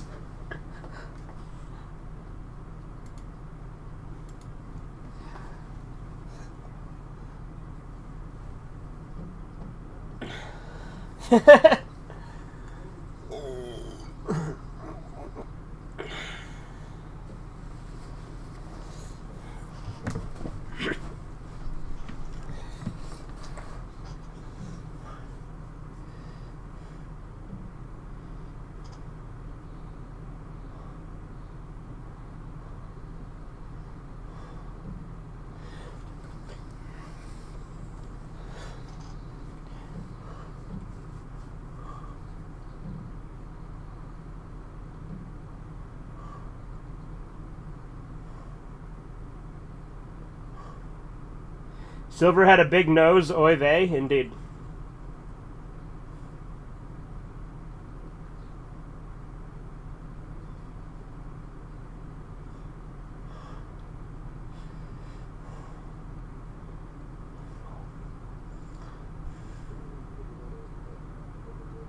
What's that? Right? Oh, see, like this is the guy that in the show was the Terminator. This is how he looks in this one.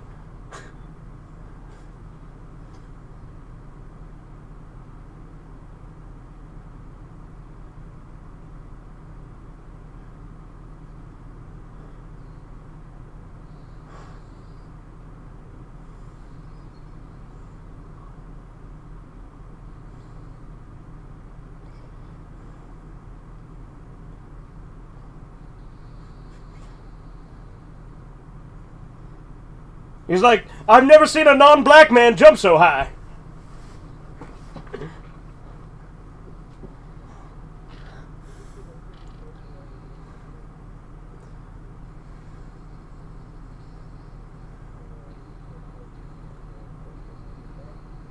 Yeah, Baki the Grappler.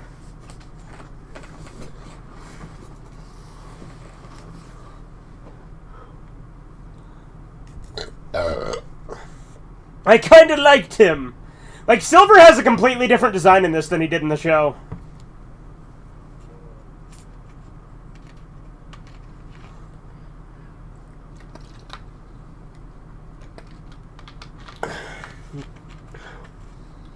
You're right, Major Metallitron did get Africanized.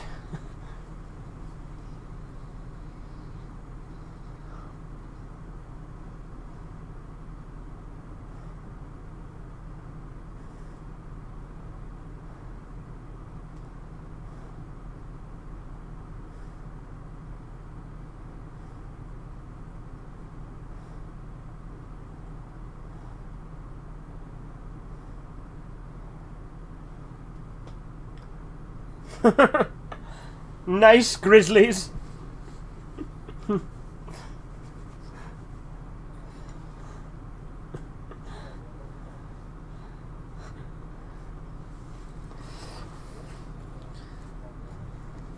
Right? Yeah, I do think it's funny that we're literally watching the movie that Vintage watched today.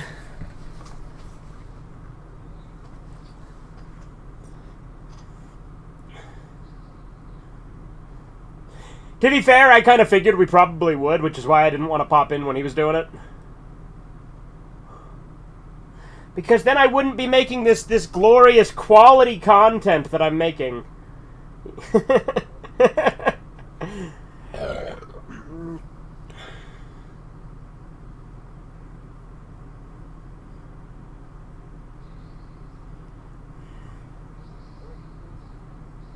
Yep, there's Ader. Oh, except it's different. He actually tries to fight Goku at first in this one.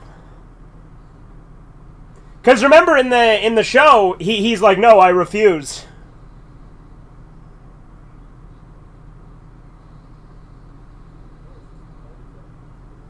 Right?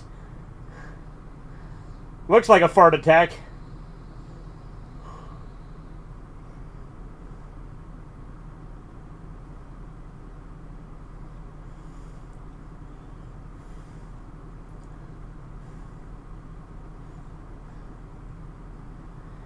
That was my squeezing arm!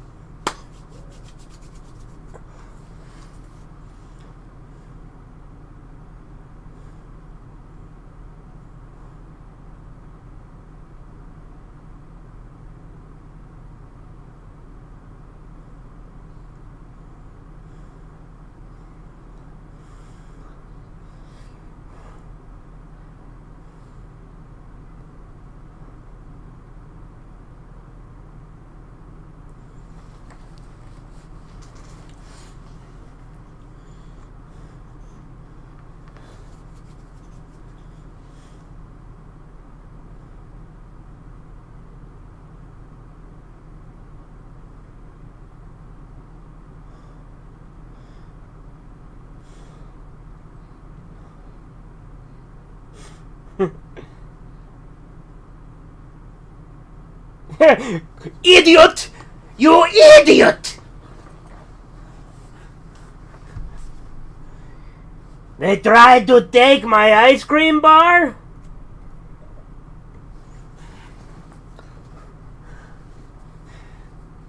You know, when I play this, there's this game I've been playing with at Theron's house called The Legends of Dragoon. And, like, I kept doing this Peter Lorre voice for this character named Fester, just because his name was Fester. And I'd be like, oh, hello! You need my help?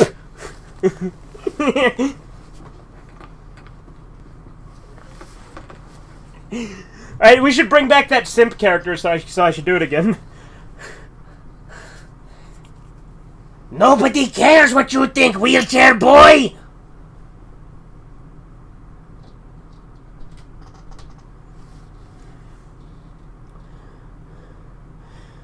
Like, see, this is retelling of the Red Ribbon Army arc, but, like, notice everything's just happening a hell of a lot faster in this than it actually did in the show.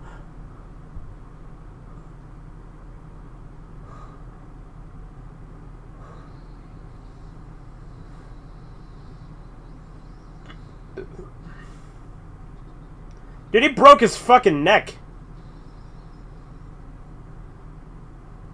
Like, Goku's ass broke Silver's neck.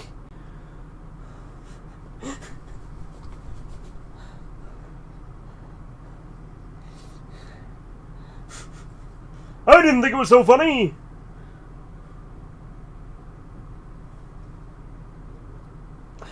How is Silver still alive?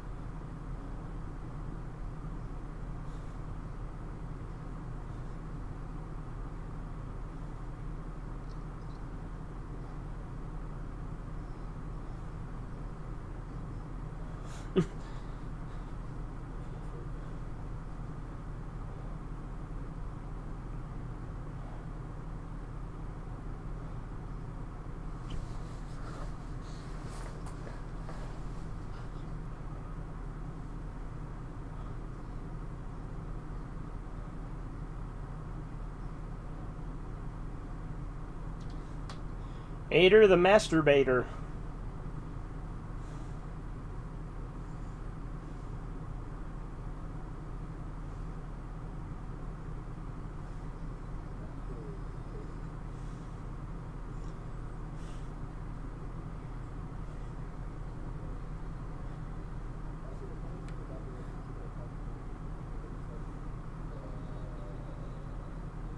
Yeah.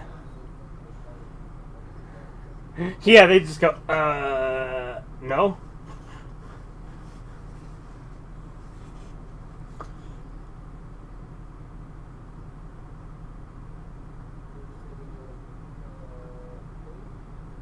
Oh, yeah.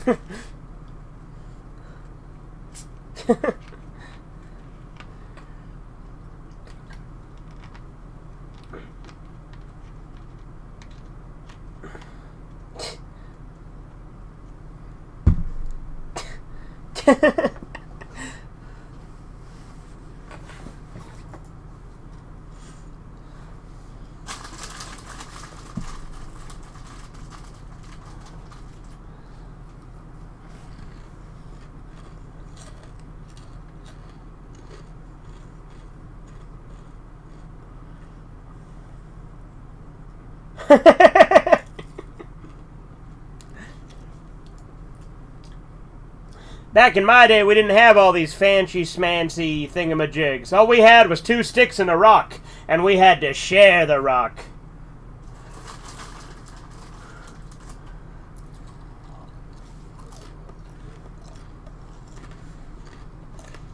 Oh my god, Stephen King!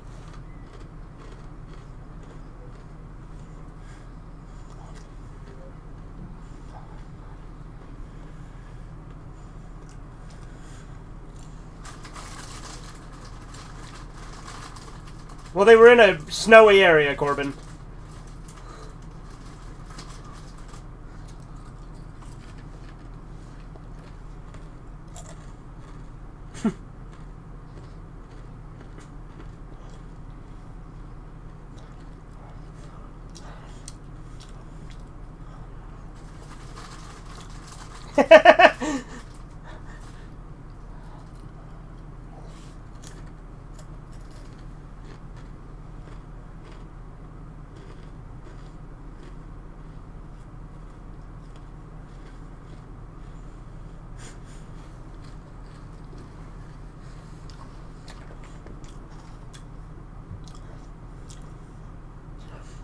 He's clearly not a tortoise, though, because he's got the flippers. He's a turtle.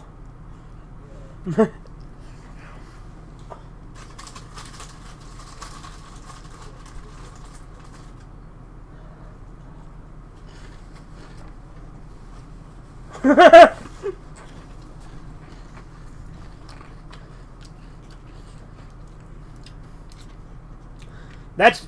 You like how General Black looks way less stereotypical, even though they still had Major Metallatron, who was basically filled that role?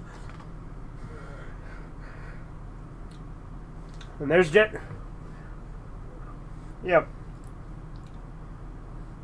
And they changed Red's voice. He doesn't have the Scottish accent in this one.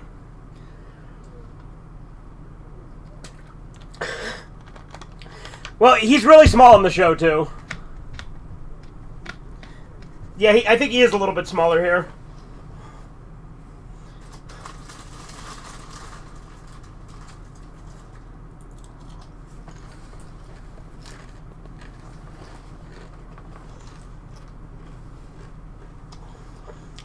Again, if he was a tortoise, he wouldn't be able to swim.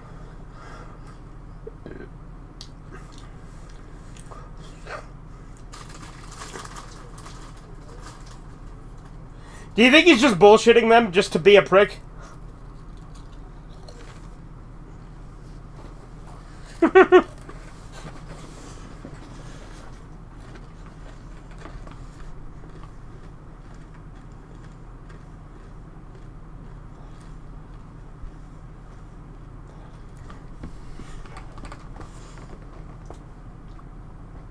In the Blue Water dub, Red didn't Scot out.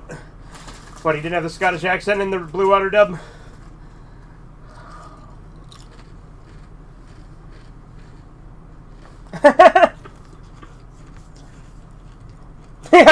Yeah, even Bull was calling bullshit on it.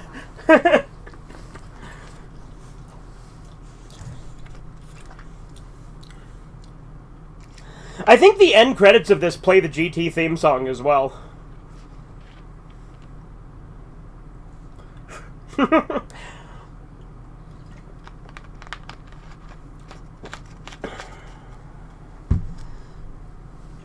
He spoke like a real guy. Well, he's not Scottish in this. He's Scottish in the show, though.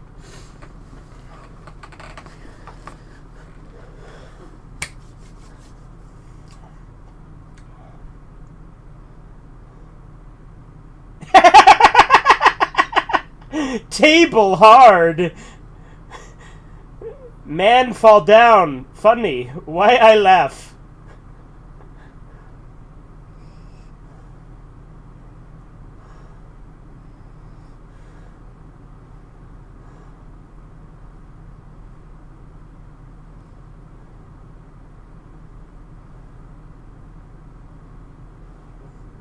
Yep.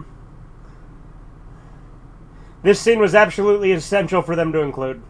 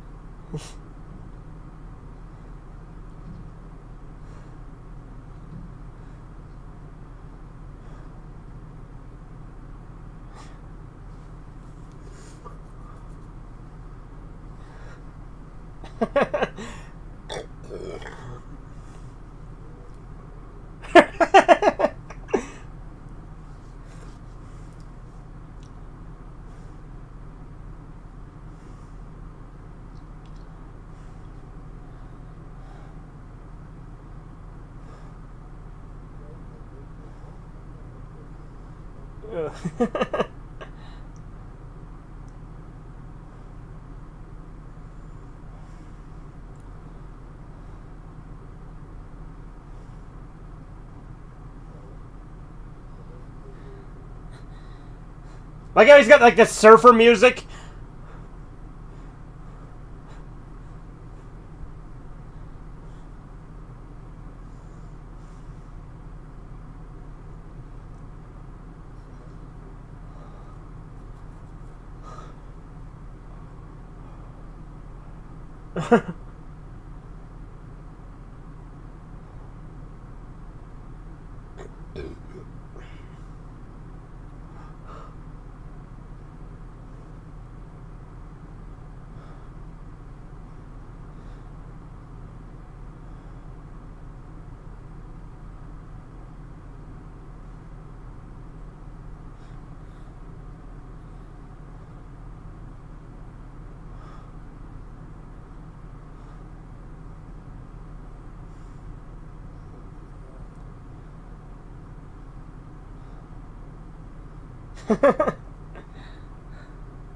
He's a cooking something up.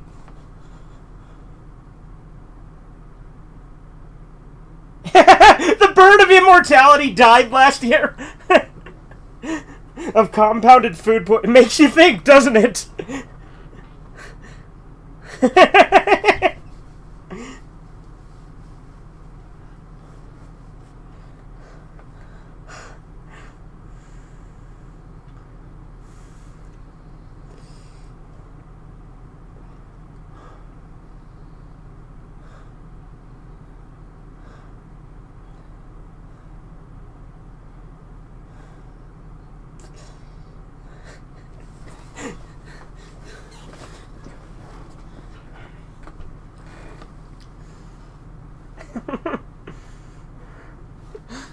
Sounds like a Sandy Cheeks thing to say.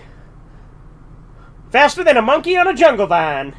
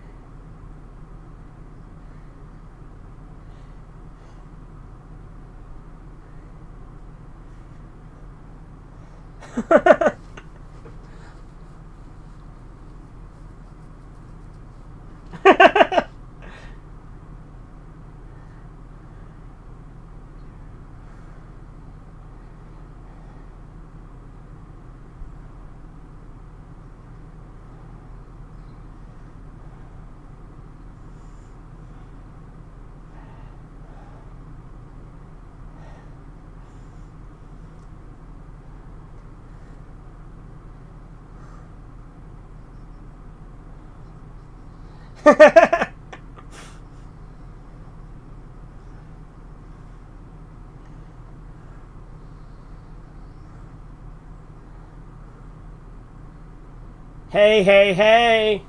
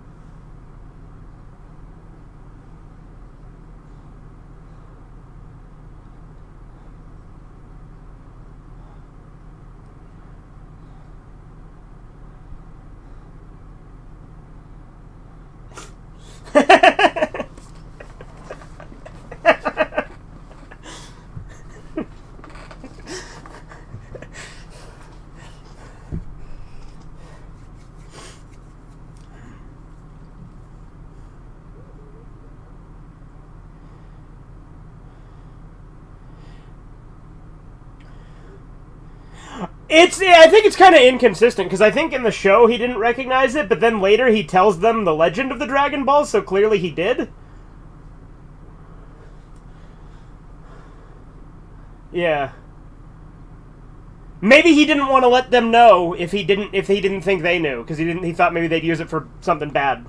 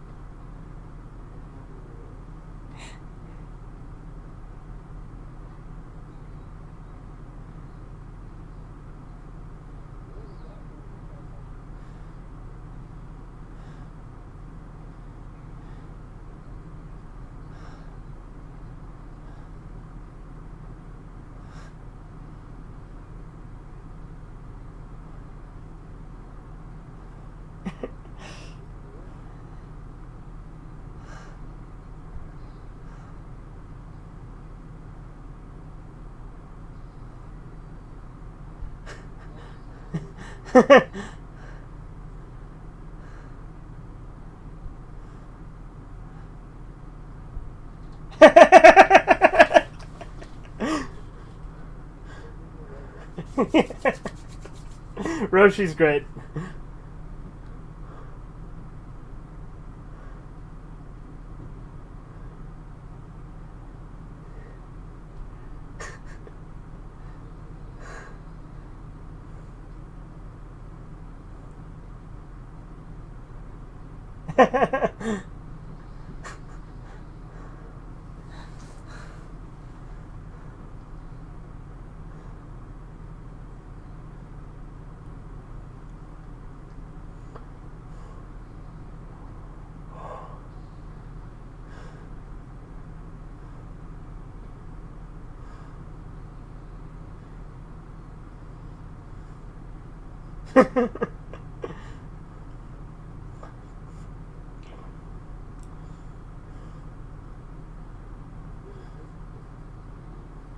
Yeah.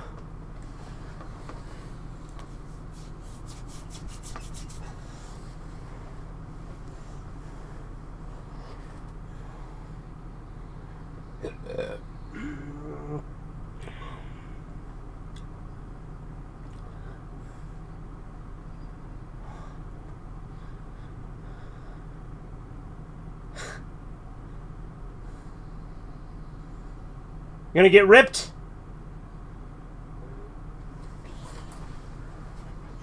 You go get swole.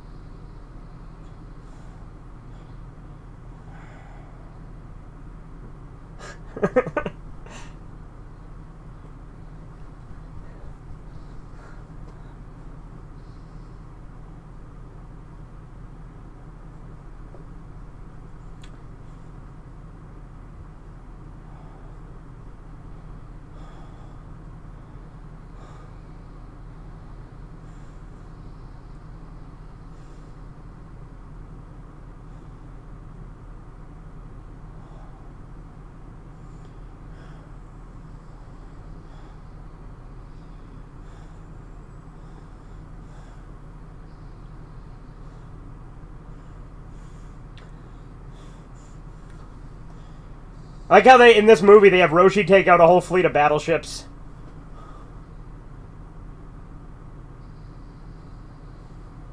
Was that General Blue?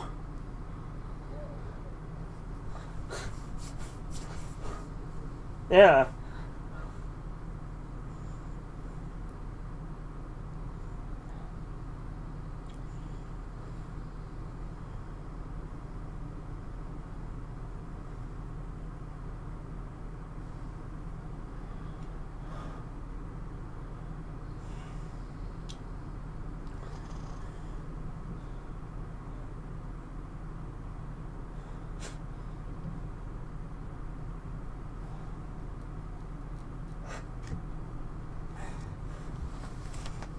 Yeah, it was General Blue.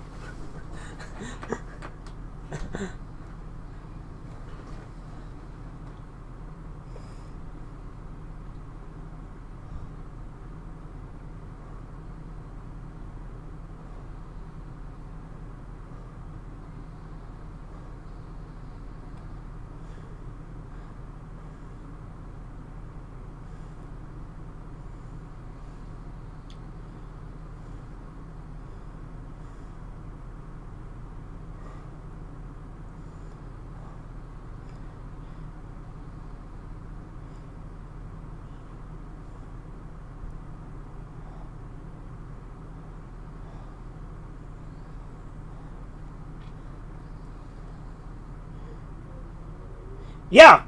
Well, well. You gotta remember, Corbin. This is combining multiple like parts together, obviously. But you remember, like he saw Roshi do the Kamehameha once, and then instantly knew how to do it. And then Roshi's like, "How did you do that? That took me 50 years to learn." And Goku's like, "I don't know. I guess I'm just a fast learner, or something like that."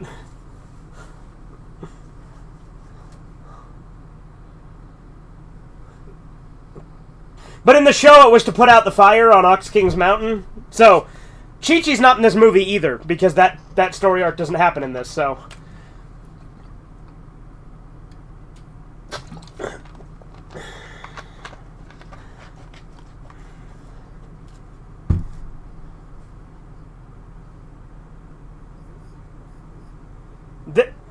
There are not sequels to this, no.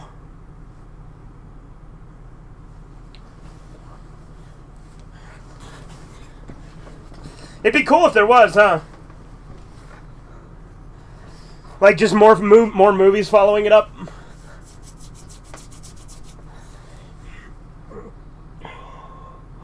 I think this movie was done for, like, the 20th anniversary of Dragon Ball or something.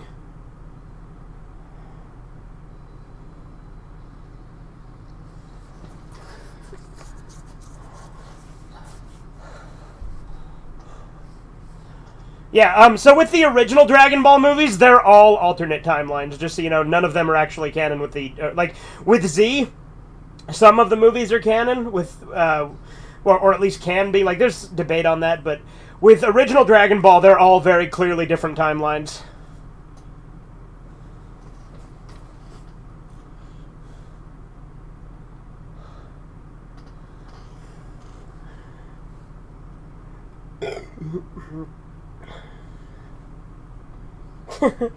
He tried to rob us, and now he's back. How sweet.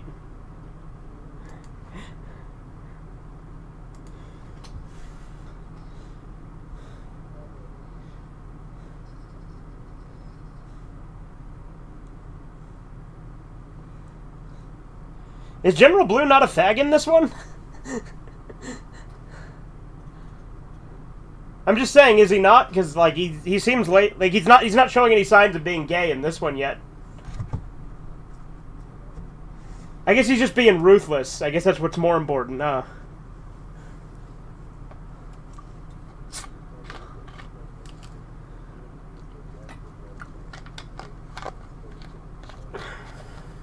In the show? Yeah. Like in the show, he was always very clearly gay. And then Bulma tried to flirt with him and it confirmed it. And then he tried to fucking ask a little boy on a date.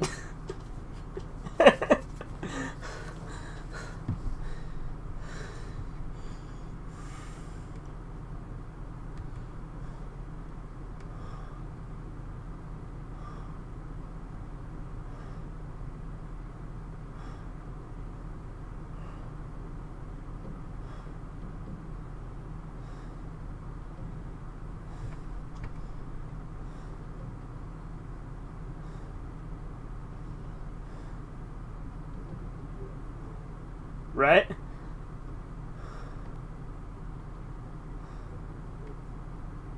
Yeah. I like the aesthetic, though.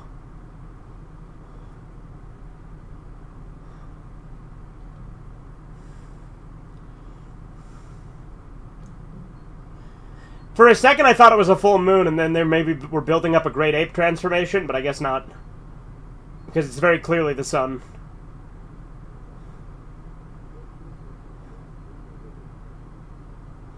I think he got... I don't remember. I don't remember him going ape, but he might. Like I said, it's been a while since I've seen this movie.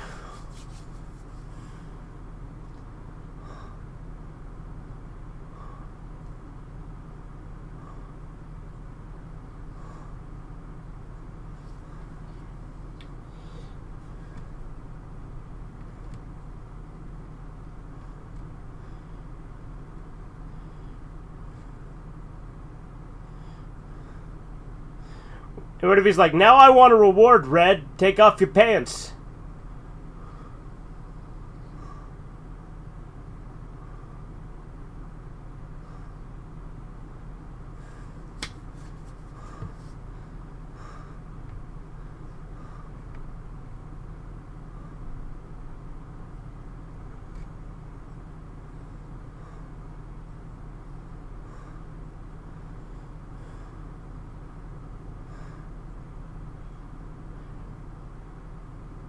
He looks like Gomez Adams, General Black does in this one.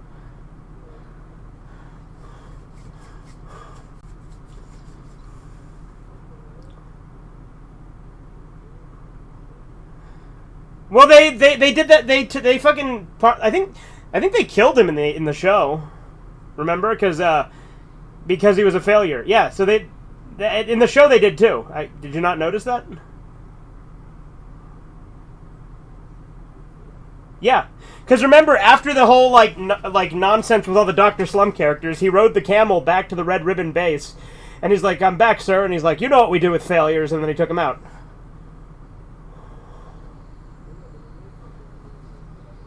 Yeah, no, this it was for a bullshit reason.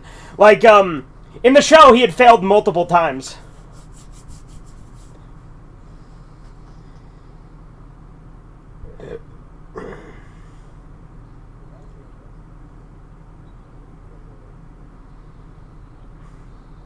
Like, he still gave them 5 fucking Dragon Balls. That's not a failure. Yeah. Yeah, whereas in the show, they're much more pushovers.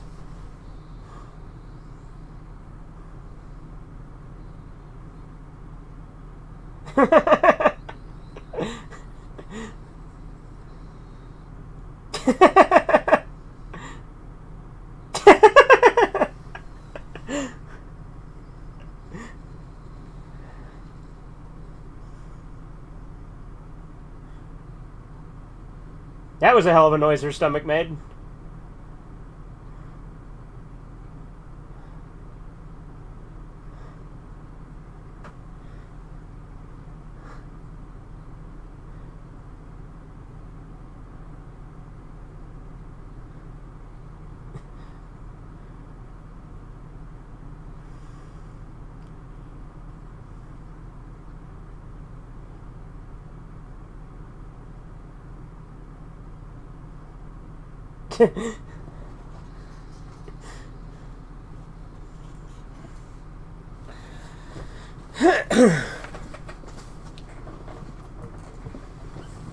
Oh yeah. He turned into a crab.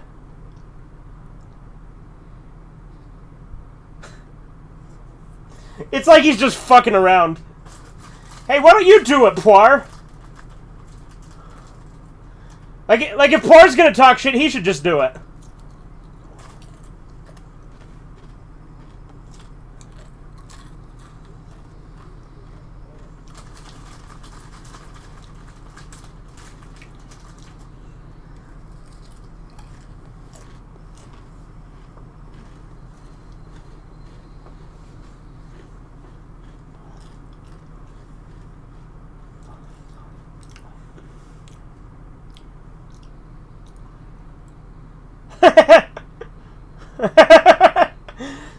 I said catch me, not shoot me. You guys aren't playing by the rules.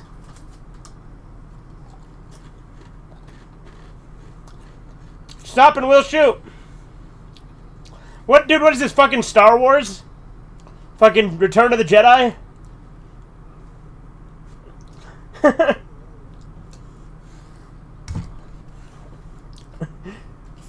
Just take my green onions.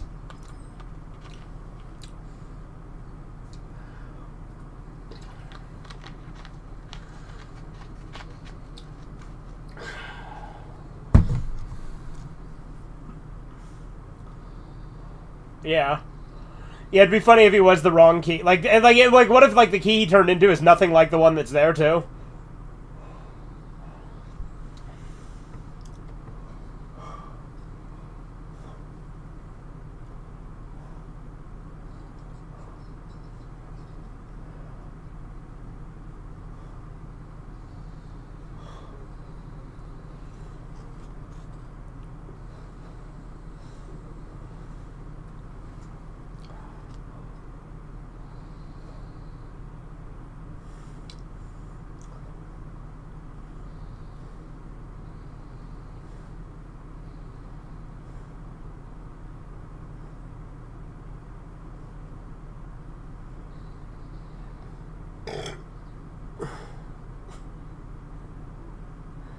Oh, he's gonna grab her tit by accident, right?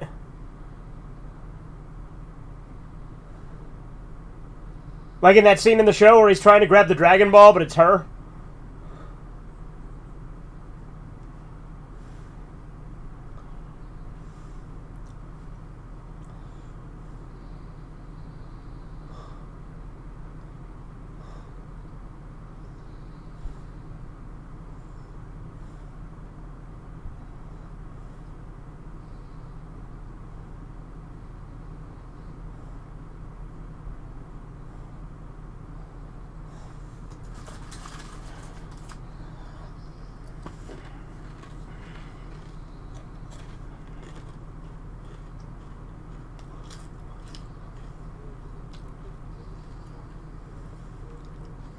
Right?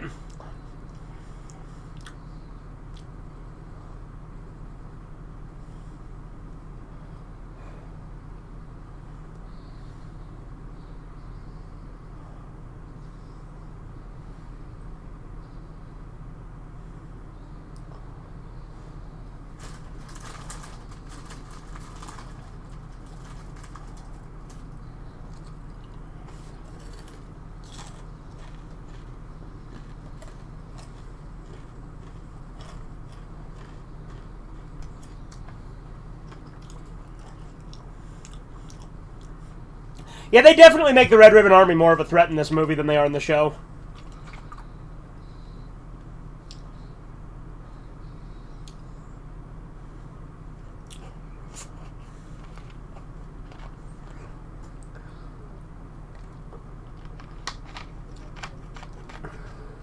Yeah.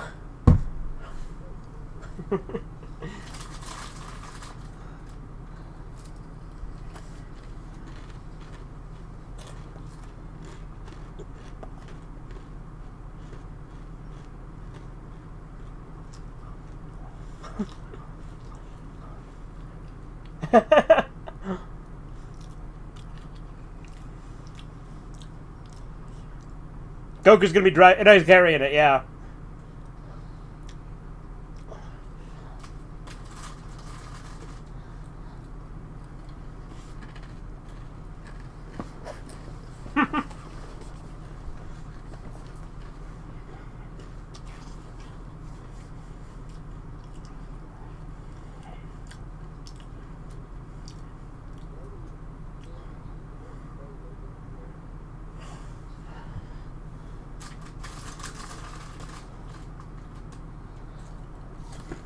Yeah, like, yeah, you're right. He was running with the bag just wide open. The balls could have easily fallen out. Dude, this looks like the fucking bridge that Darth Vader fights Luke on in Empire Strikes Back. He's gonna wish to be taller.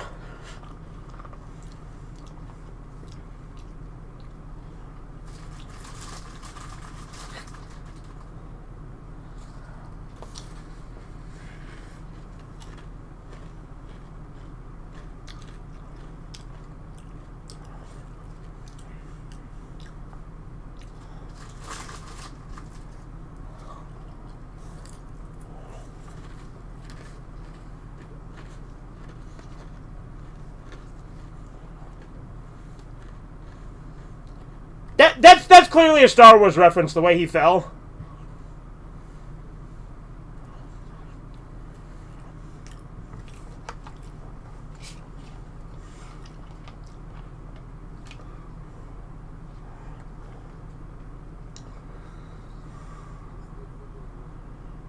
Yeah.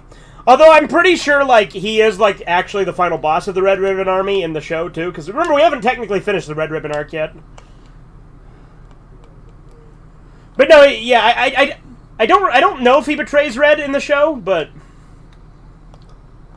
I don't remember if he does. Those ancient castles have everything.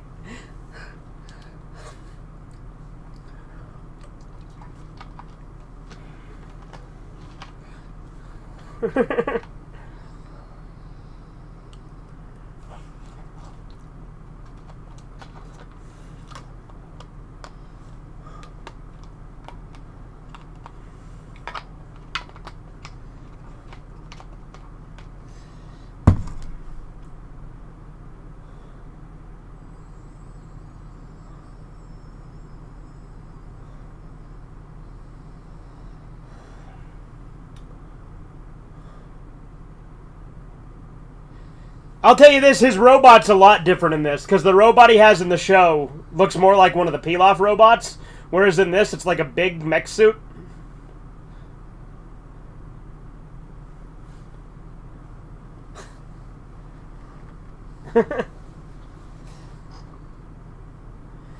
I think his robot's a lot bigger in this, too, than it is in the show.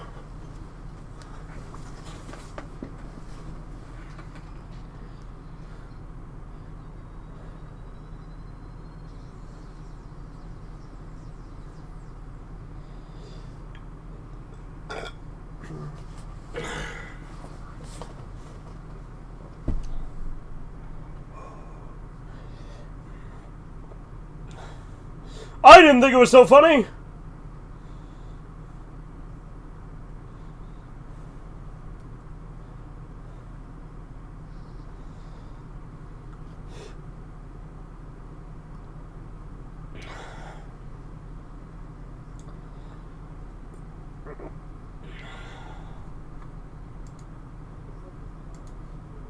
Yeah, it is like an Eggman robot.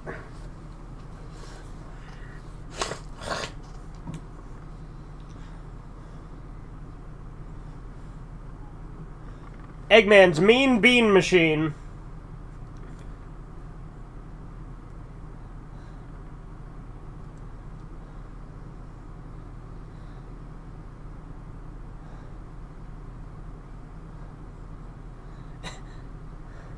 I like how he's giving a speech and Bulma's like, why does he think we care about that?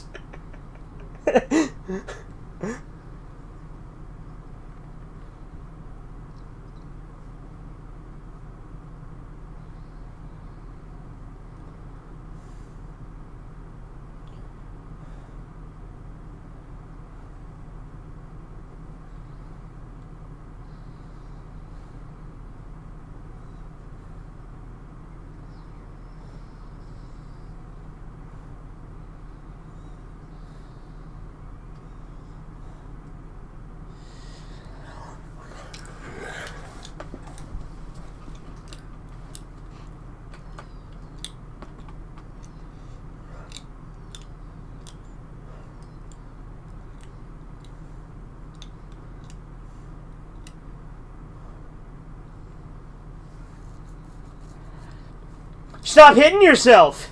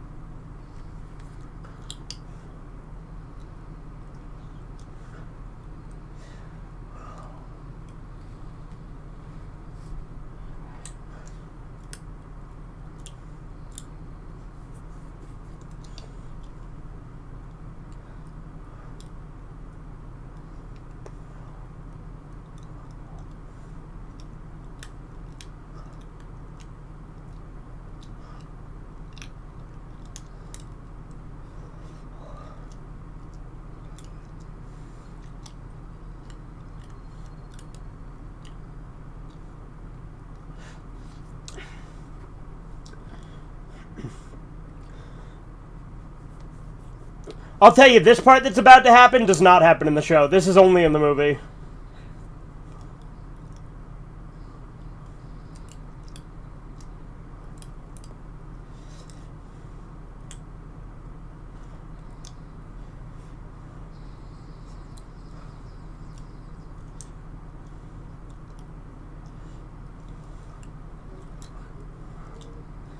Like, Android 8 does not come back like this in the show and save Goku, and this next thing that's about to happen definitely doesn't happen in the show.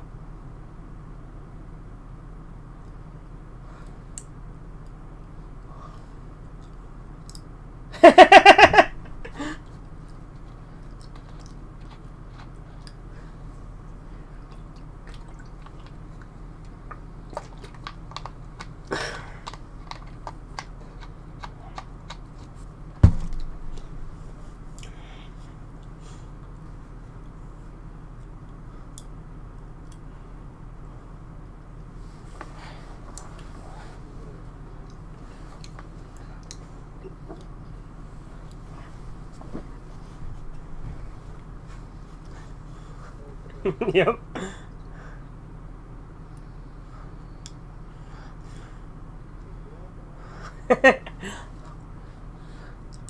He's ghetto blasted, as Chisu keeps saying.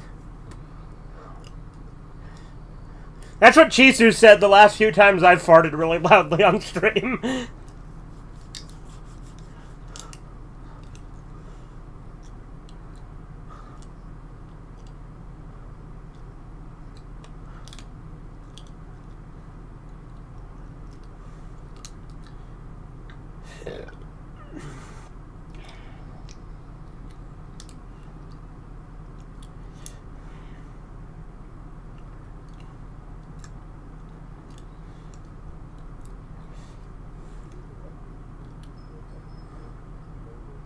Yeah, I don't know.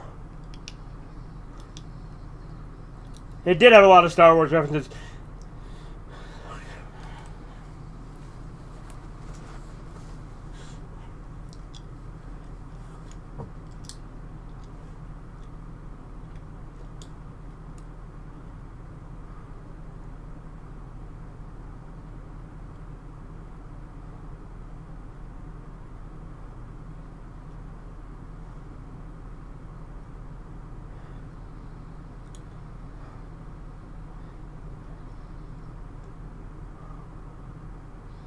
Yeah. Ader does not die in the show, but the movie has him die.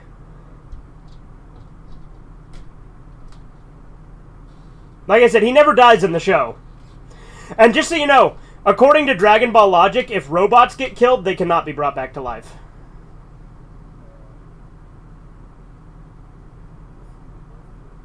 Yeah. Well, like I said, this is its own continuity, obviously, so, you know, it works with this one.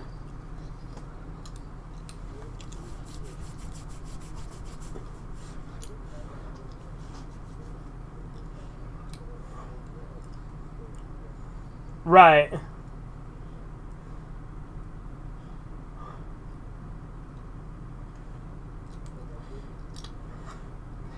Chisu, you got a weird take. He's insisting that Power Rangers is better than Star Wars, when no. Just no.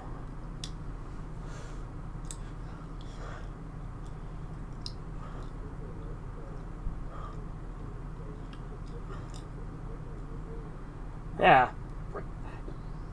Wouldn't it be crazy if he, like, went Super Saiyan here?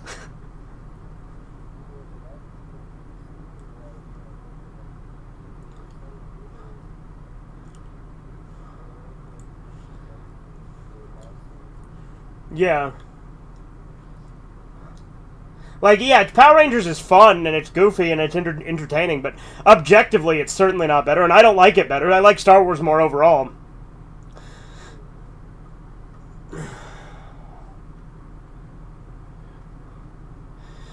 Like, the way that Goku's, like unleashing his power here, like, you'd think that, like, he'd, like, go Super Saiyan or some shit.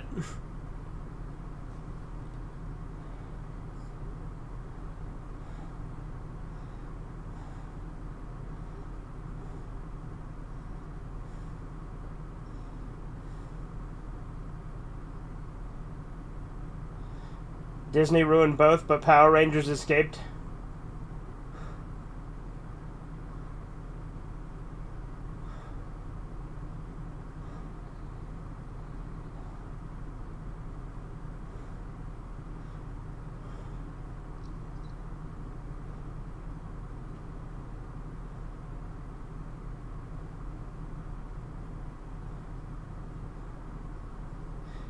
See, the way he's got the electricity around him also makes you think that he's gonna, like, go Super Saiyan.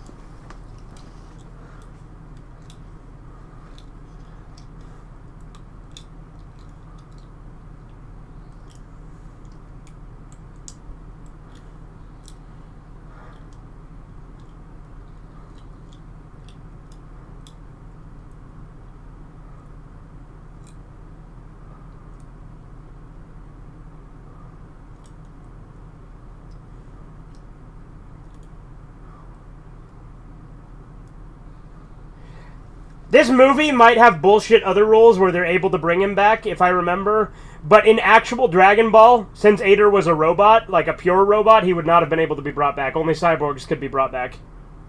And people, obviously.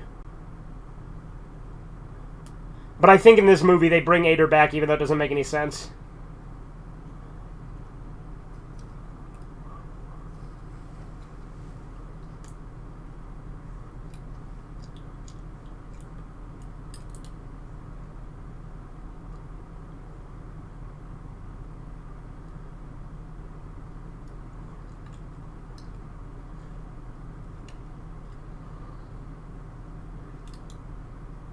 You know what, though? I guess we'll see. We'll see.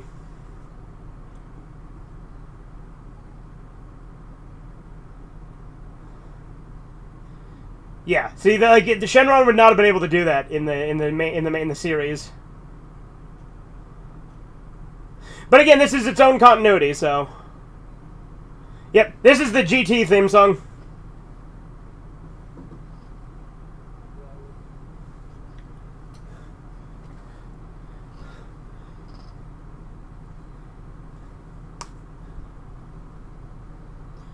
Maybe you wish for him to be fixed. No, he said brought back to life and remove the bomb. Not only is it fixing the robot, which maybe you could argue that those damages were repairable because he wasn't completely destroyed, but he also removed the bomb, so that's 2 wishes, right?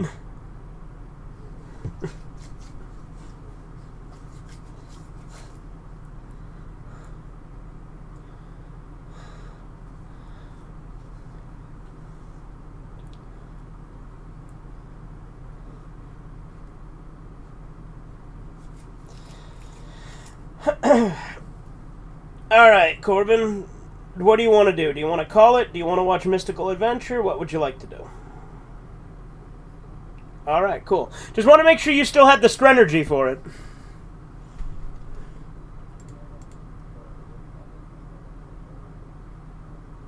You're losing all your power? Yeah, you need to eat more rice, then the power will come.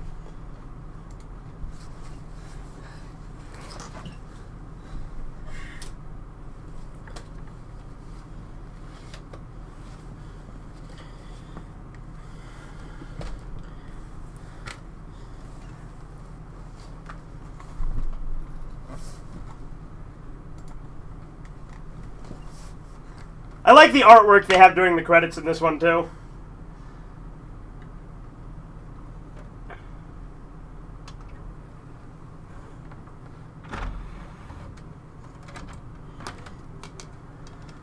Oh yeah, for sure.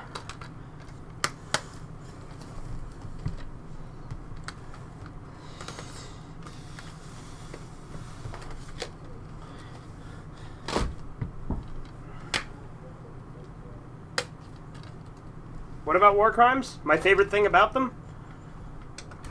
They make you look cool. What's giving you a seizure right now? Oh, hang on. It's because, what's it called? VLC was crashing. That's true, yeah. Are you still here, man? I thought he said he was leaving, and then I said, okay, cool, see you later, or whatever, but... Whatever, if he's still on the call and not saying anything when we get off, I'll just remove him from it so he's not sitting here asleep or something.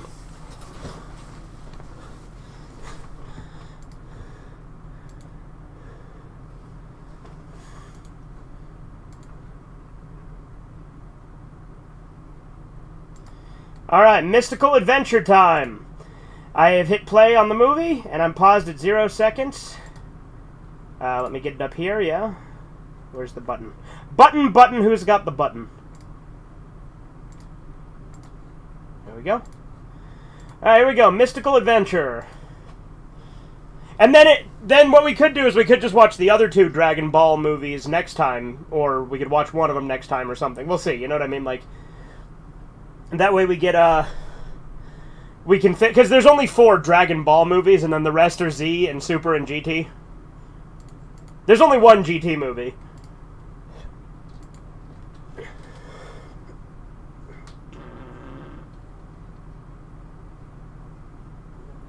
Oh yeah. And like I said, this is yet another different continuity.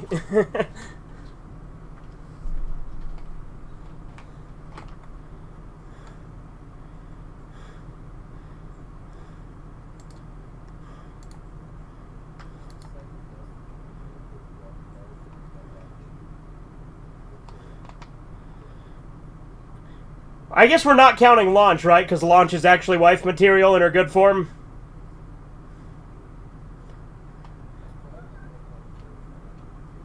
Right.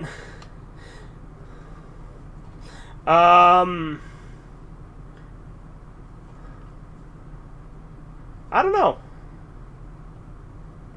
Yep, see, there's Mercenary Tau. But in this, he's called General Tau, because this timeline's different.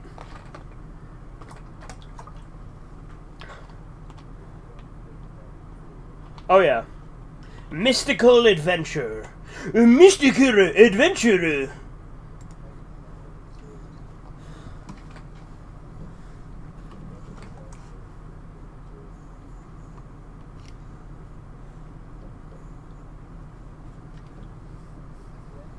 Yep, this movie has the intro. So, the other 3 movies have the intro. Path to Power is the only one that doesn't.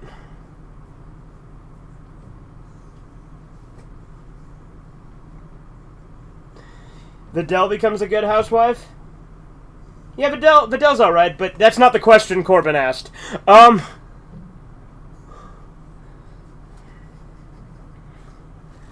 And luckily Krillin's in this movie, too, so he actually exists in this timeline.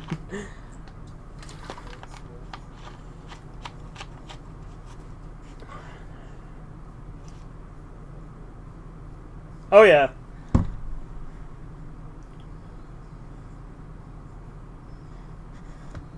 Yeah, but again, Bulma's mom is a good wife. We don't want good wife. We're talking about something else.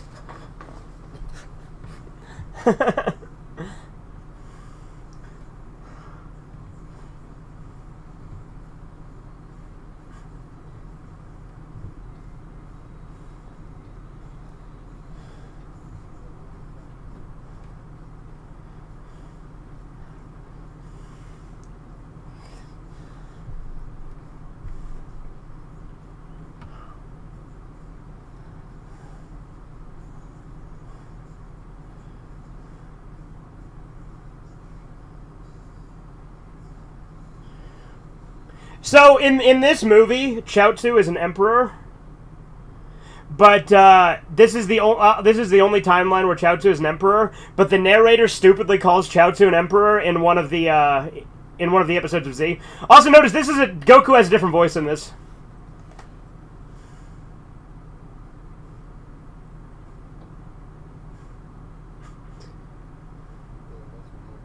Yeah.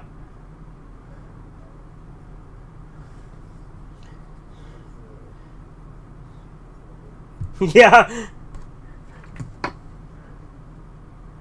Like Krillin and Roshi have the same voice, but for some reason Goku's is different.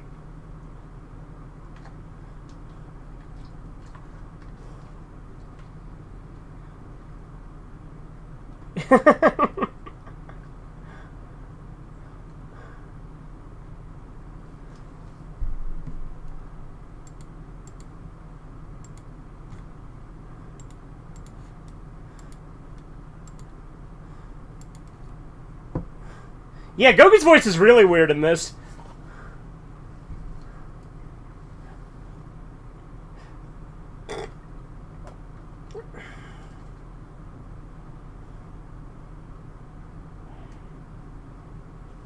I do like that this movie has their training with Roshi in it, though.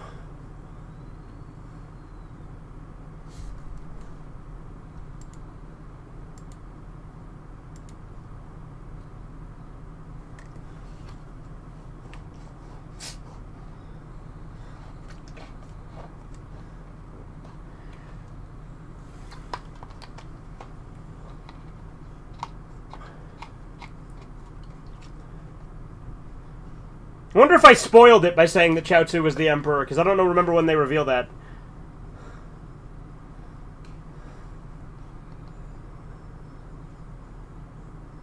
But, like, notice General Blue is working for the Emperor now. Like, the members of the Red Ribbon Army are part of the Emperor's army in this. Yeah.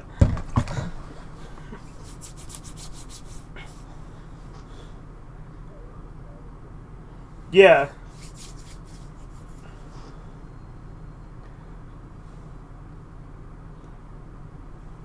Okay, no, it's not a spoiler.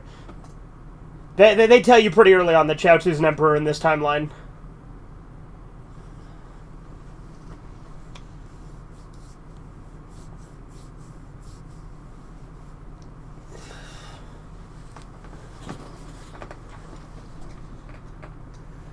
But yeah, in Dragon Ball Z, the narrator refers to him as Emperor Chaozu, which again, this is the only thing that he's an emperor in, so the narrator's just stupid.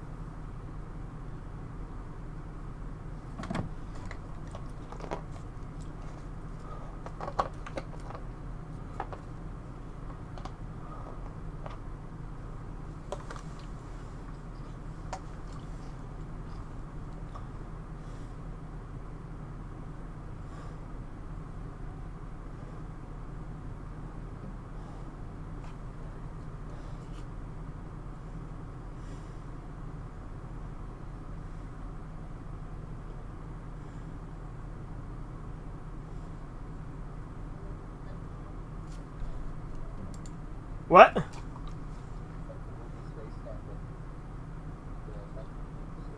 Yeah, the Journey to the West.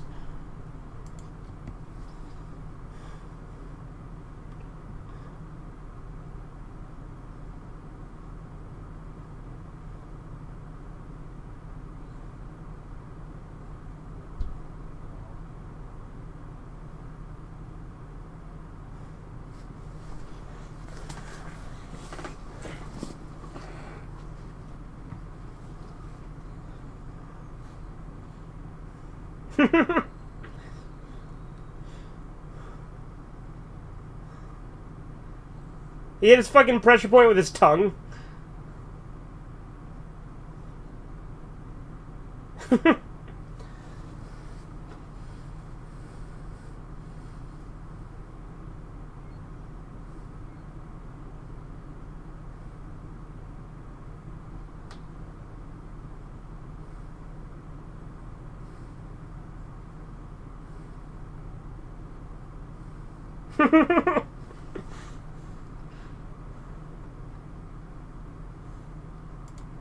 Where did you learn to fly?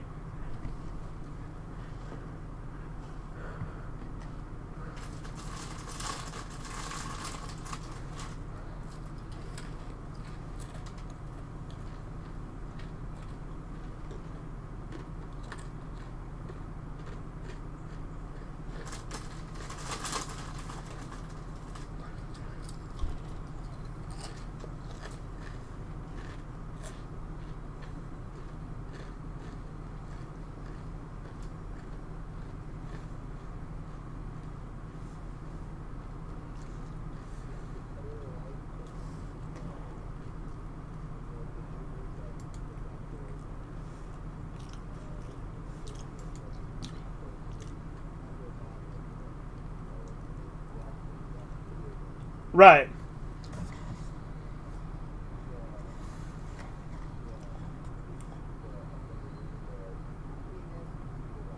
Oh, he did? That's pretty cool. But he finally did it.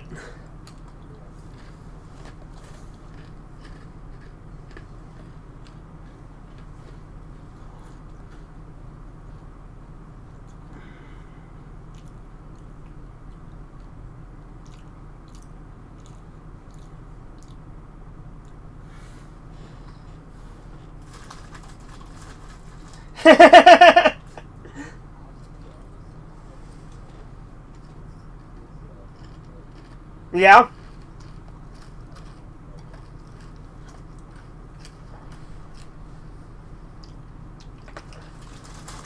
The only ones I ever watched... In fact, I've watched all of them except Sonic X, I think.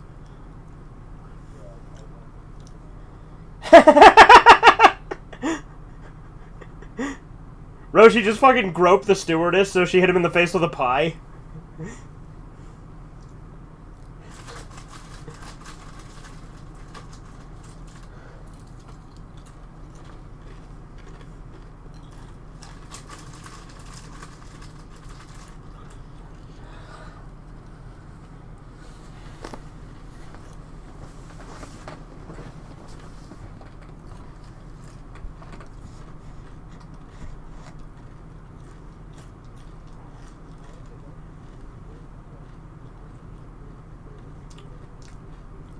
Yeah.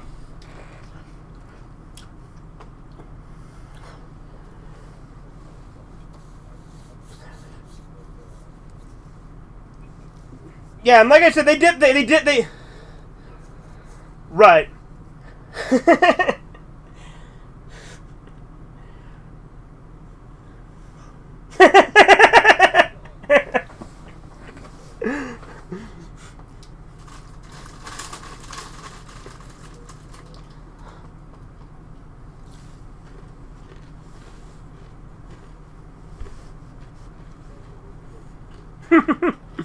Hey, there's more Anupa.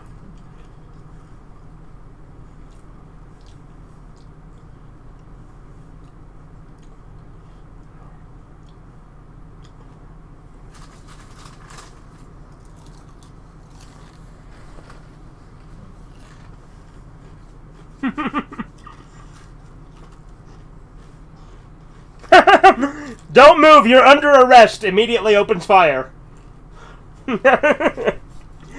Stop and I'll shoot.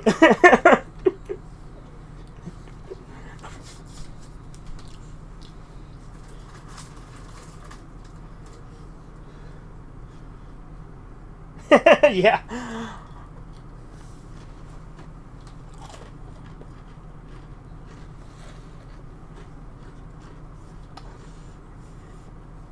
It's fitting that both of the movies we watched today do stuff with the Red Ribbon Army, though.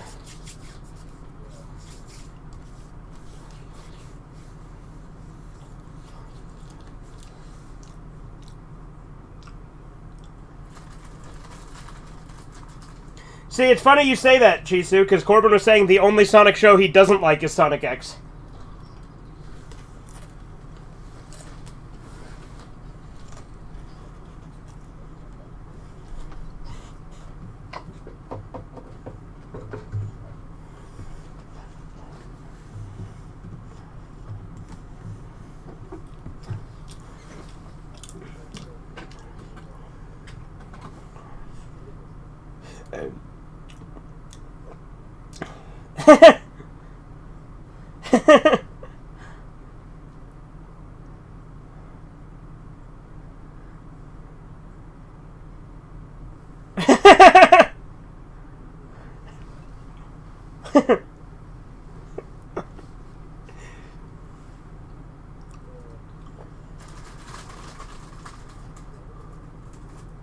Yeah.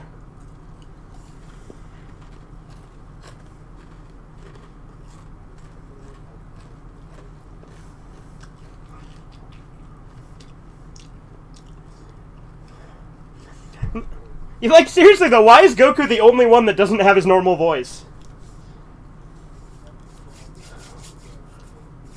Yeah.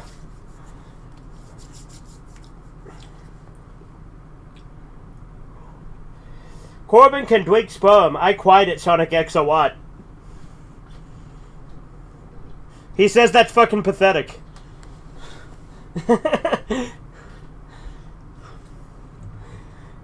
Alright, I gotta piss. Alright, I'm gonna unmute you. I have to piss. You can do what you want, but except for say things that are not allowed, obviously. That seems crazy to me. Yeah, I'll be back. We're paused currently at 14:51 in Mystical Adventure. Like, what on God's green earth could make you cry in Sonic X?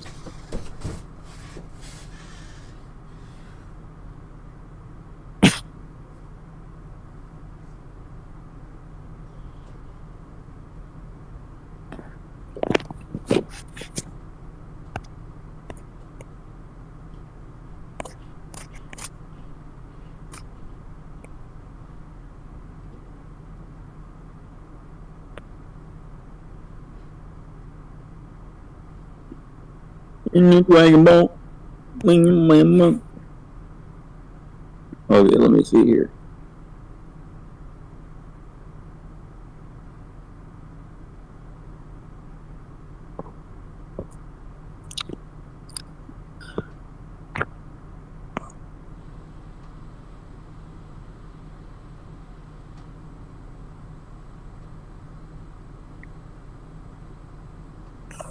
The scene with Cosmo saying bye to Tails in Japan was heartfelt. Okay. They're literally Sonic characters. Like, I don't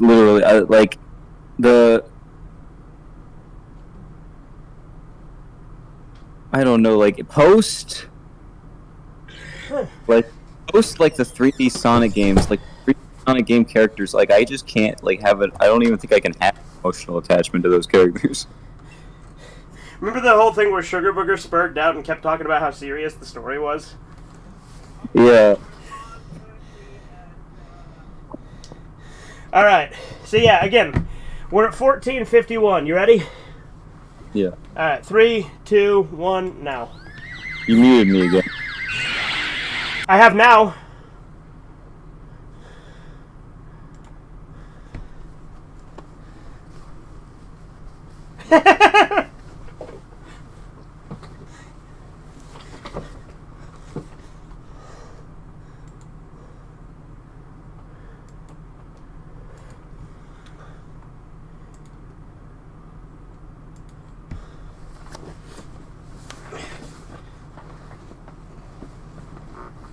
And I'm just a short guy.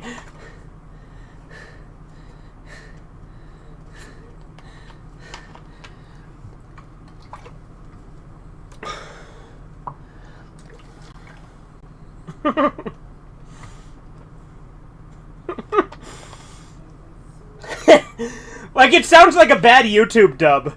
Like, with Goku's voice. Like, it sounds like a kid trying to do a fan dub for Goku. Oh, hey, Major Metallitron! I forgot he was in this.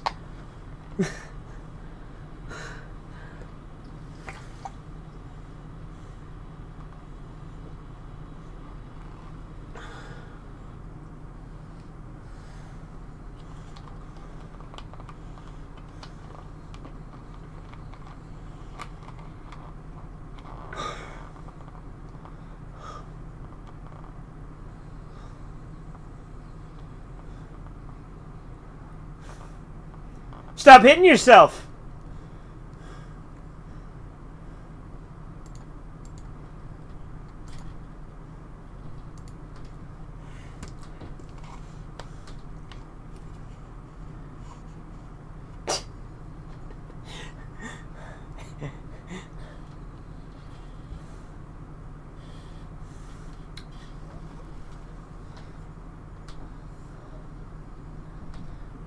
Like, maybe Stephanie Nadolny wasn't available to do the voice when they did the audio for this movie? Because she still came back for GT, so... And she was Gohan in Z.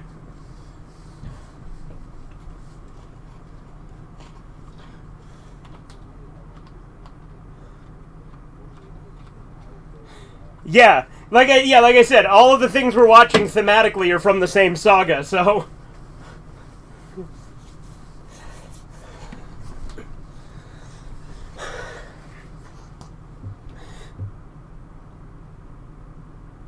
Your move, creep!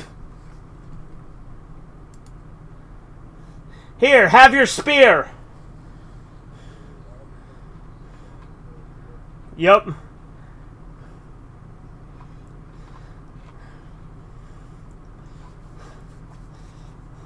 You know what the funny part is, Corbin? Aurelia's in this too. Like the little robot girl from Dr. Slump, she's in this too.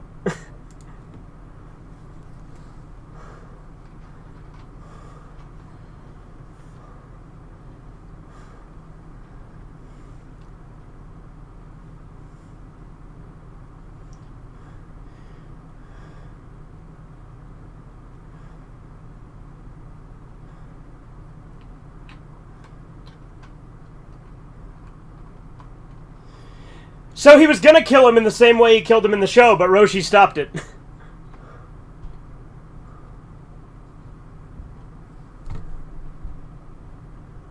I beg to differ. Uber's like, you can't beat my... Yeah, he can and did.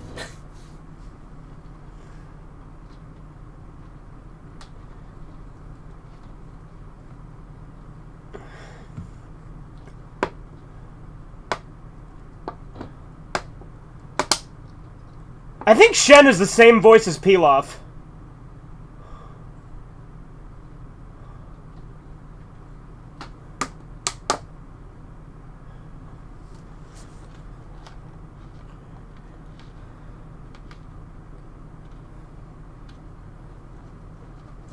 Yeah, so Master Shen is the Crane Hermit. He'll be introduced to us later in the show, but...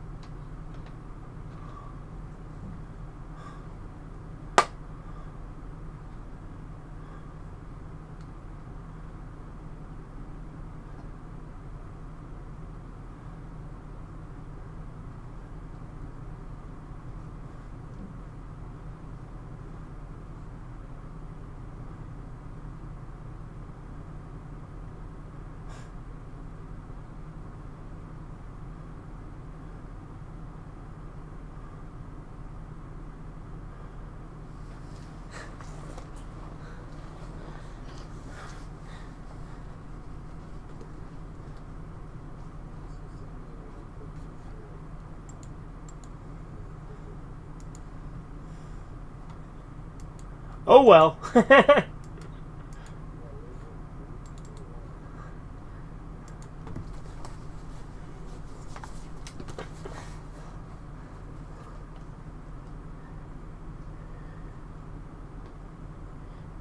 Shen is actually the guy Kami possesses Sensei as Master Crane.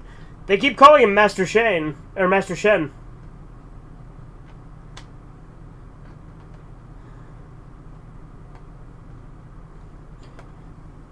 So it could be something different in this timeline, and I'm just mixing shit together, but I don't think so. But maybe it's a dub thing, too. I don't know.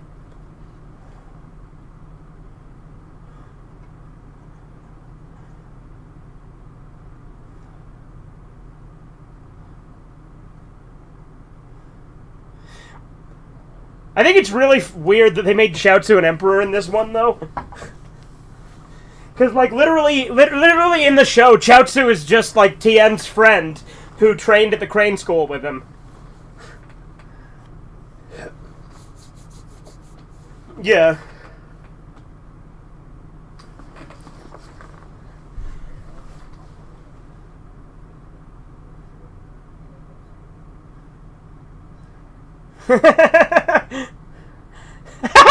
She had a fucking cartoon mallet.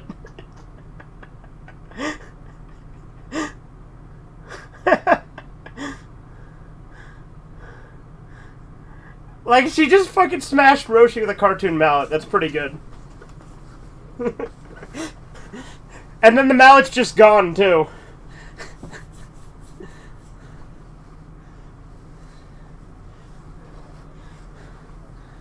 Right?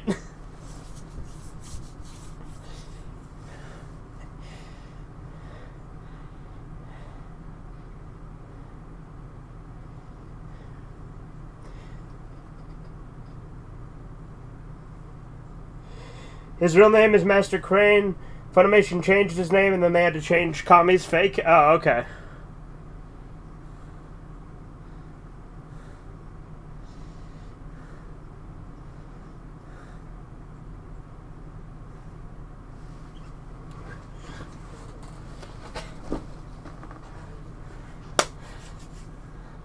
Honestly, the other two movies might be better than I remember, too. It's just been a long time since I've seen them, you know?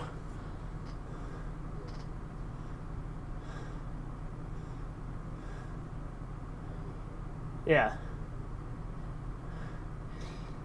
It'd be cool if you could play in this, like, version of the tournament arena in the games.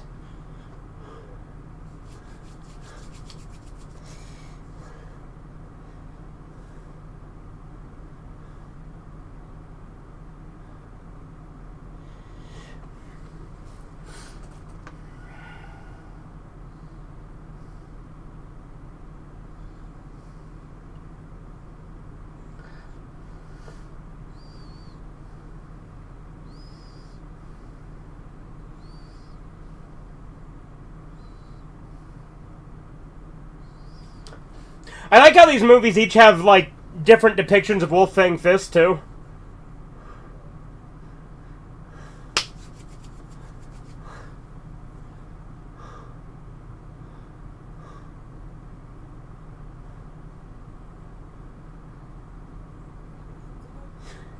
Like, it literally sounds like a kid talking into, like, a fucking cell phone for audio. Yeah.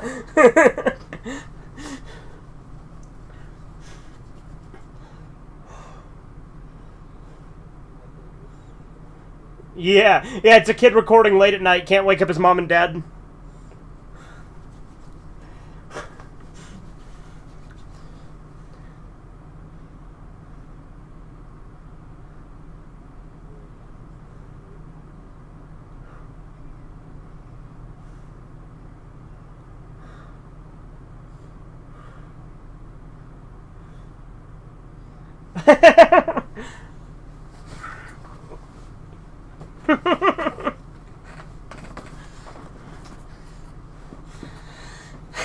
Roshi just fucking sabotaged Yamcha.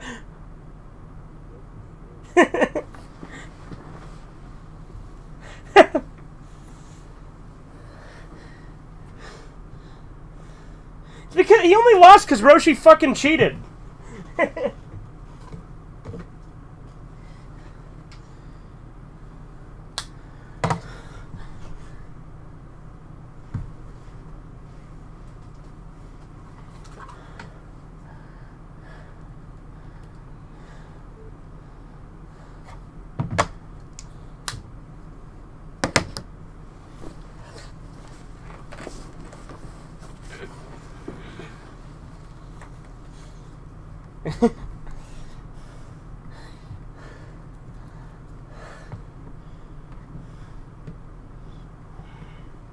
Ready to die!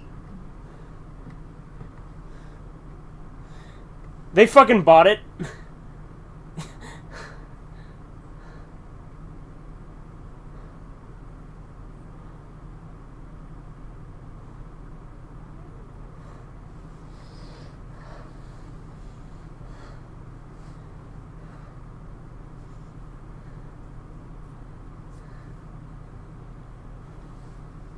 Oh, hey, he lives.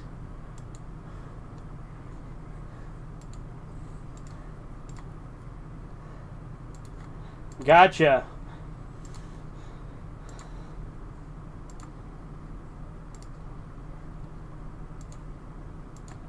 Gotcha.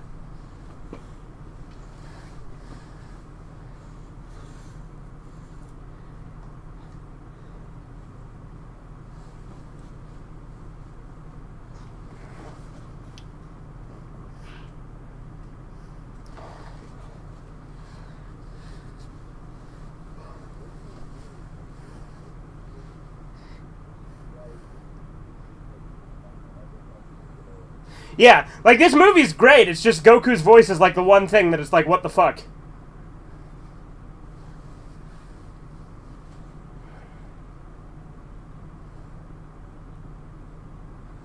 Ah, so he still died to a spear, but a big statue spear this time.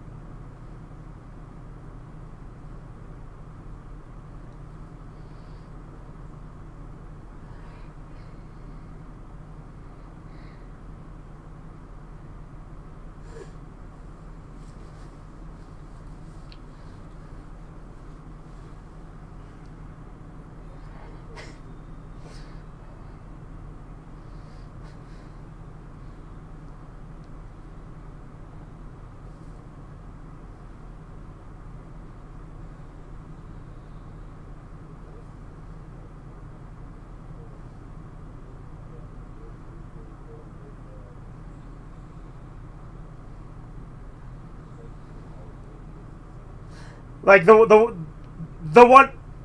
Like, the one in the show? Yeah. No, yeah, Stephanie Nadolny's Goku is great. I think she's, like, one of the best voices for Goku. Like, I think she is the best voice for Goku. I honestly prefer her over adult Goku's voice, although, obviously, adult Goku's voice would makes more sense for the adult version. Yeah.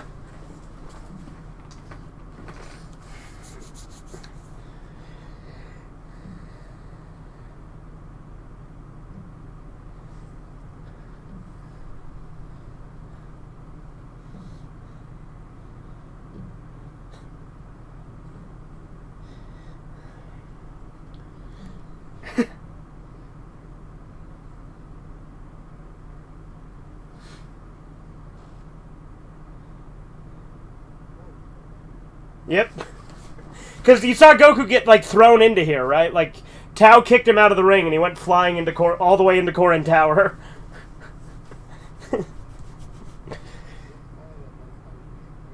Yeah. Because, again, this is how he meets in this timeline, so it's completely different. Sensu Bean! If you don't know what sensu beans are like, they like full heal you, and they like give you enough food for a whole week.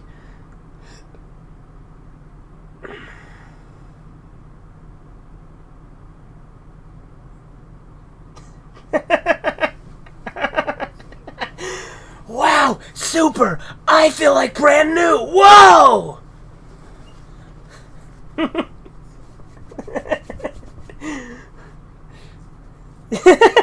Korin's still a dick.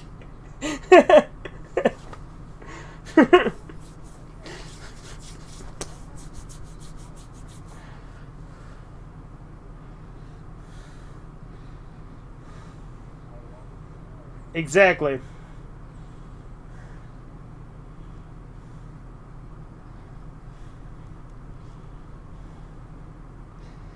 Seriously, there's a lot of shit in this that is just different versions of what we watched already in the show today.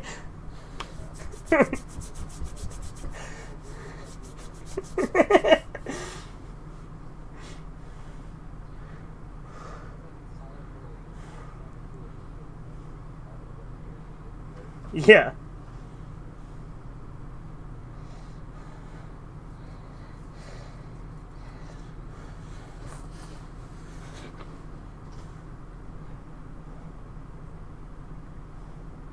Just imagine he just pushes Goku's head in and drowns him.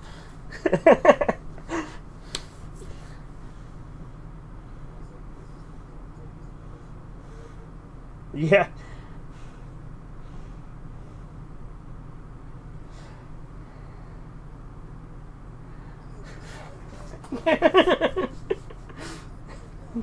I was so mad, you guys, you won't even believe it. I'm so angry. Kamehameha! Yeah, he has a sore throat, yeah.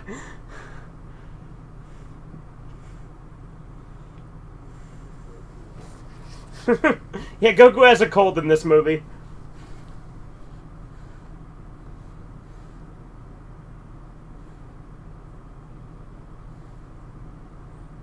He fucking hit his head on the railing. Like, no reaction. He just fucking bonked his head on the railing and didn't even care.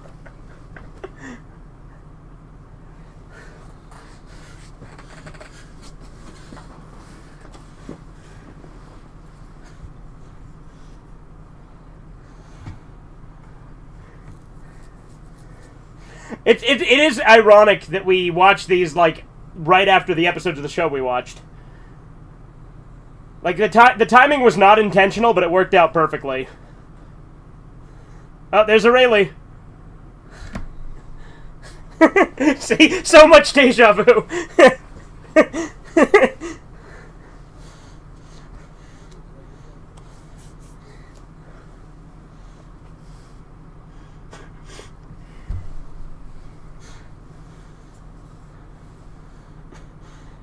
There he goes.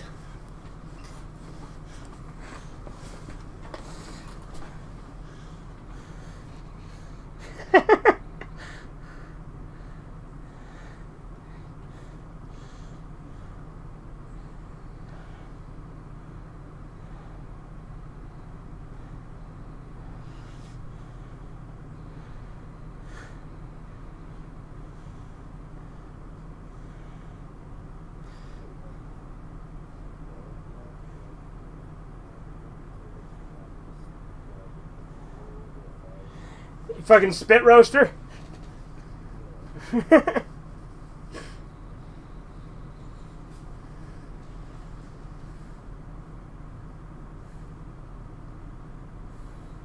Literally grabbed him.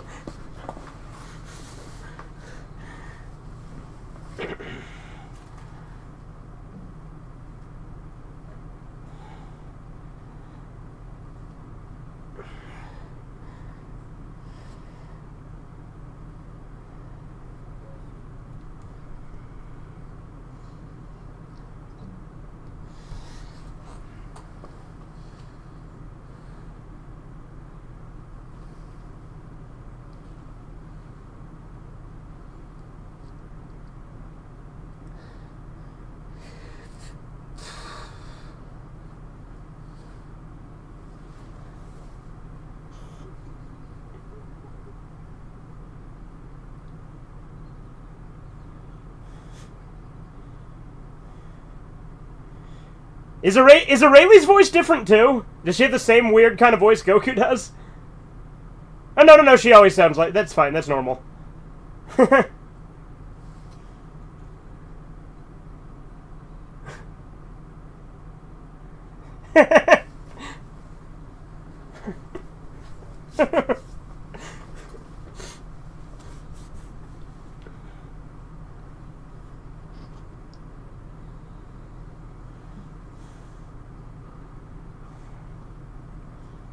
Got some business to take care of.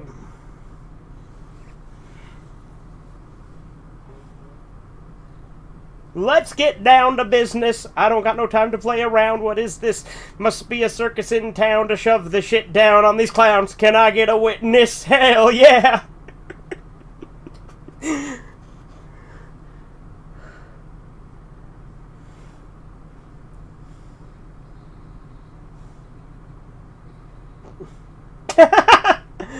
It's like a yo-yo. Hey man, it's a yo-yo ball. Daycare escapees. That literally is not going to faze her at all.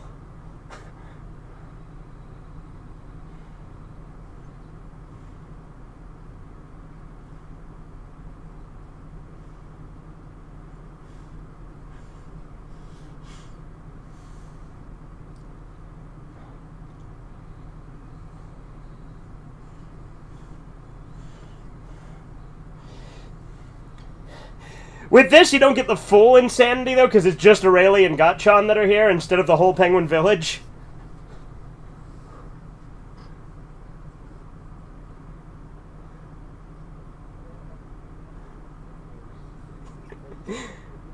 Yeah. Yeah. Yeah. Yeah. Obviously, for me, I have a lot more context since I've watched the first 11 episodes and the first 5 movies of Dr. Slump. But I didn't have context the first time I saw it, because I saw Dragon Ball before I saw Dr. Slump, obviously.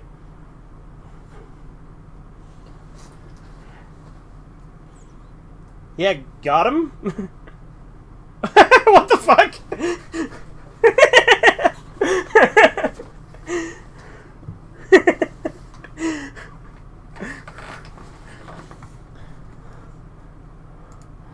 I'm pretty sure Aurelie has a similar thing to Goku, where, you know, Goku does the little pat to see if it's a boy or girl. I'm pretty sure Aurelie pokes people to find out if they're boy or girl.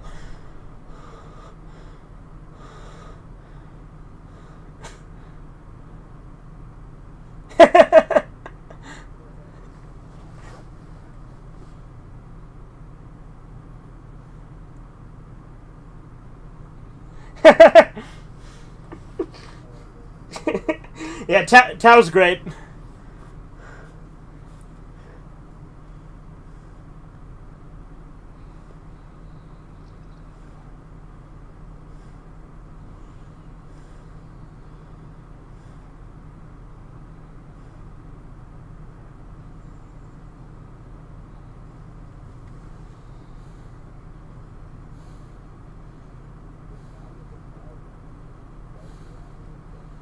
Oh yeah, the sound the Nimbus makes?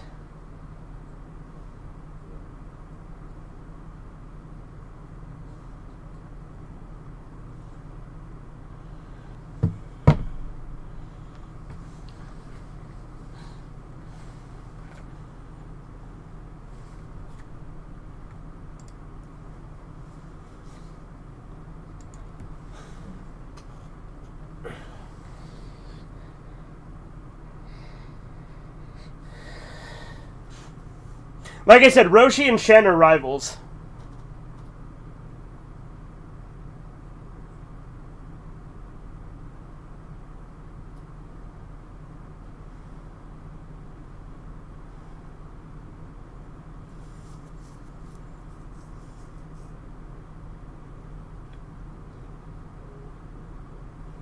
Yeah.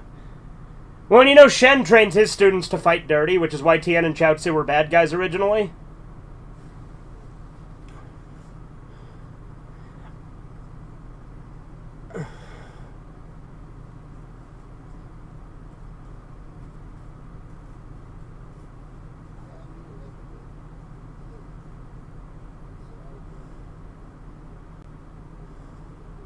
Yeah.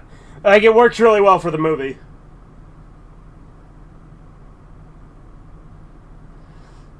Because, like, it is interesting to have Tien betray Chaozu only to finally come back and be loyal to him again.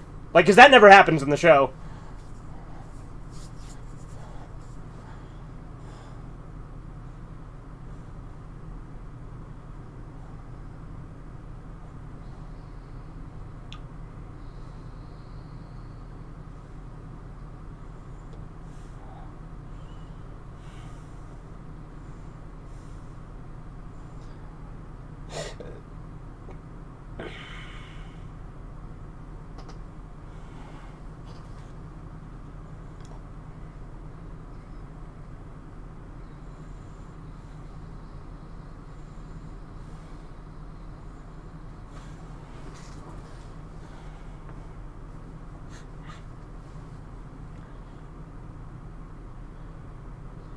He did a reverse dragon fist because he went through the back and out the front.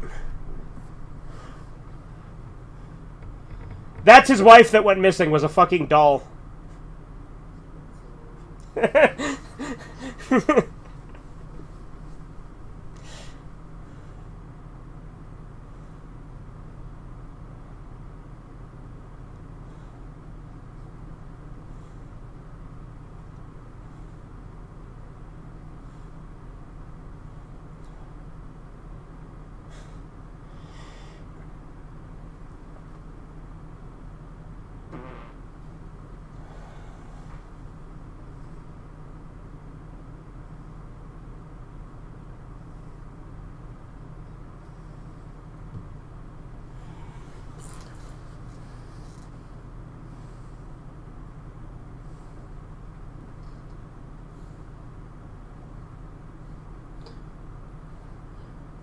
Deep and narrow chasm.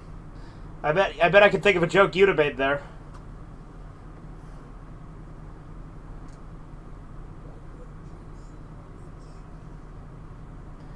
I mean, that works too. Fucking Jew tunnels? I wasn't thinking that.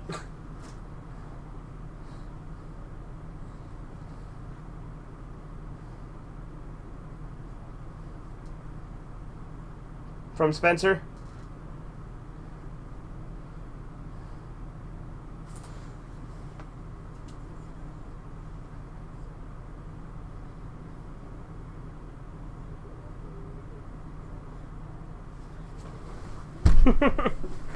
Like, seriously, yeah, like, you see the fucking tunnels and you're just like, nah, nothing to see here, folks, move along.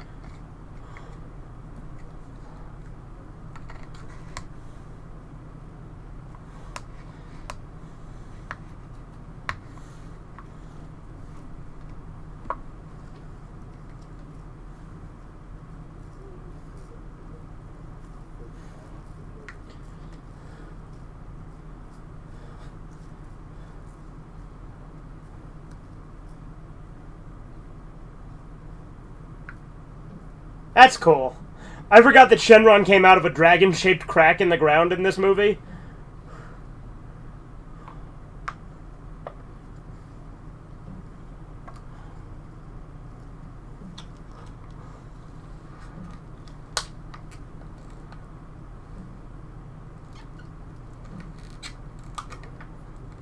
Yeah, well, like I said, these are my two favorite of the original Dragon Ball movies.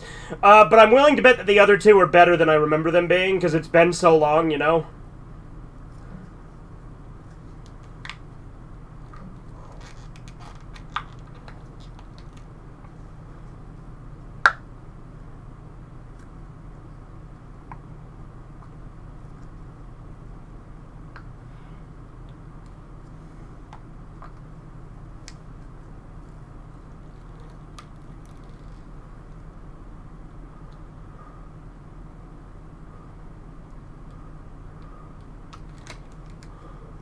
Dragon Ball, I got it.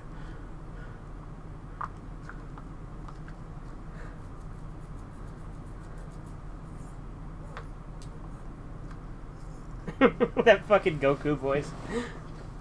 And that was Mystical Adventure.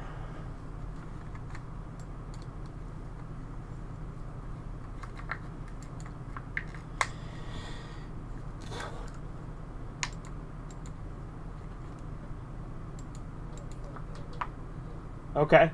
Do we want to just try one of the other movies, or what do we want to do?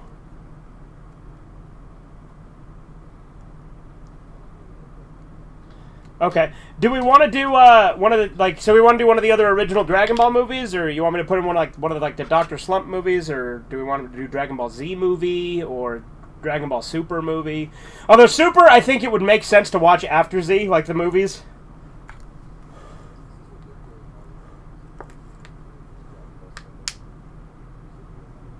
Yeah, stick with original Dragon Ball. Good plan.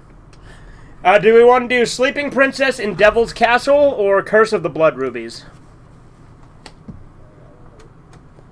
I don't remember.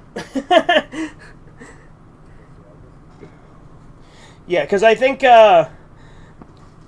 Sleeping Princess in Devil's Castle, I remember very little about. I know there's like a vampire in it. And like Curse of the Blood Rubies, like I don't remember a lot about either of them, to be honest. I mixed the two of them together a lot in my head, and that's why I said maybe I'm not being fair, and they're actually a lot better than I remember. You know. It's funny because so you said Sleeping Princess and Devil's Castle, right? Right. You know the funny thing is, we're watching the Dragon Ball movies in reverse order. we started with movie 4, then we just watched movie 3, and now we're watching movie 2.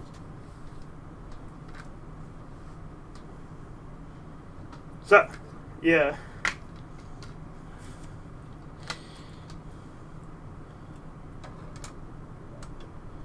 Not that it matters, because none of them are connected, you know? Like, they're all their own continuities.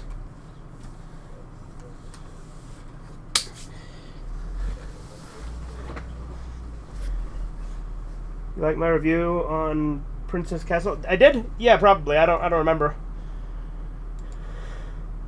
Alright, I hit play. We're paused at 0 seconds. Let me pull it up again, yeah?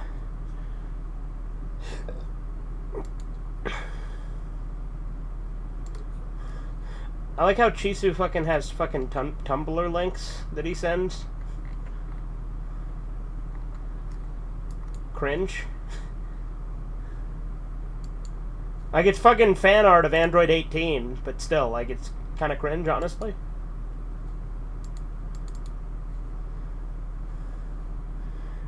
Anyway, again, we are now watching Sleeping Princess in Devil's Castle, starting, again, paused at 0, hitting play in 3, 2, 1, now.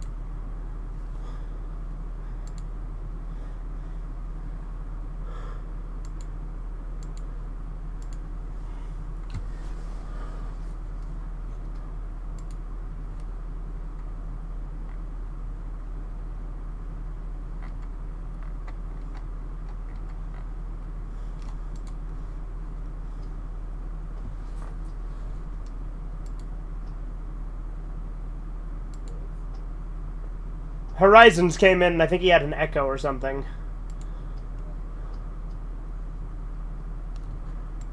Yes, we sure are. We're not on Z. That was a noise.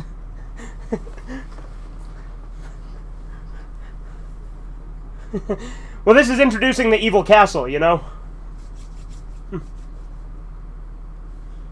The Sleeping Princess of Devil's Castle. I like how I said the Sleeping Princess normal and then changed to the Japanese voice. Oh, this is the Japanese version of the theme song. I can tell because of the lower audio quality.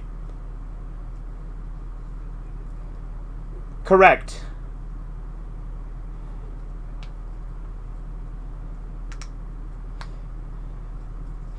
Like, because the Japanese versions of the theme songs always have lower audio quality than the English ones in these DVDs. Mm-hmm. It'll switch when it gets to the actual movie, because it's in the movie's dubbed. But the intro itself is the Japanese version, so it's lower audio quality.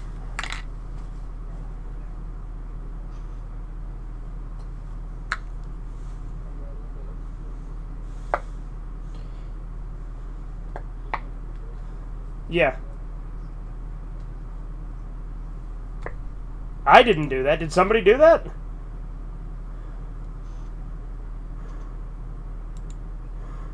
Oh, well, I mean, if you're unable to access it, that suits me just fine, but I didn't do...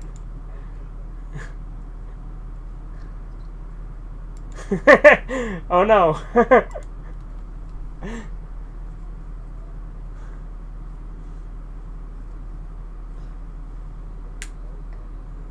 Yeah, see?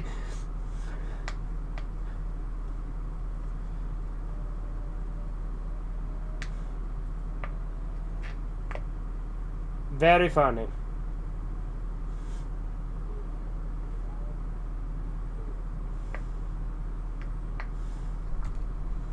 Alright, enough of that now, Horizons. The movie's starting.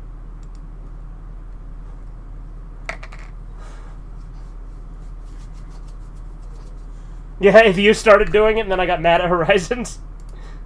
Oh, Horizons left. Because I told him, hey, no more soundboard. He's like, okay, guess I'm not needed here anymore. Oh, Goku has a different voice in this too. This actually might have different voices for a lot of the characters, if I remember right. These older ones might.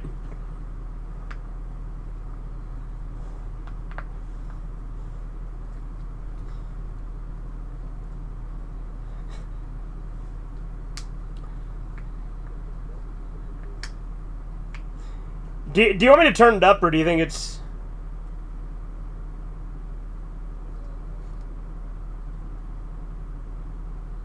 Is it the same kid?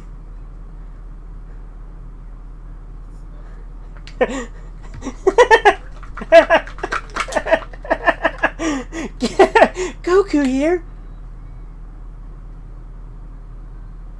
I'm back.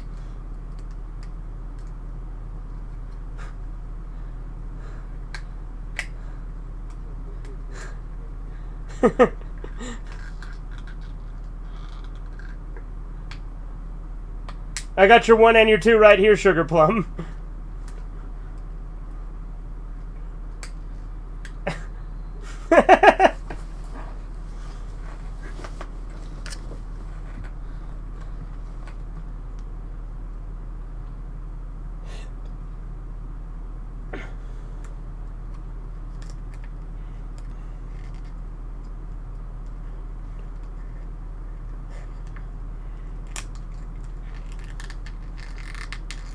Sure is.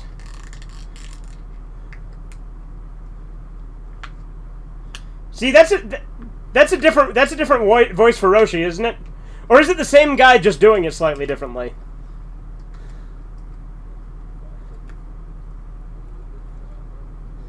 Yeah, no, it's totally him. It's just he's doing it. I feel like he's not doing it quite the same, you know?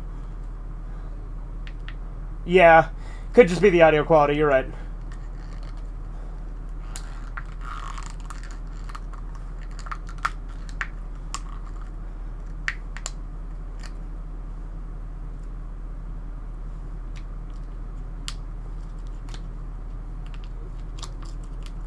It's Krillin time, and then he krilled all over the place.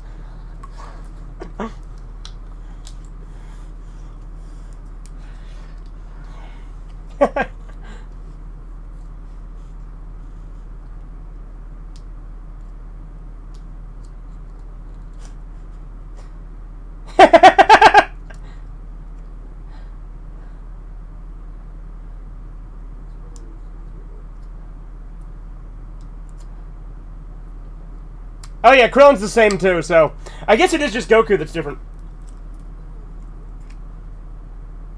Alright, see you later, man.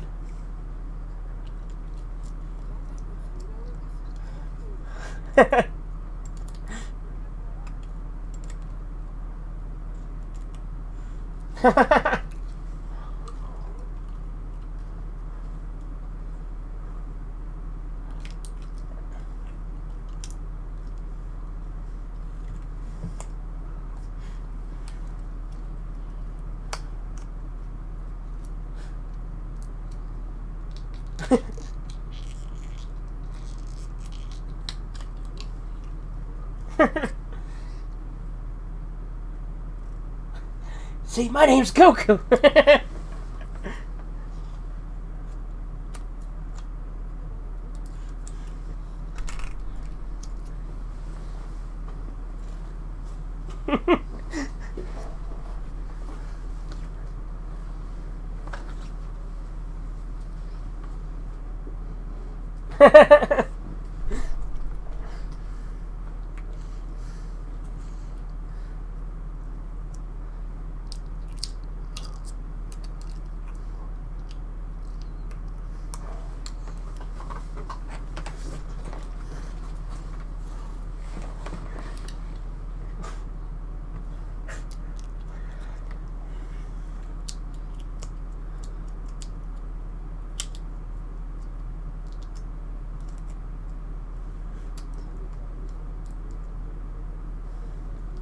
Right.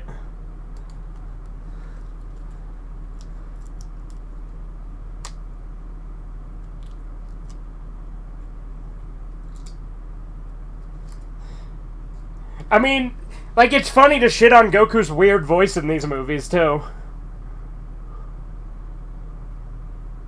Oh, yeah, that's right, the villain's name is Lucifer. Like I said, I'm pretty sure Lucifer's a vampire in this.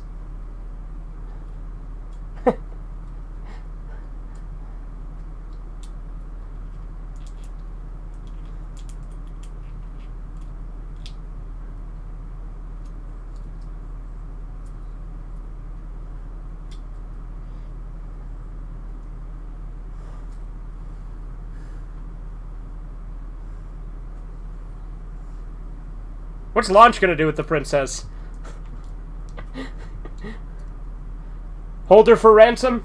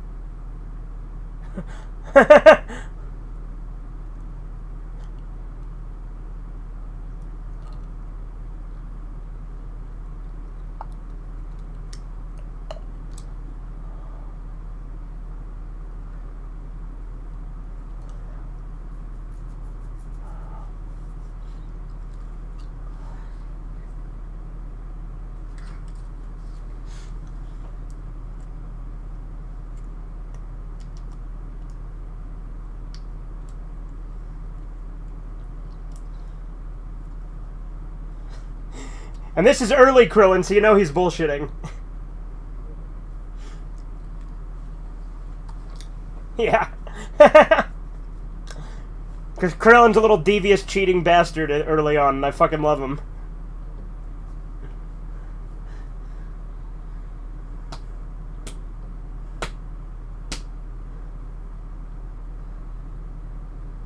That was a hell of a laugh.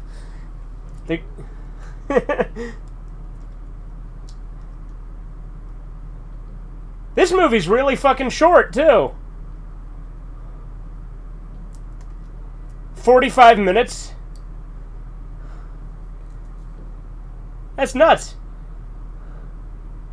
I mean, granted, the Bardock and Trunks movies were also 45 minutes.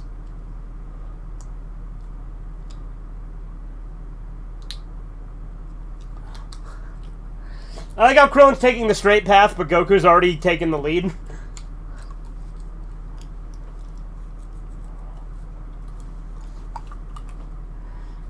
I'm gonna take a shower back in a bit. Okay, Chisu.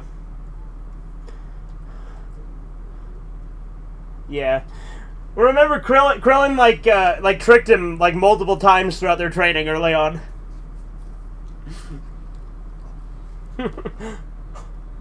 I like how the theme song just stops when it gets hit with the rock and falls. Vaya con Dios. Vaya con Dios.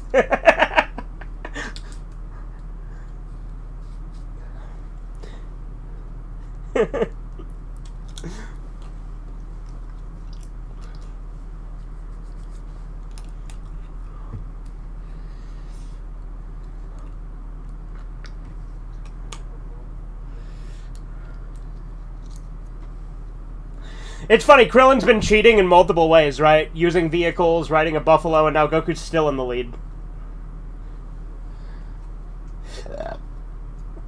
Sun. Is that his sun chair?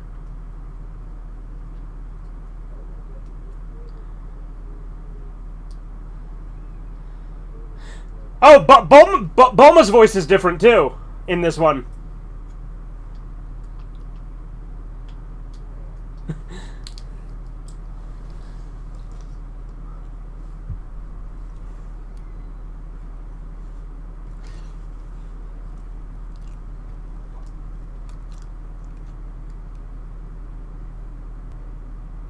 She's voiced by like an older lady. What the hell?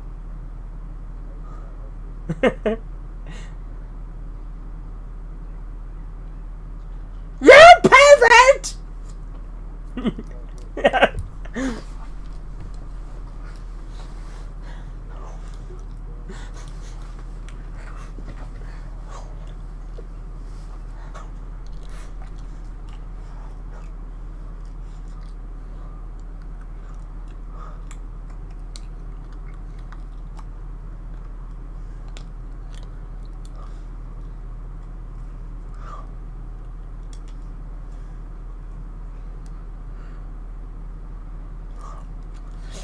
Like Goku and now Bulma too. Like, it's weird. It's funny though, because again, since we're watching them in reverse orders, they got like better, like with the fucking voices in each one, at least so far.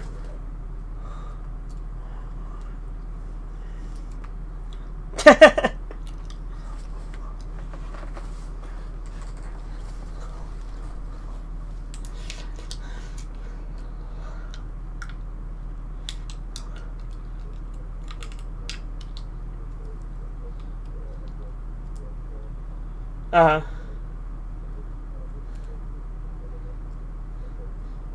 Yeah, do like a Dragon Ball episode of the TV saga.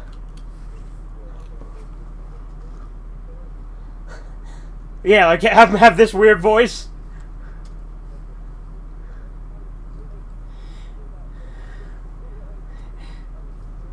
I'm not Tommy. We could make it a parody of that too.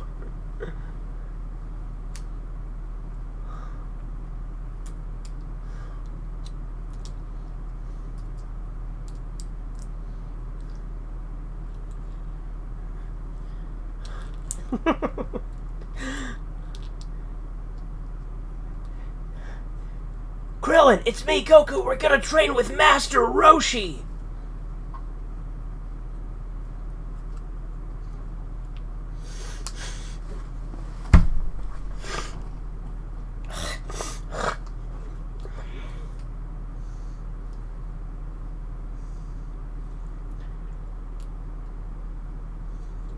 He did say Igor. Like I said, this guy's like this Lucifer guy is like a vampire.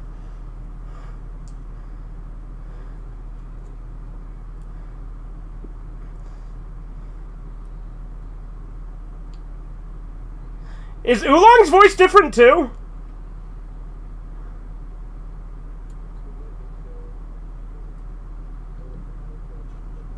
Right?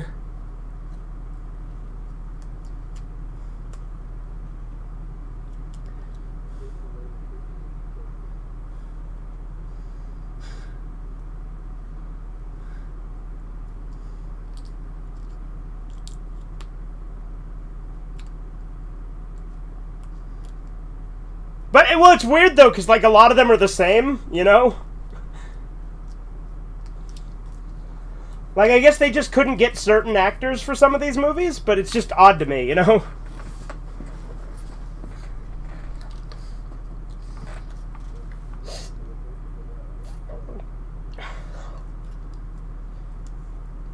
Yeah.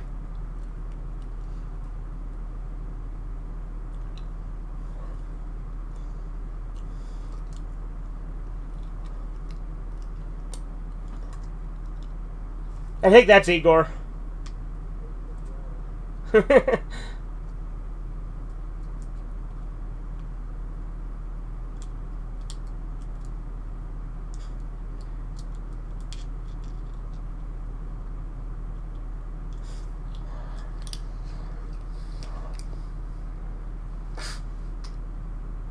I did not.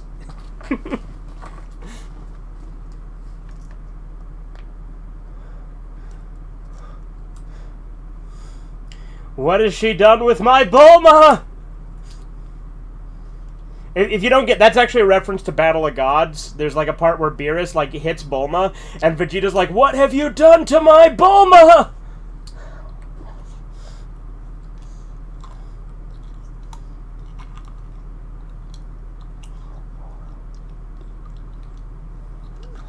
We could have it be like in ours that like Like, these are, like, fucking, like, the originals have been, like, taken and replaced by, like, either synths or, like, weird, like, aliens or something. Yeah.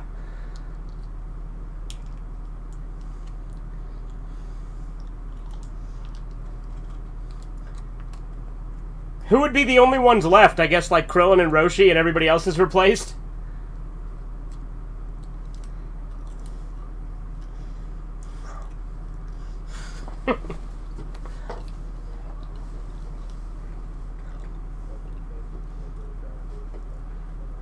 Yeah, like, and we could throw in some Speedy Dub voices too, you know? Damn you, now you die, and poo-poo!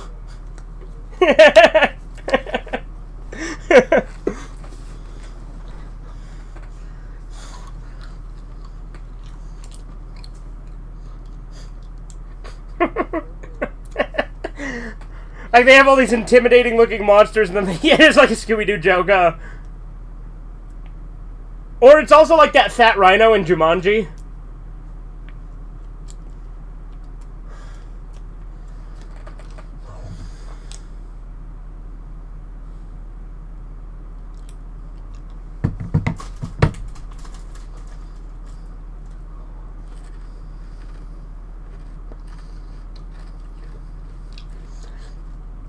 The imposter Piccolo, we gotta have say, let that child alone.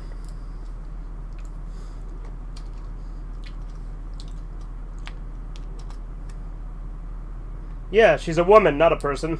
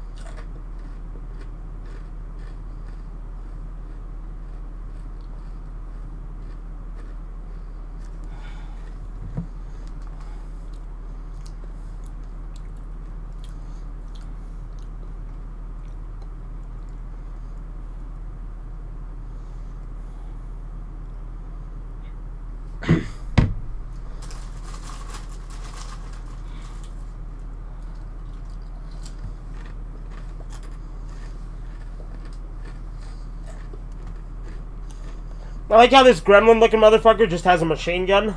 Oh, they all have machine guns.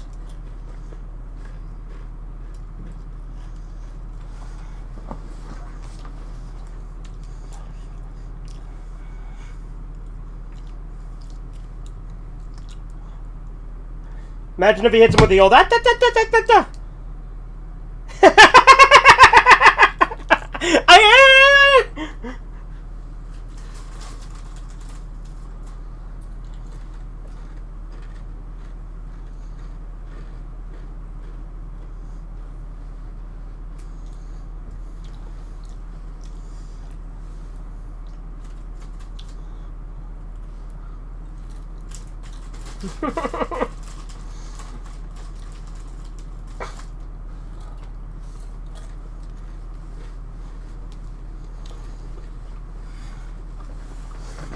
Imagine if that little one turned out to be the most powerful.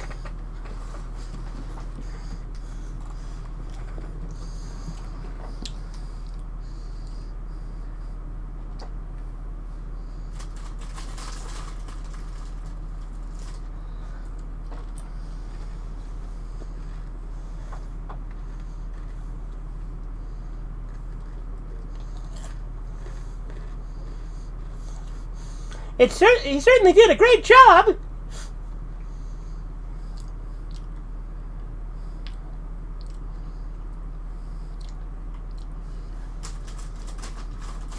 I'm something of a scientist myself.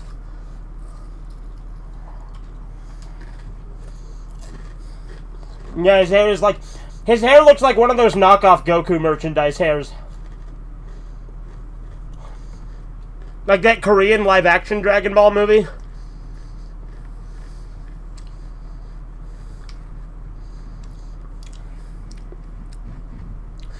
Imagine, like, he's just bringing her in and these demons all just, like, rip her apart and eat her.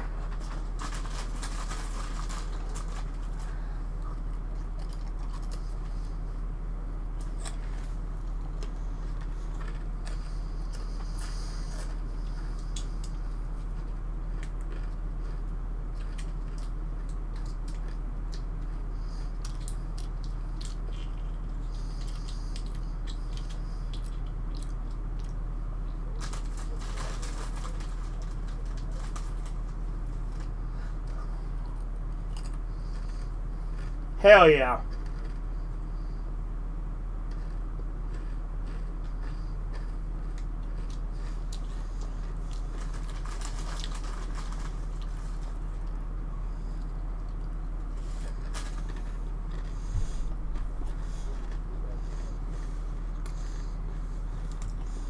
Right, so that this one can't talk?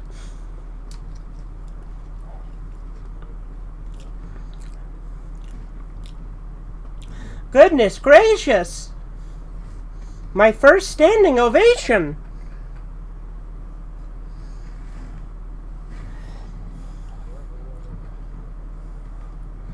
Right? I hate the voice that she has in Kai and Super as well, Monica Rial.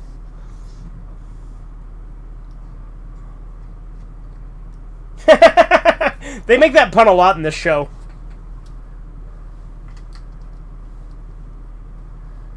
A needle for you! An oil tanker for you!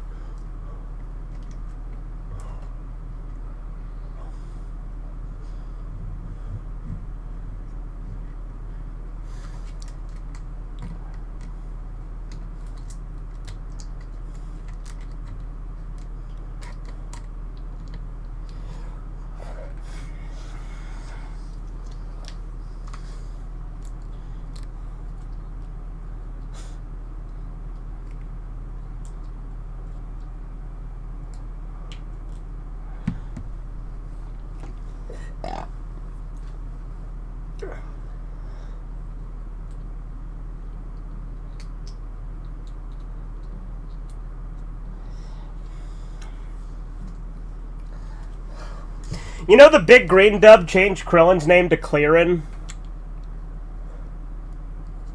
Yeah. Of course, you know in Japanese his name is Kuririn. Yeah. Like Krillin is a dub name. Because like there's a lot of names that they changed like slightly in the dub. And Krillin is one of them, because, again, he's originally called Kuririn. And then Tien was originally Tenshinhan.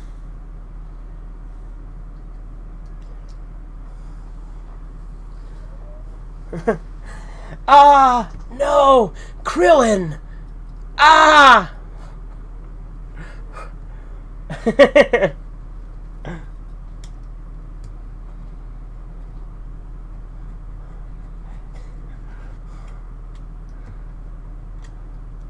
It's a Leopleurodon! He can't.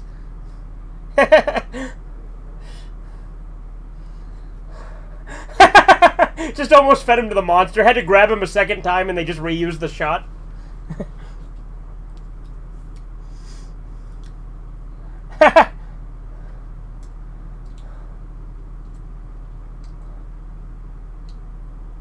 If it hadn't been for you, I would have been in someone else's digestion. If you don't remember, that's from that Titanic movie. That's what the little mouse says, and then the dog shows up and he's like, well, there's something you should know, and I gotta tell you so. Don't sweat it. Forget it. Enjoy the show.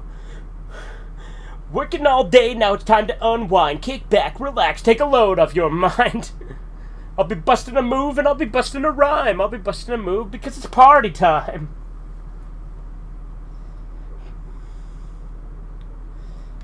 What? It's a... Yeah, well, I know more of it.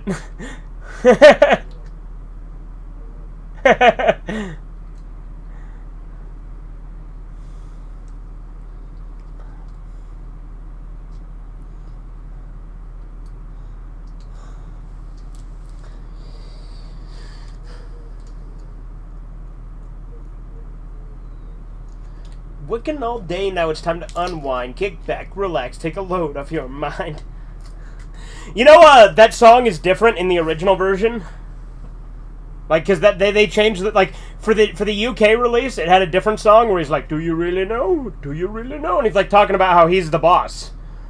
But then for the American release, they just decided to just make it this rap about how it's party time.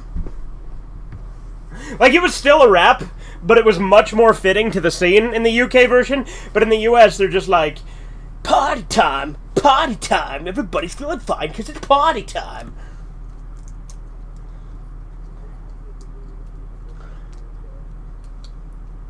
Yeah, Poochie. Hey, yo, wiggity wiggity, Poochie's in the house.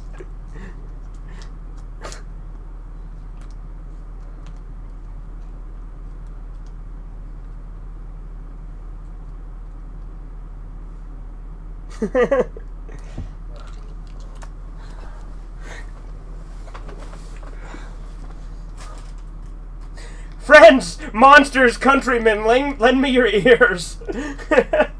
Fucking Shakespeare line, but changed.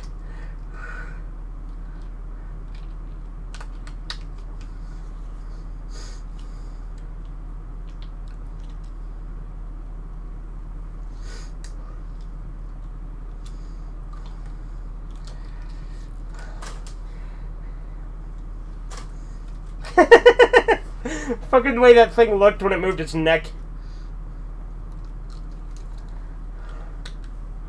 Party time. Party time. Alright, nigga, it's time.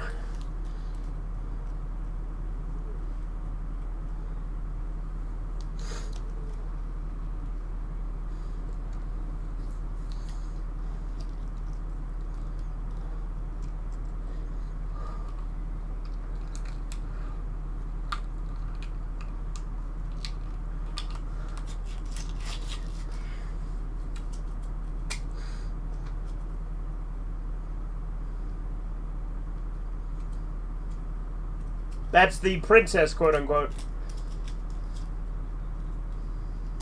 That's why Launch wanted it, I remember now. That makes a lot more sense. Considering Bad Launch's entire persona is that she's like a notorious thief. Monster Mash Graveyard Smash.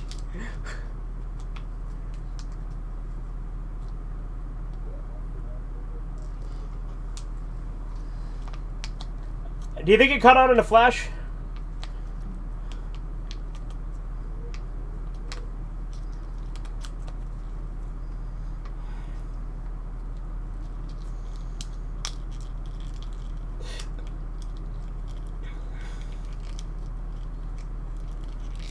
He's like, no, fuck this, I can't stand that voice.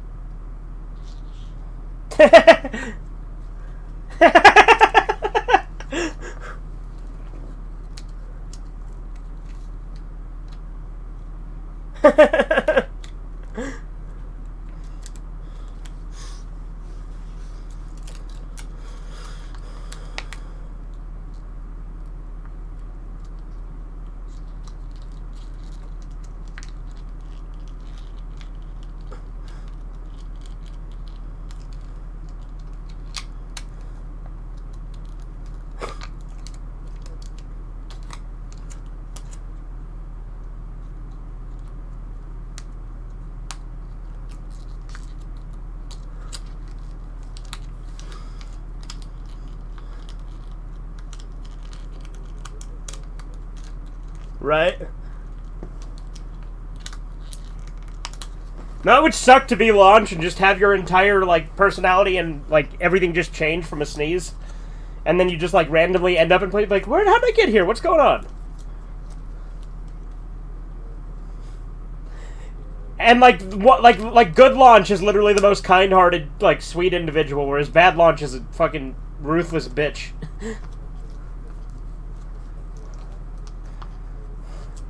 Yeah.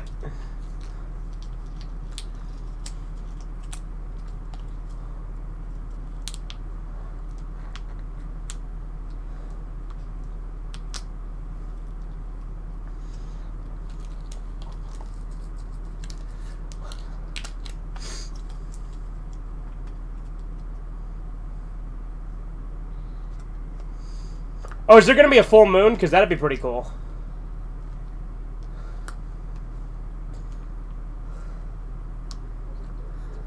It does a Gnosticism, yeah.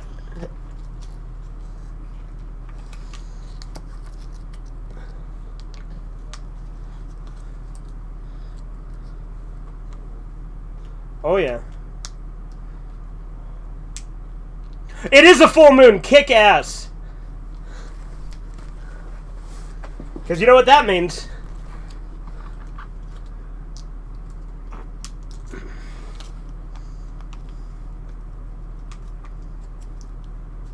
Darkness imprisoning me. All that I see. Absolute horror. I cannot live. I cannot die.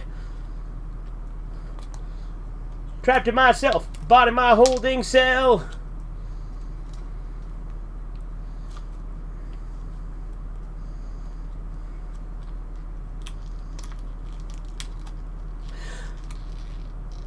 I swear to God, though, if they have it be a full moon and Goku doesn't get affected by it, it's a fucking tease, right? I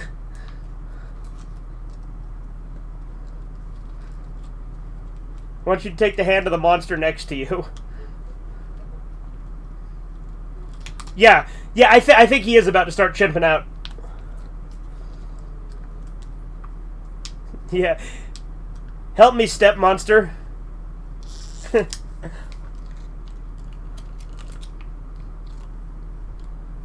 Yep.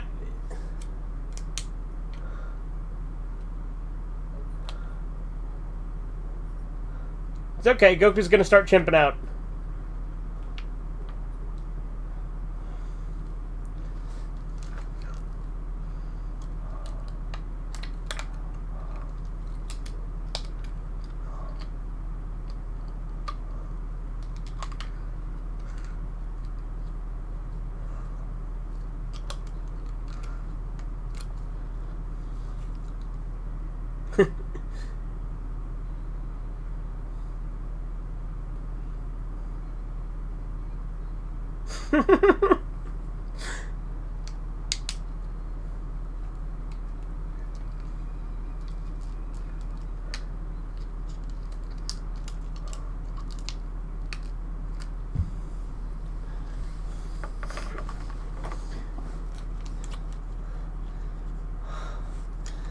Yeah, I forgot this one had Goku go ape, so that's actually pretty cool.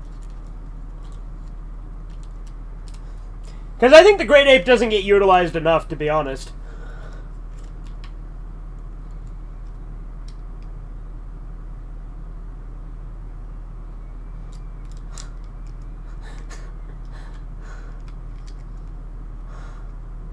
He's gonna eat Launch. You know, the funny thing is Launch's Japanese name is Lunch.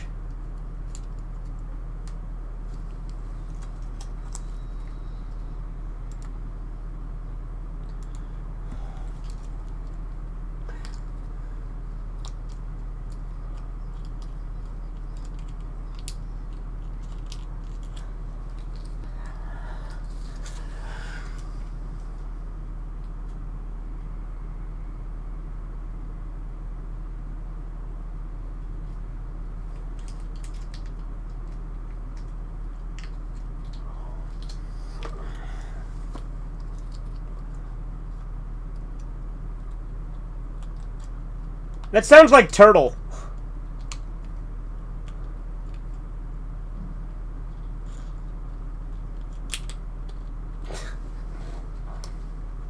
What is the master plan? The plan Master came up with.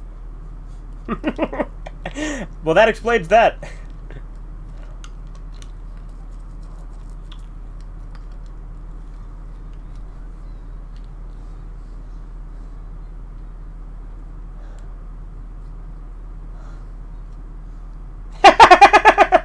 Just immediately gets over it.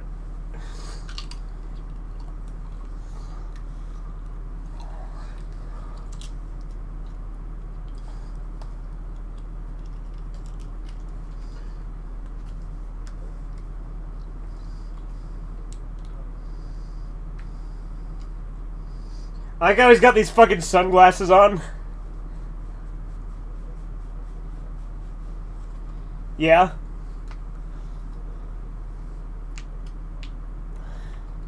Like some shit that the fucking would be in Alien, yeah.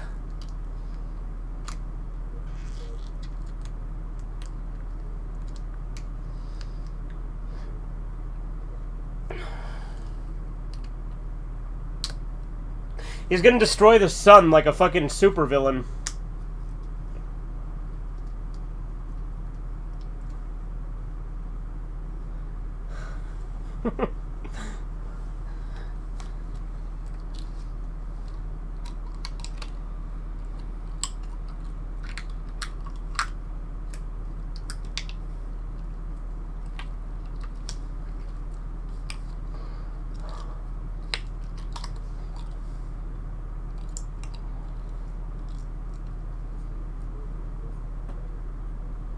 Yeah.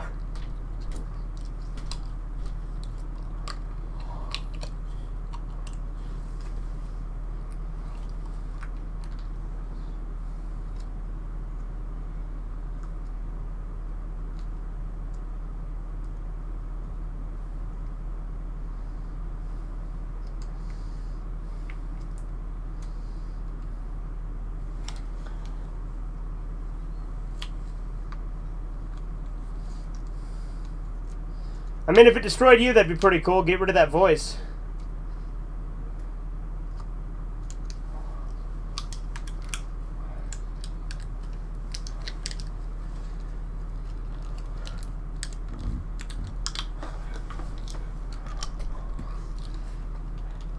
So, if Goku hasn't officially trained with Roshi yet, how the fuck does he know the Kamehameha?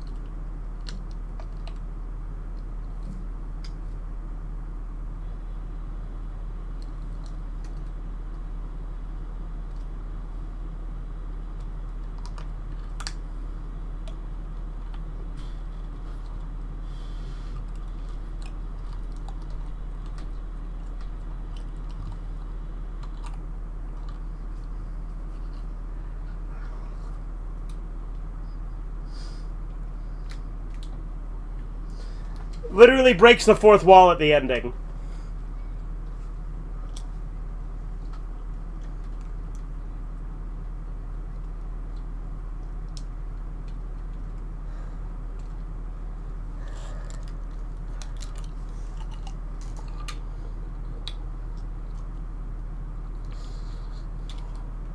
I thought he was gonna hit him for a second.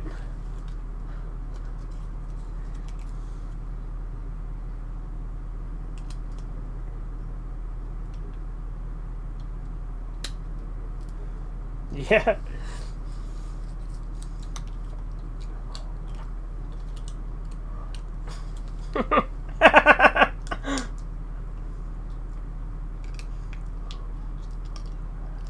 All right, yeah, we did it.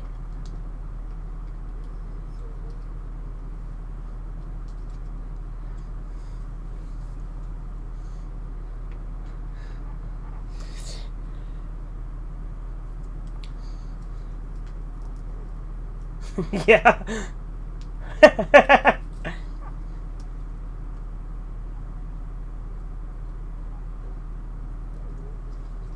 Yeah.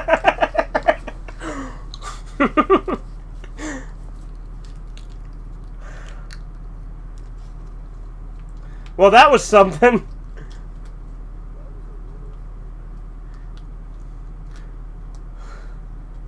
I still stand by movies 3 and 4 are better than this one.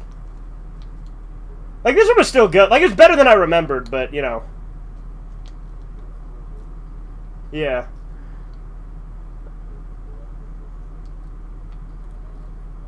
Yeah.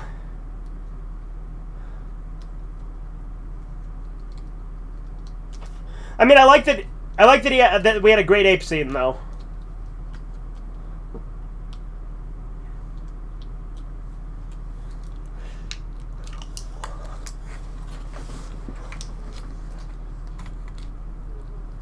Alrighty, we did plenty today, to be fair.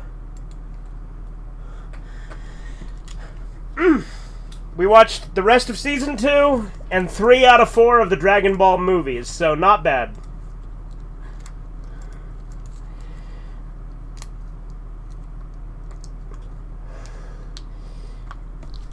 To be honest, I think the thing is like, I think this one was dubbed a lot longer ago, and they just kind of threw the old one on it and half-assed it, and that's why the audio quality is so weird with this one compared to the others.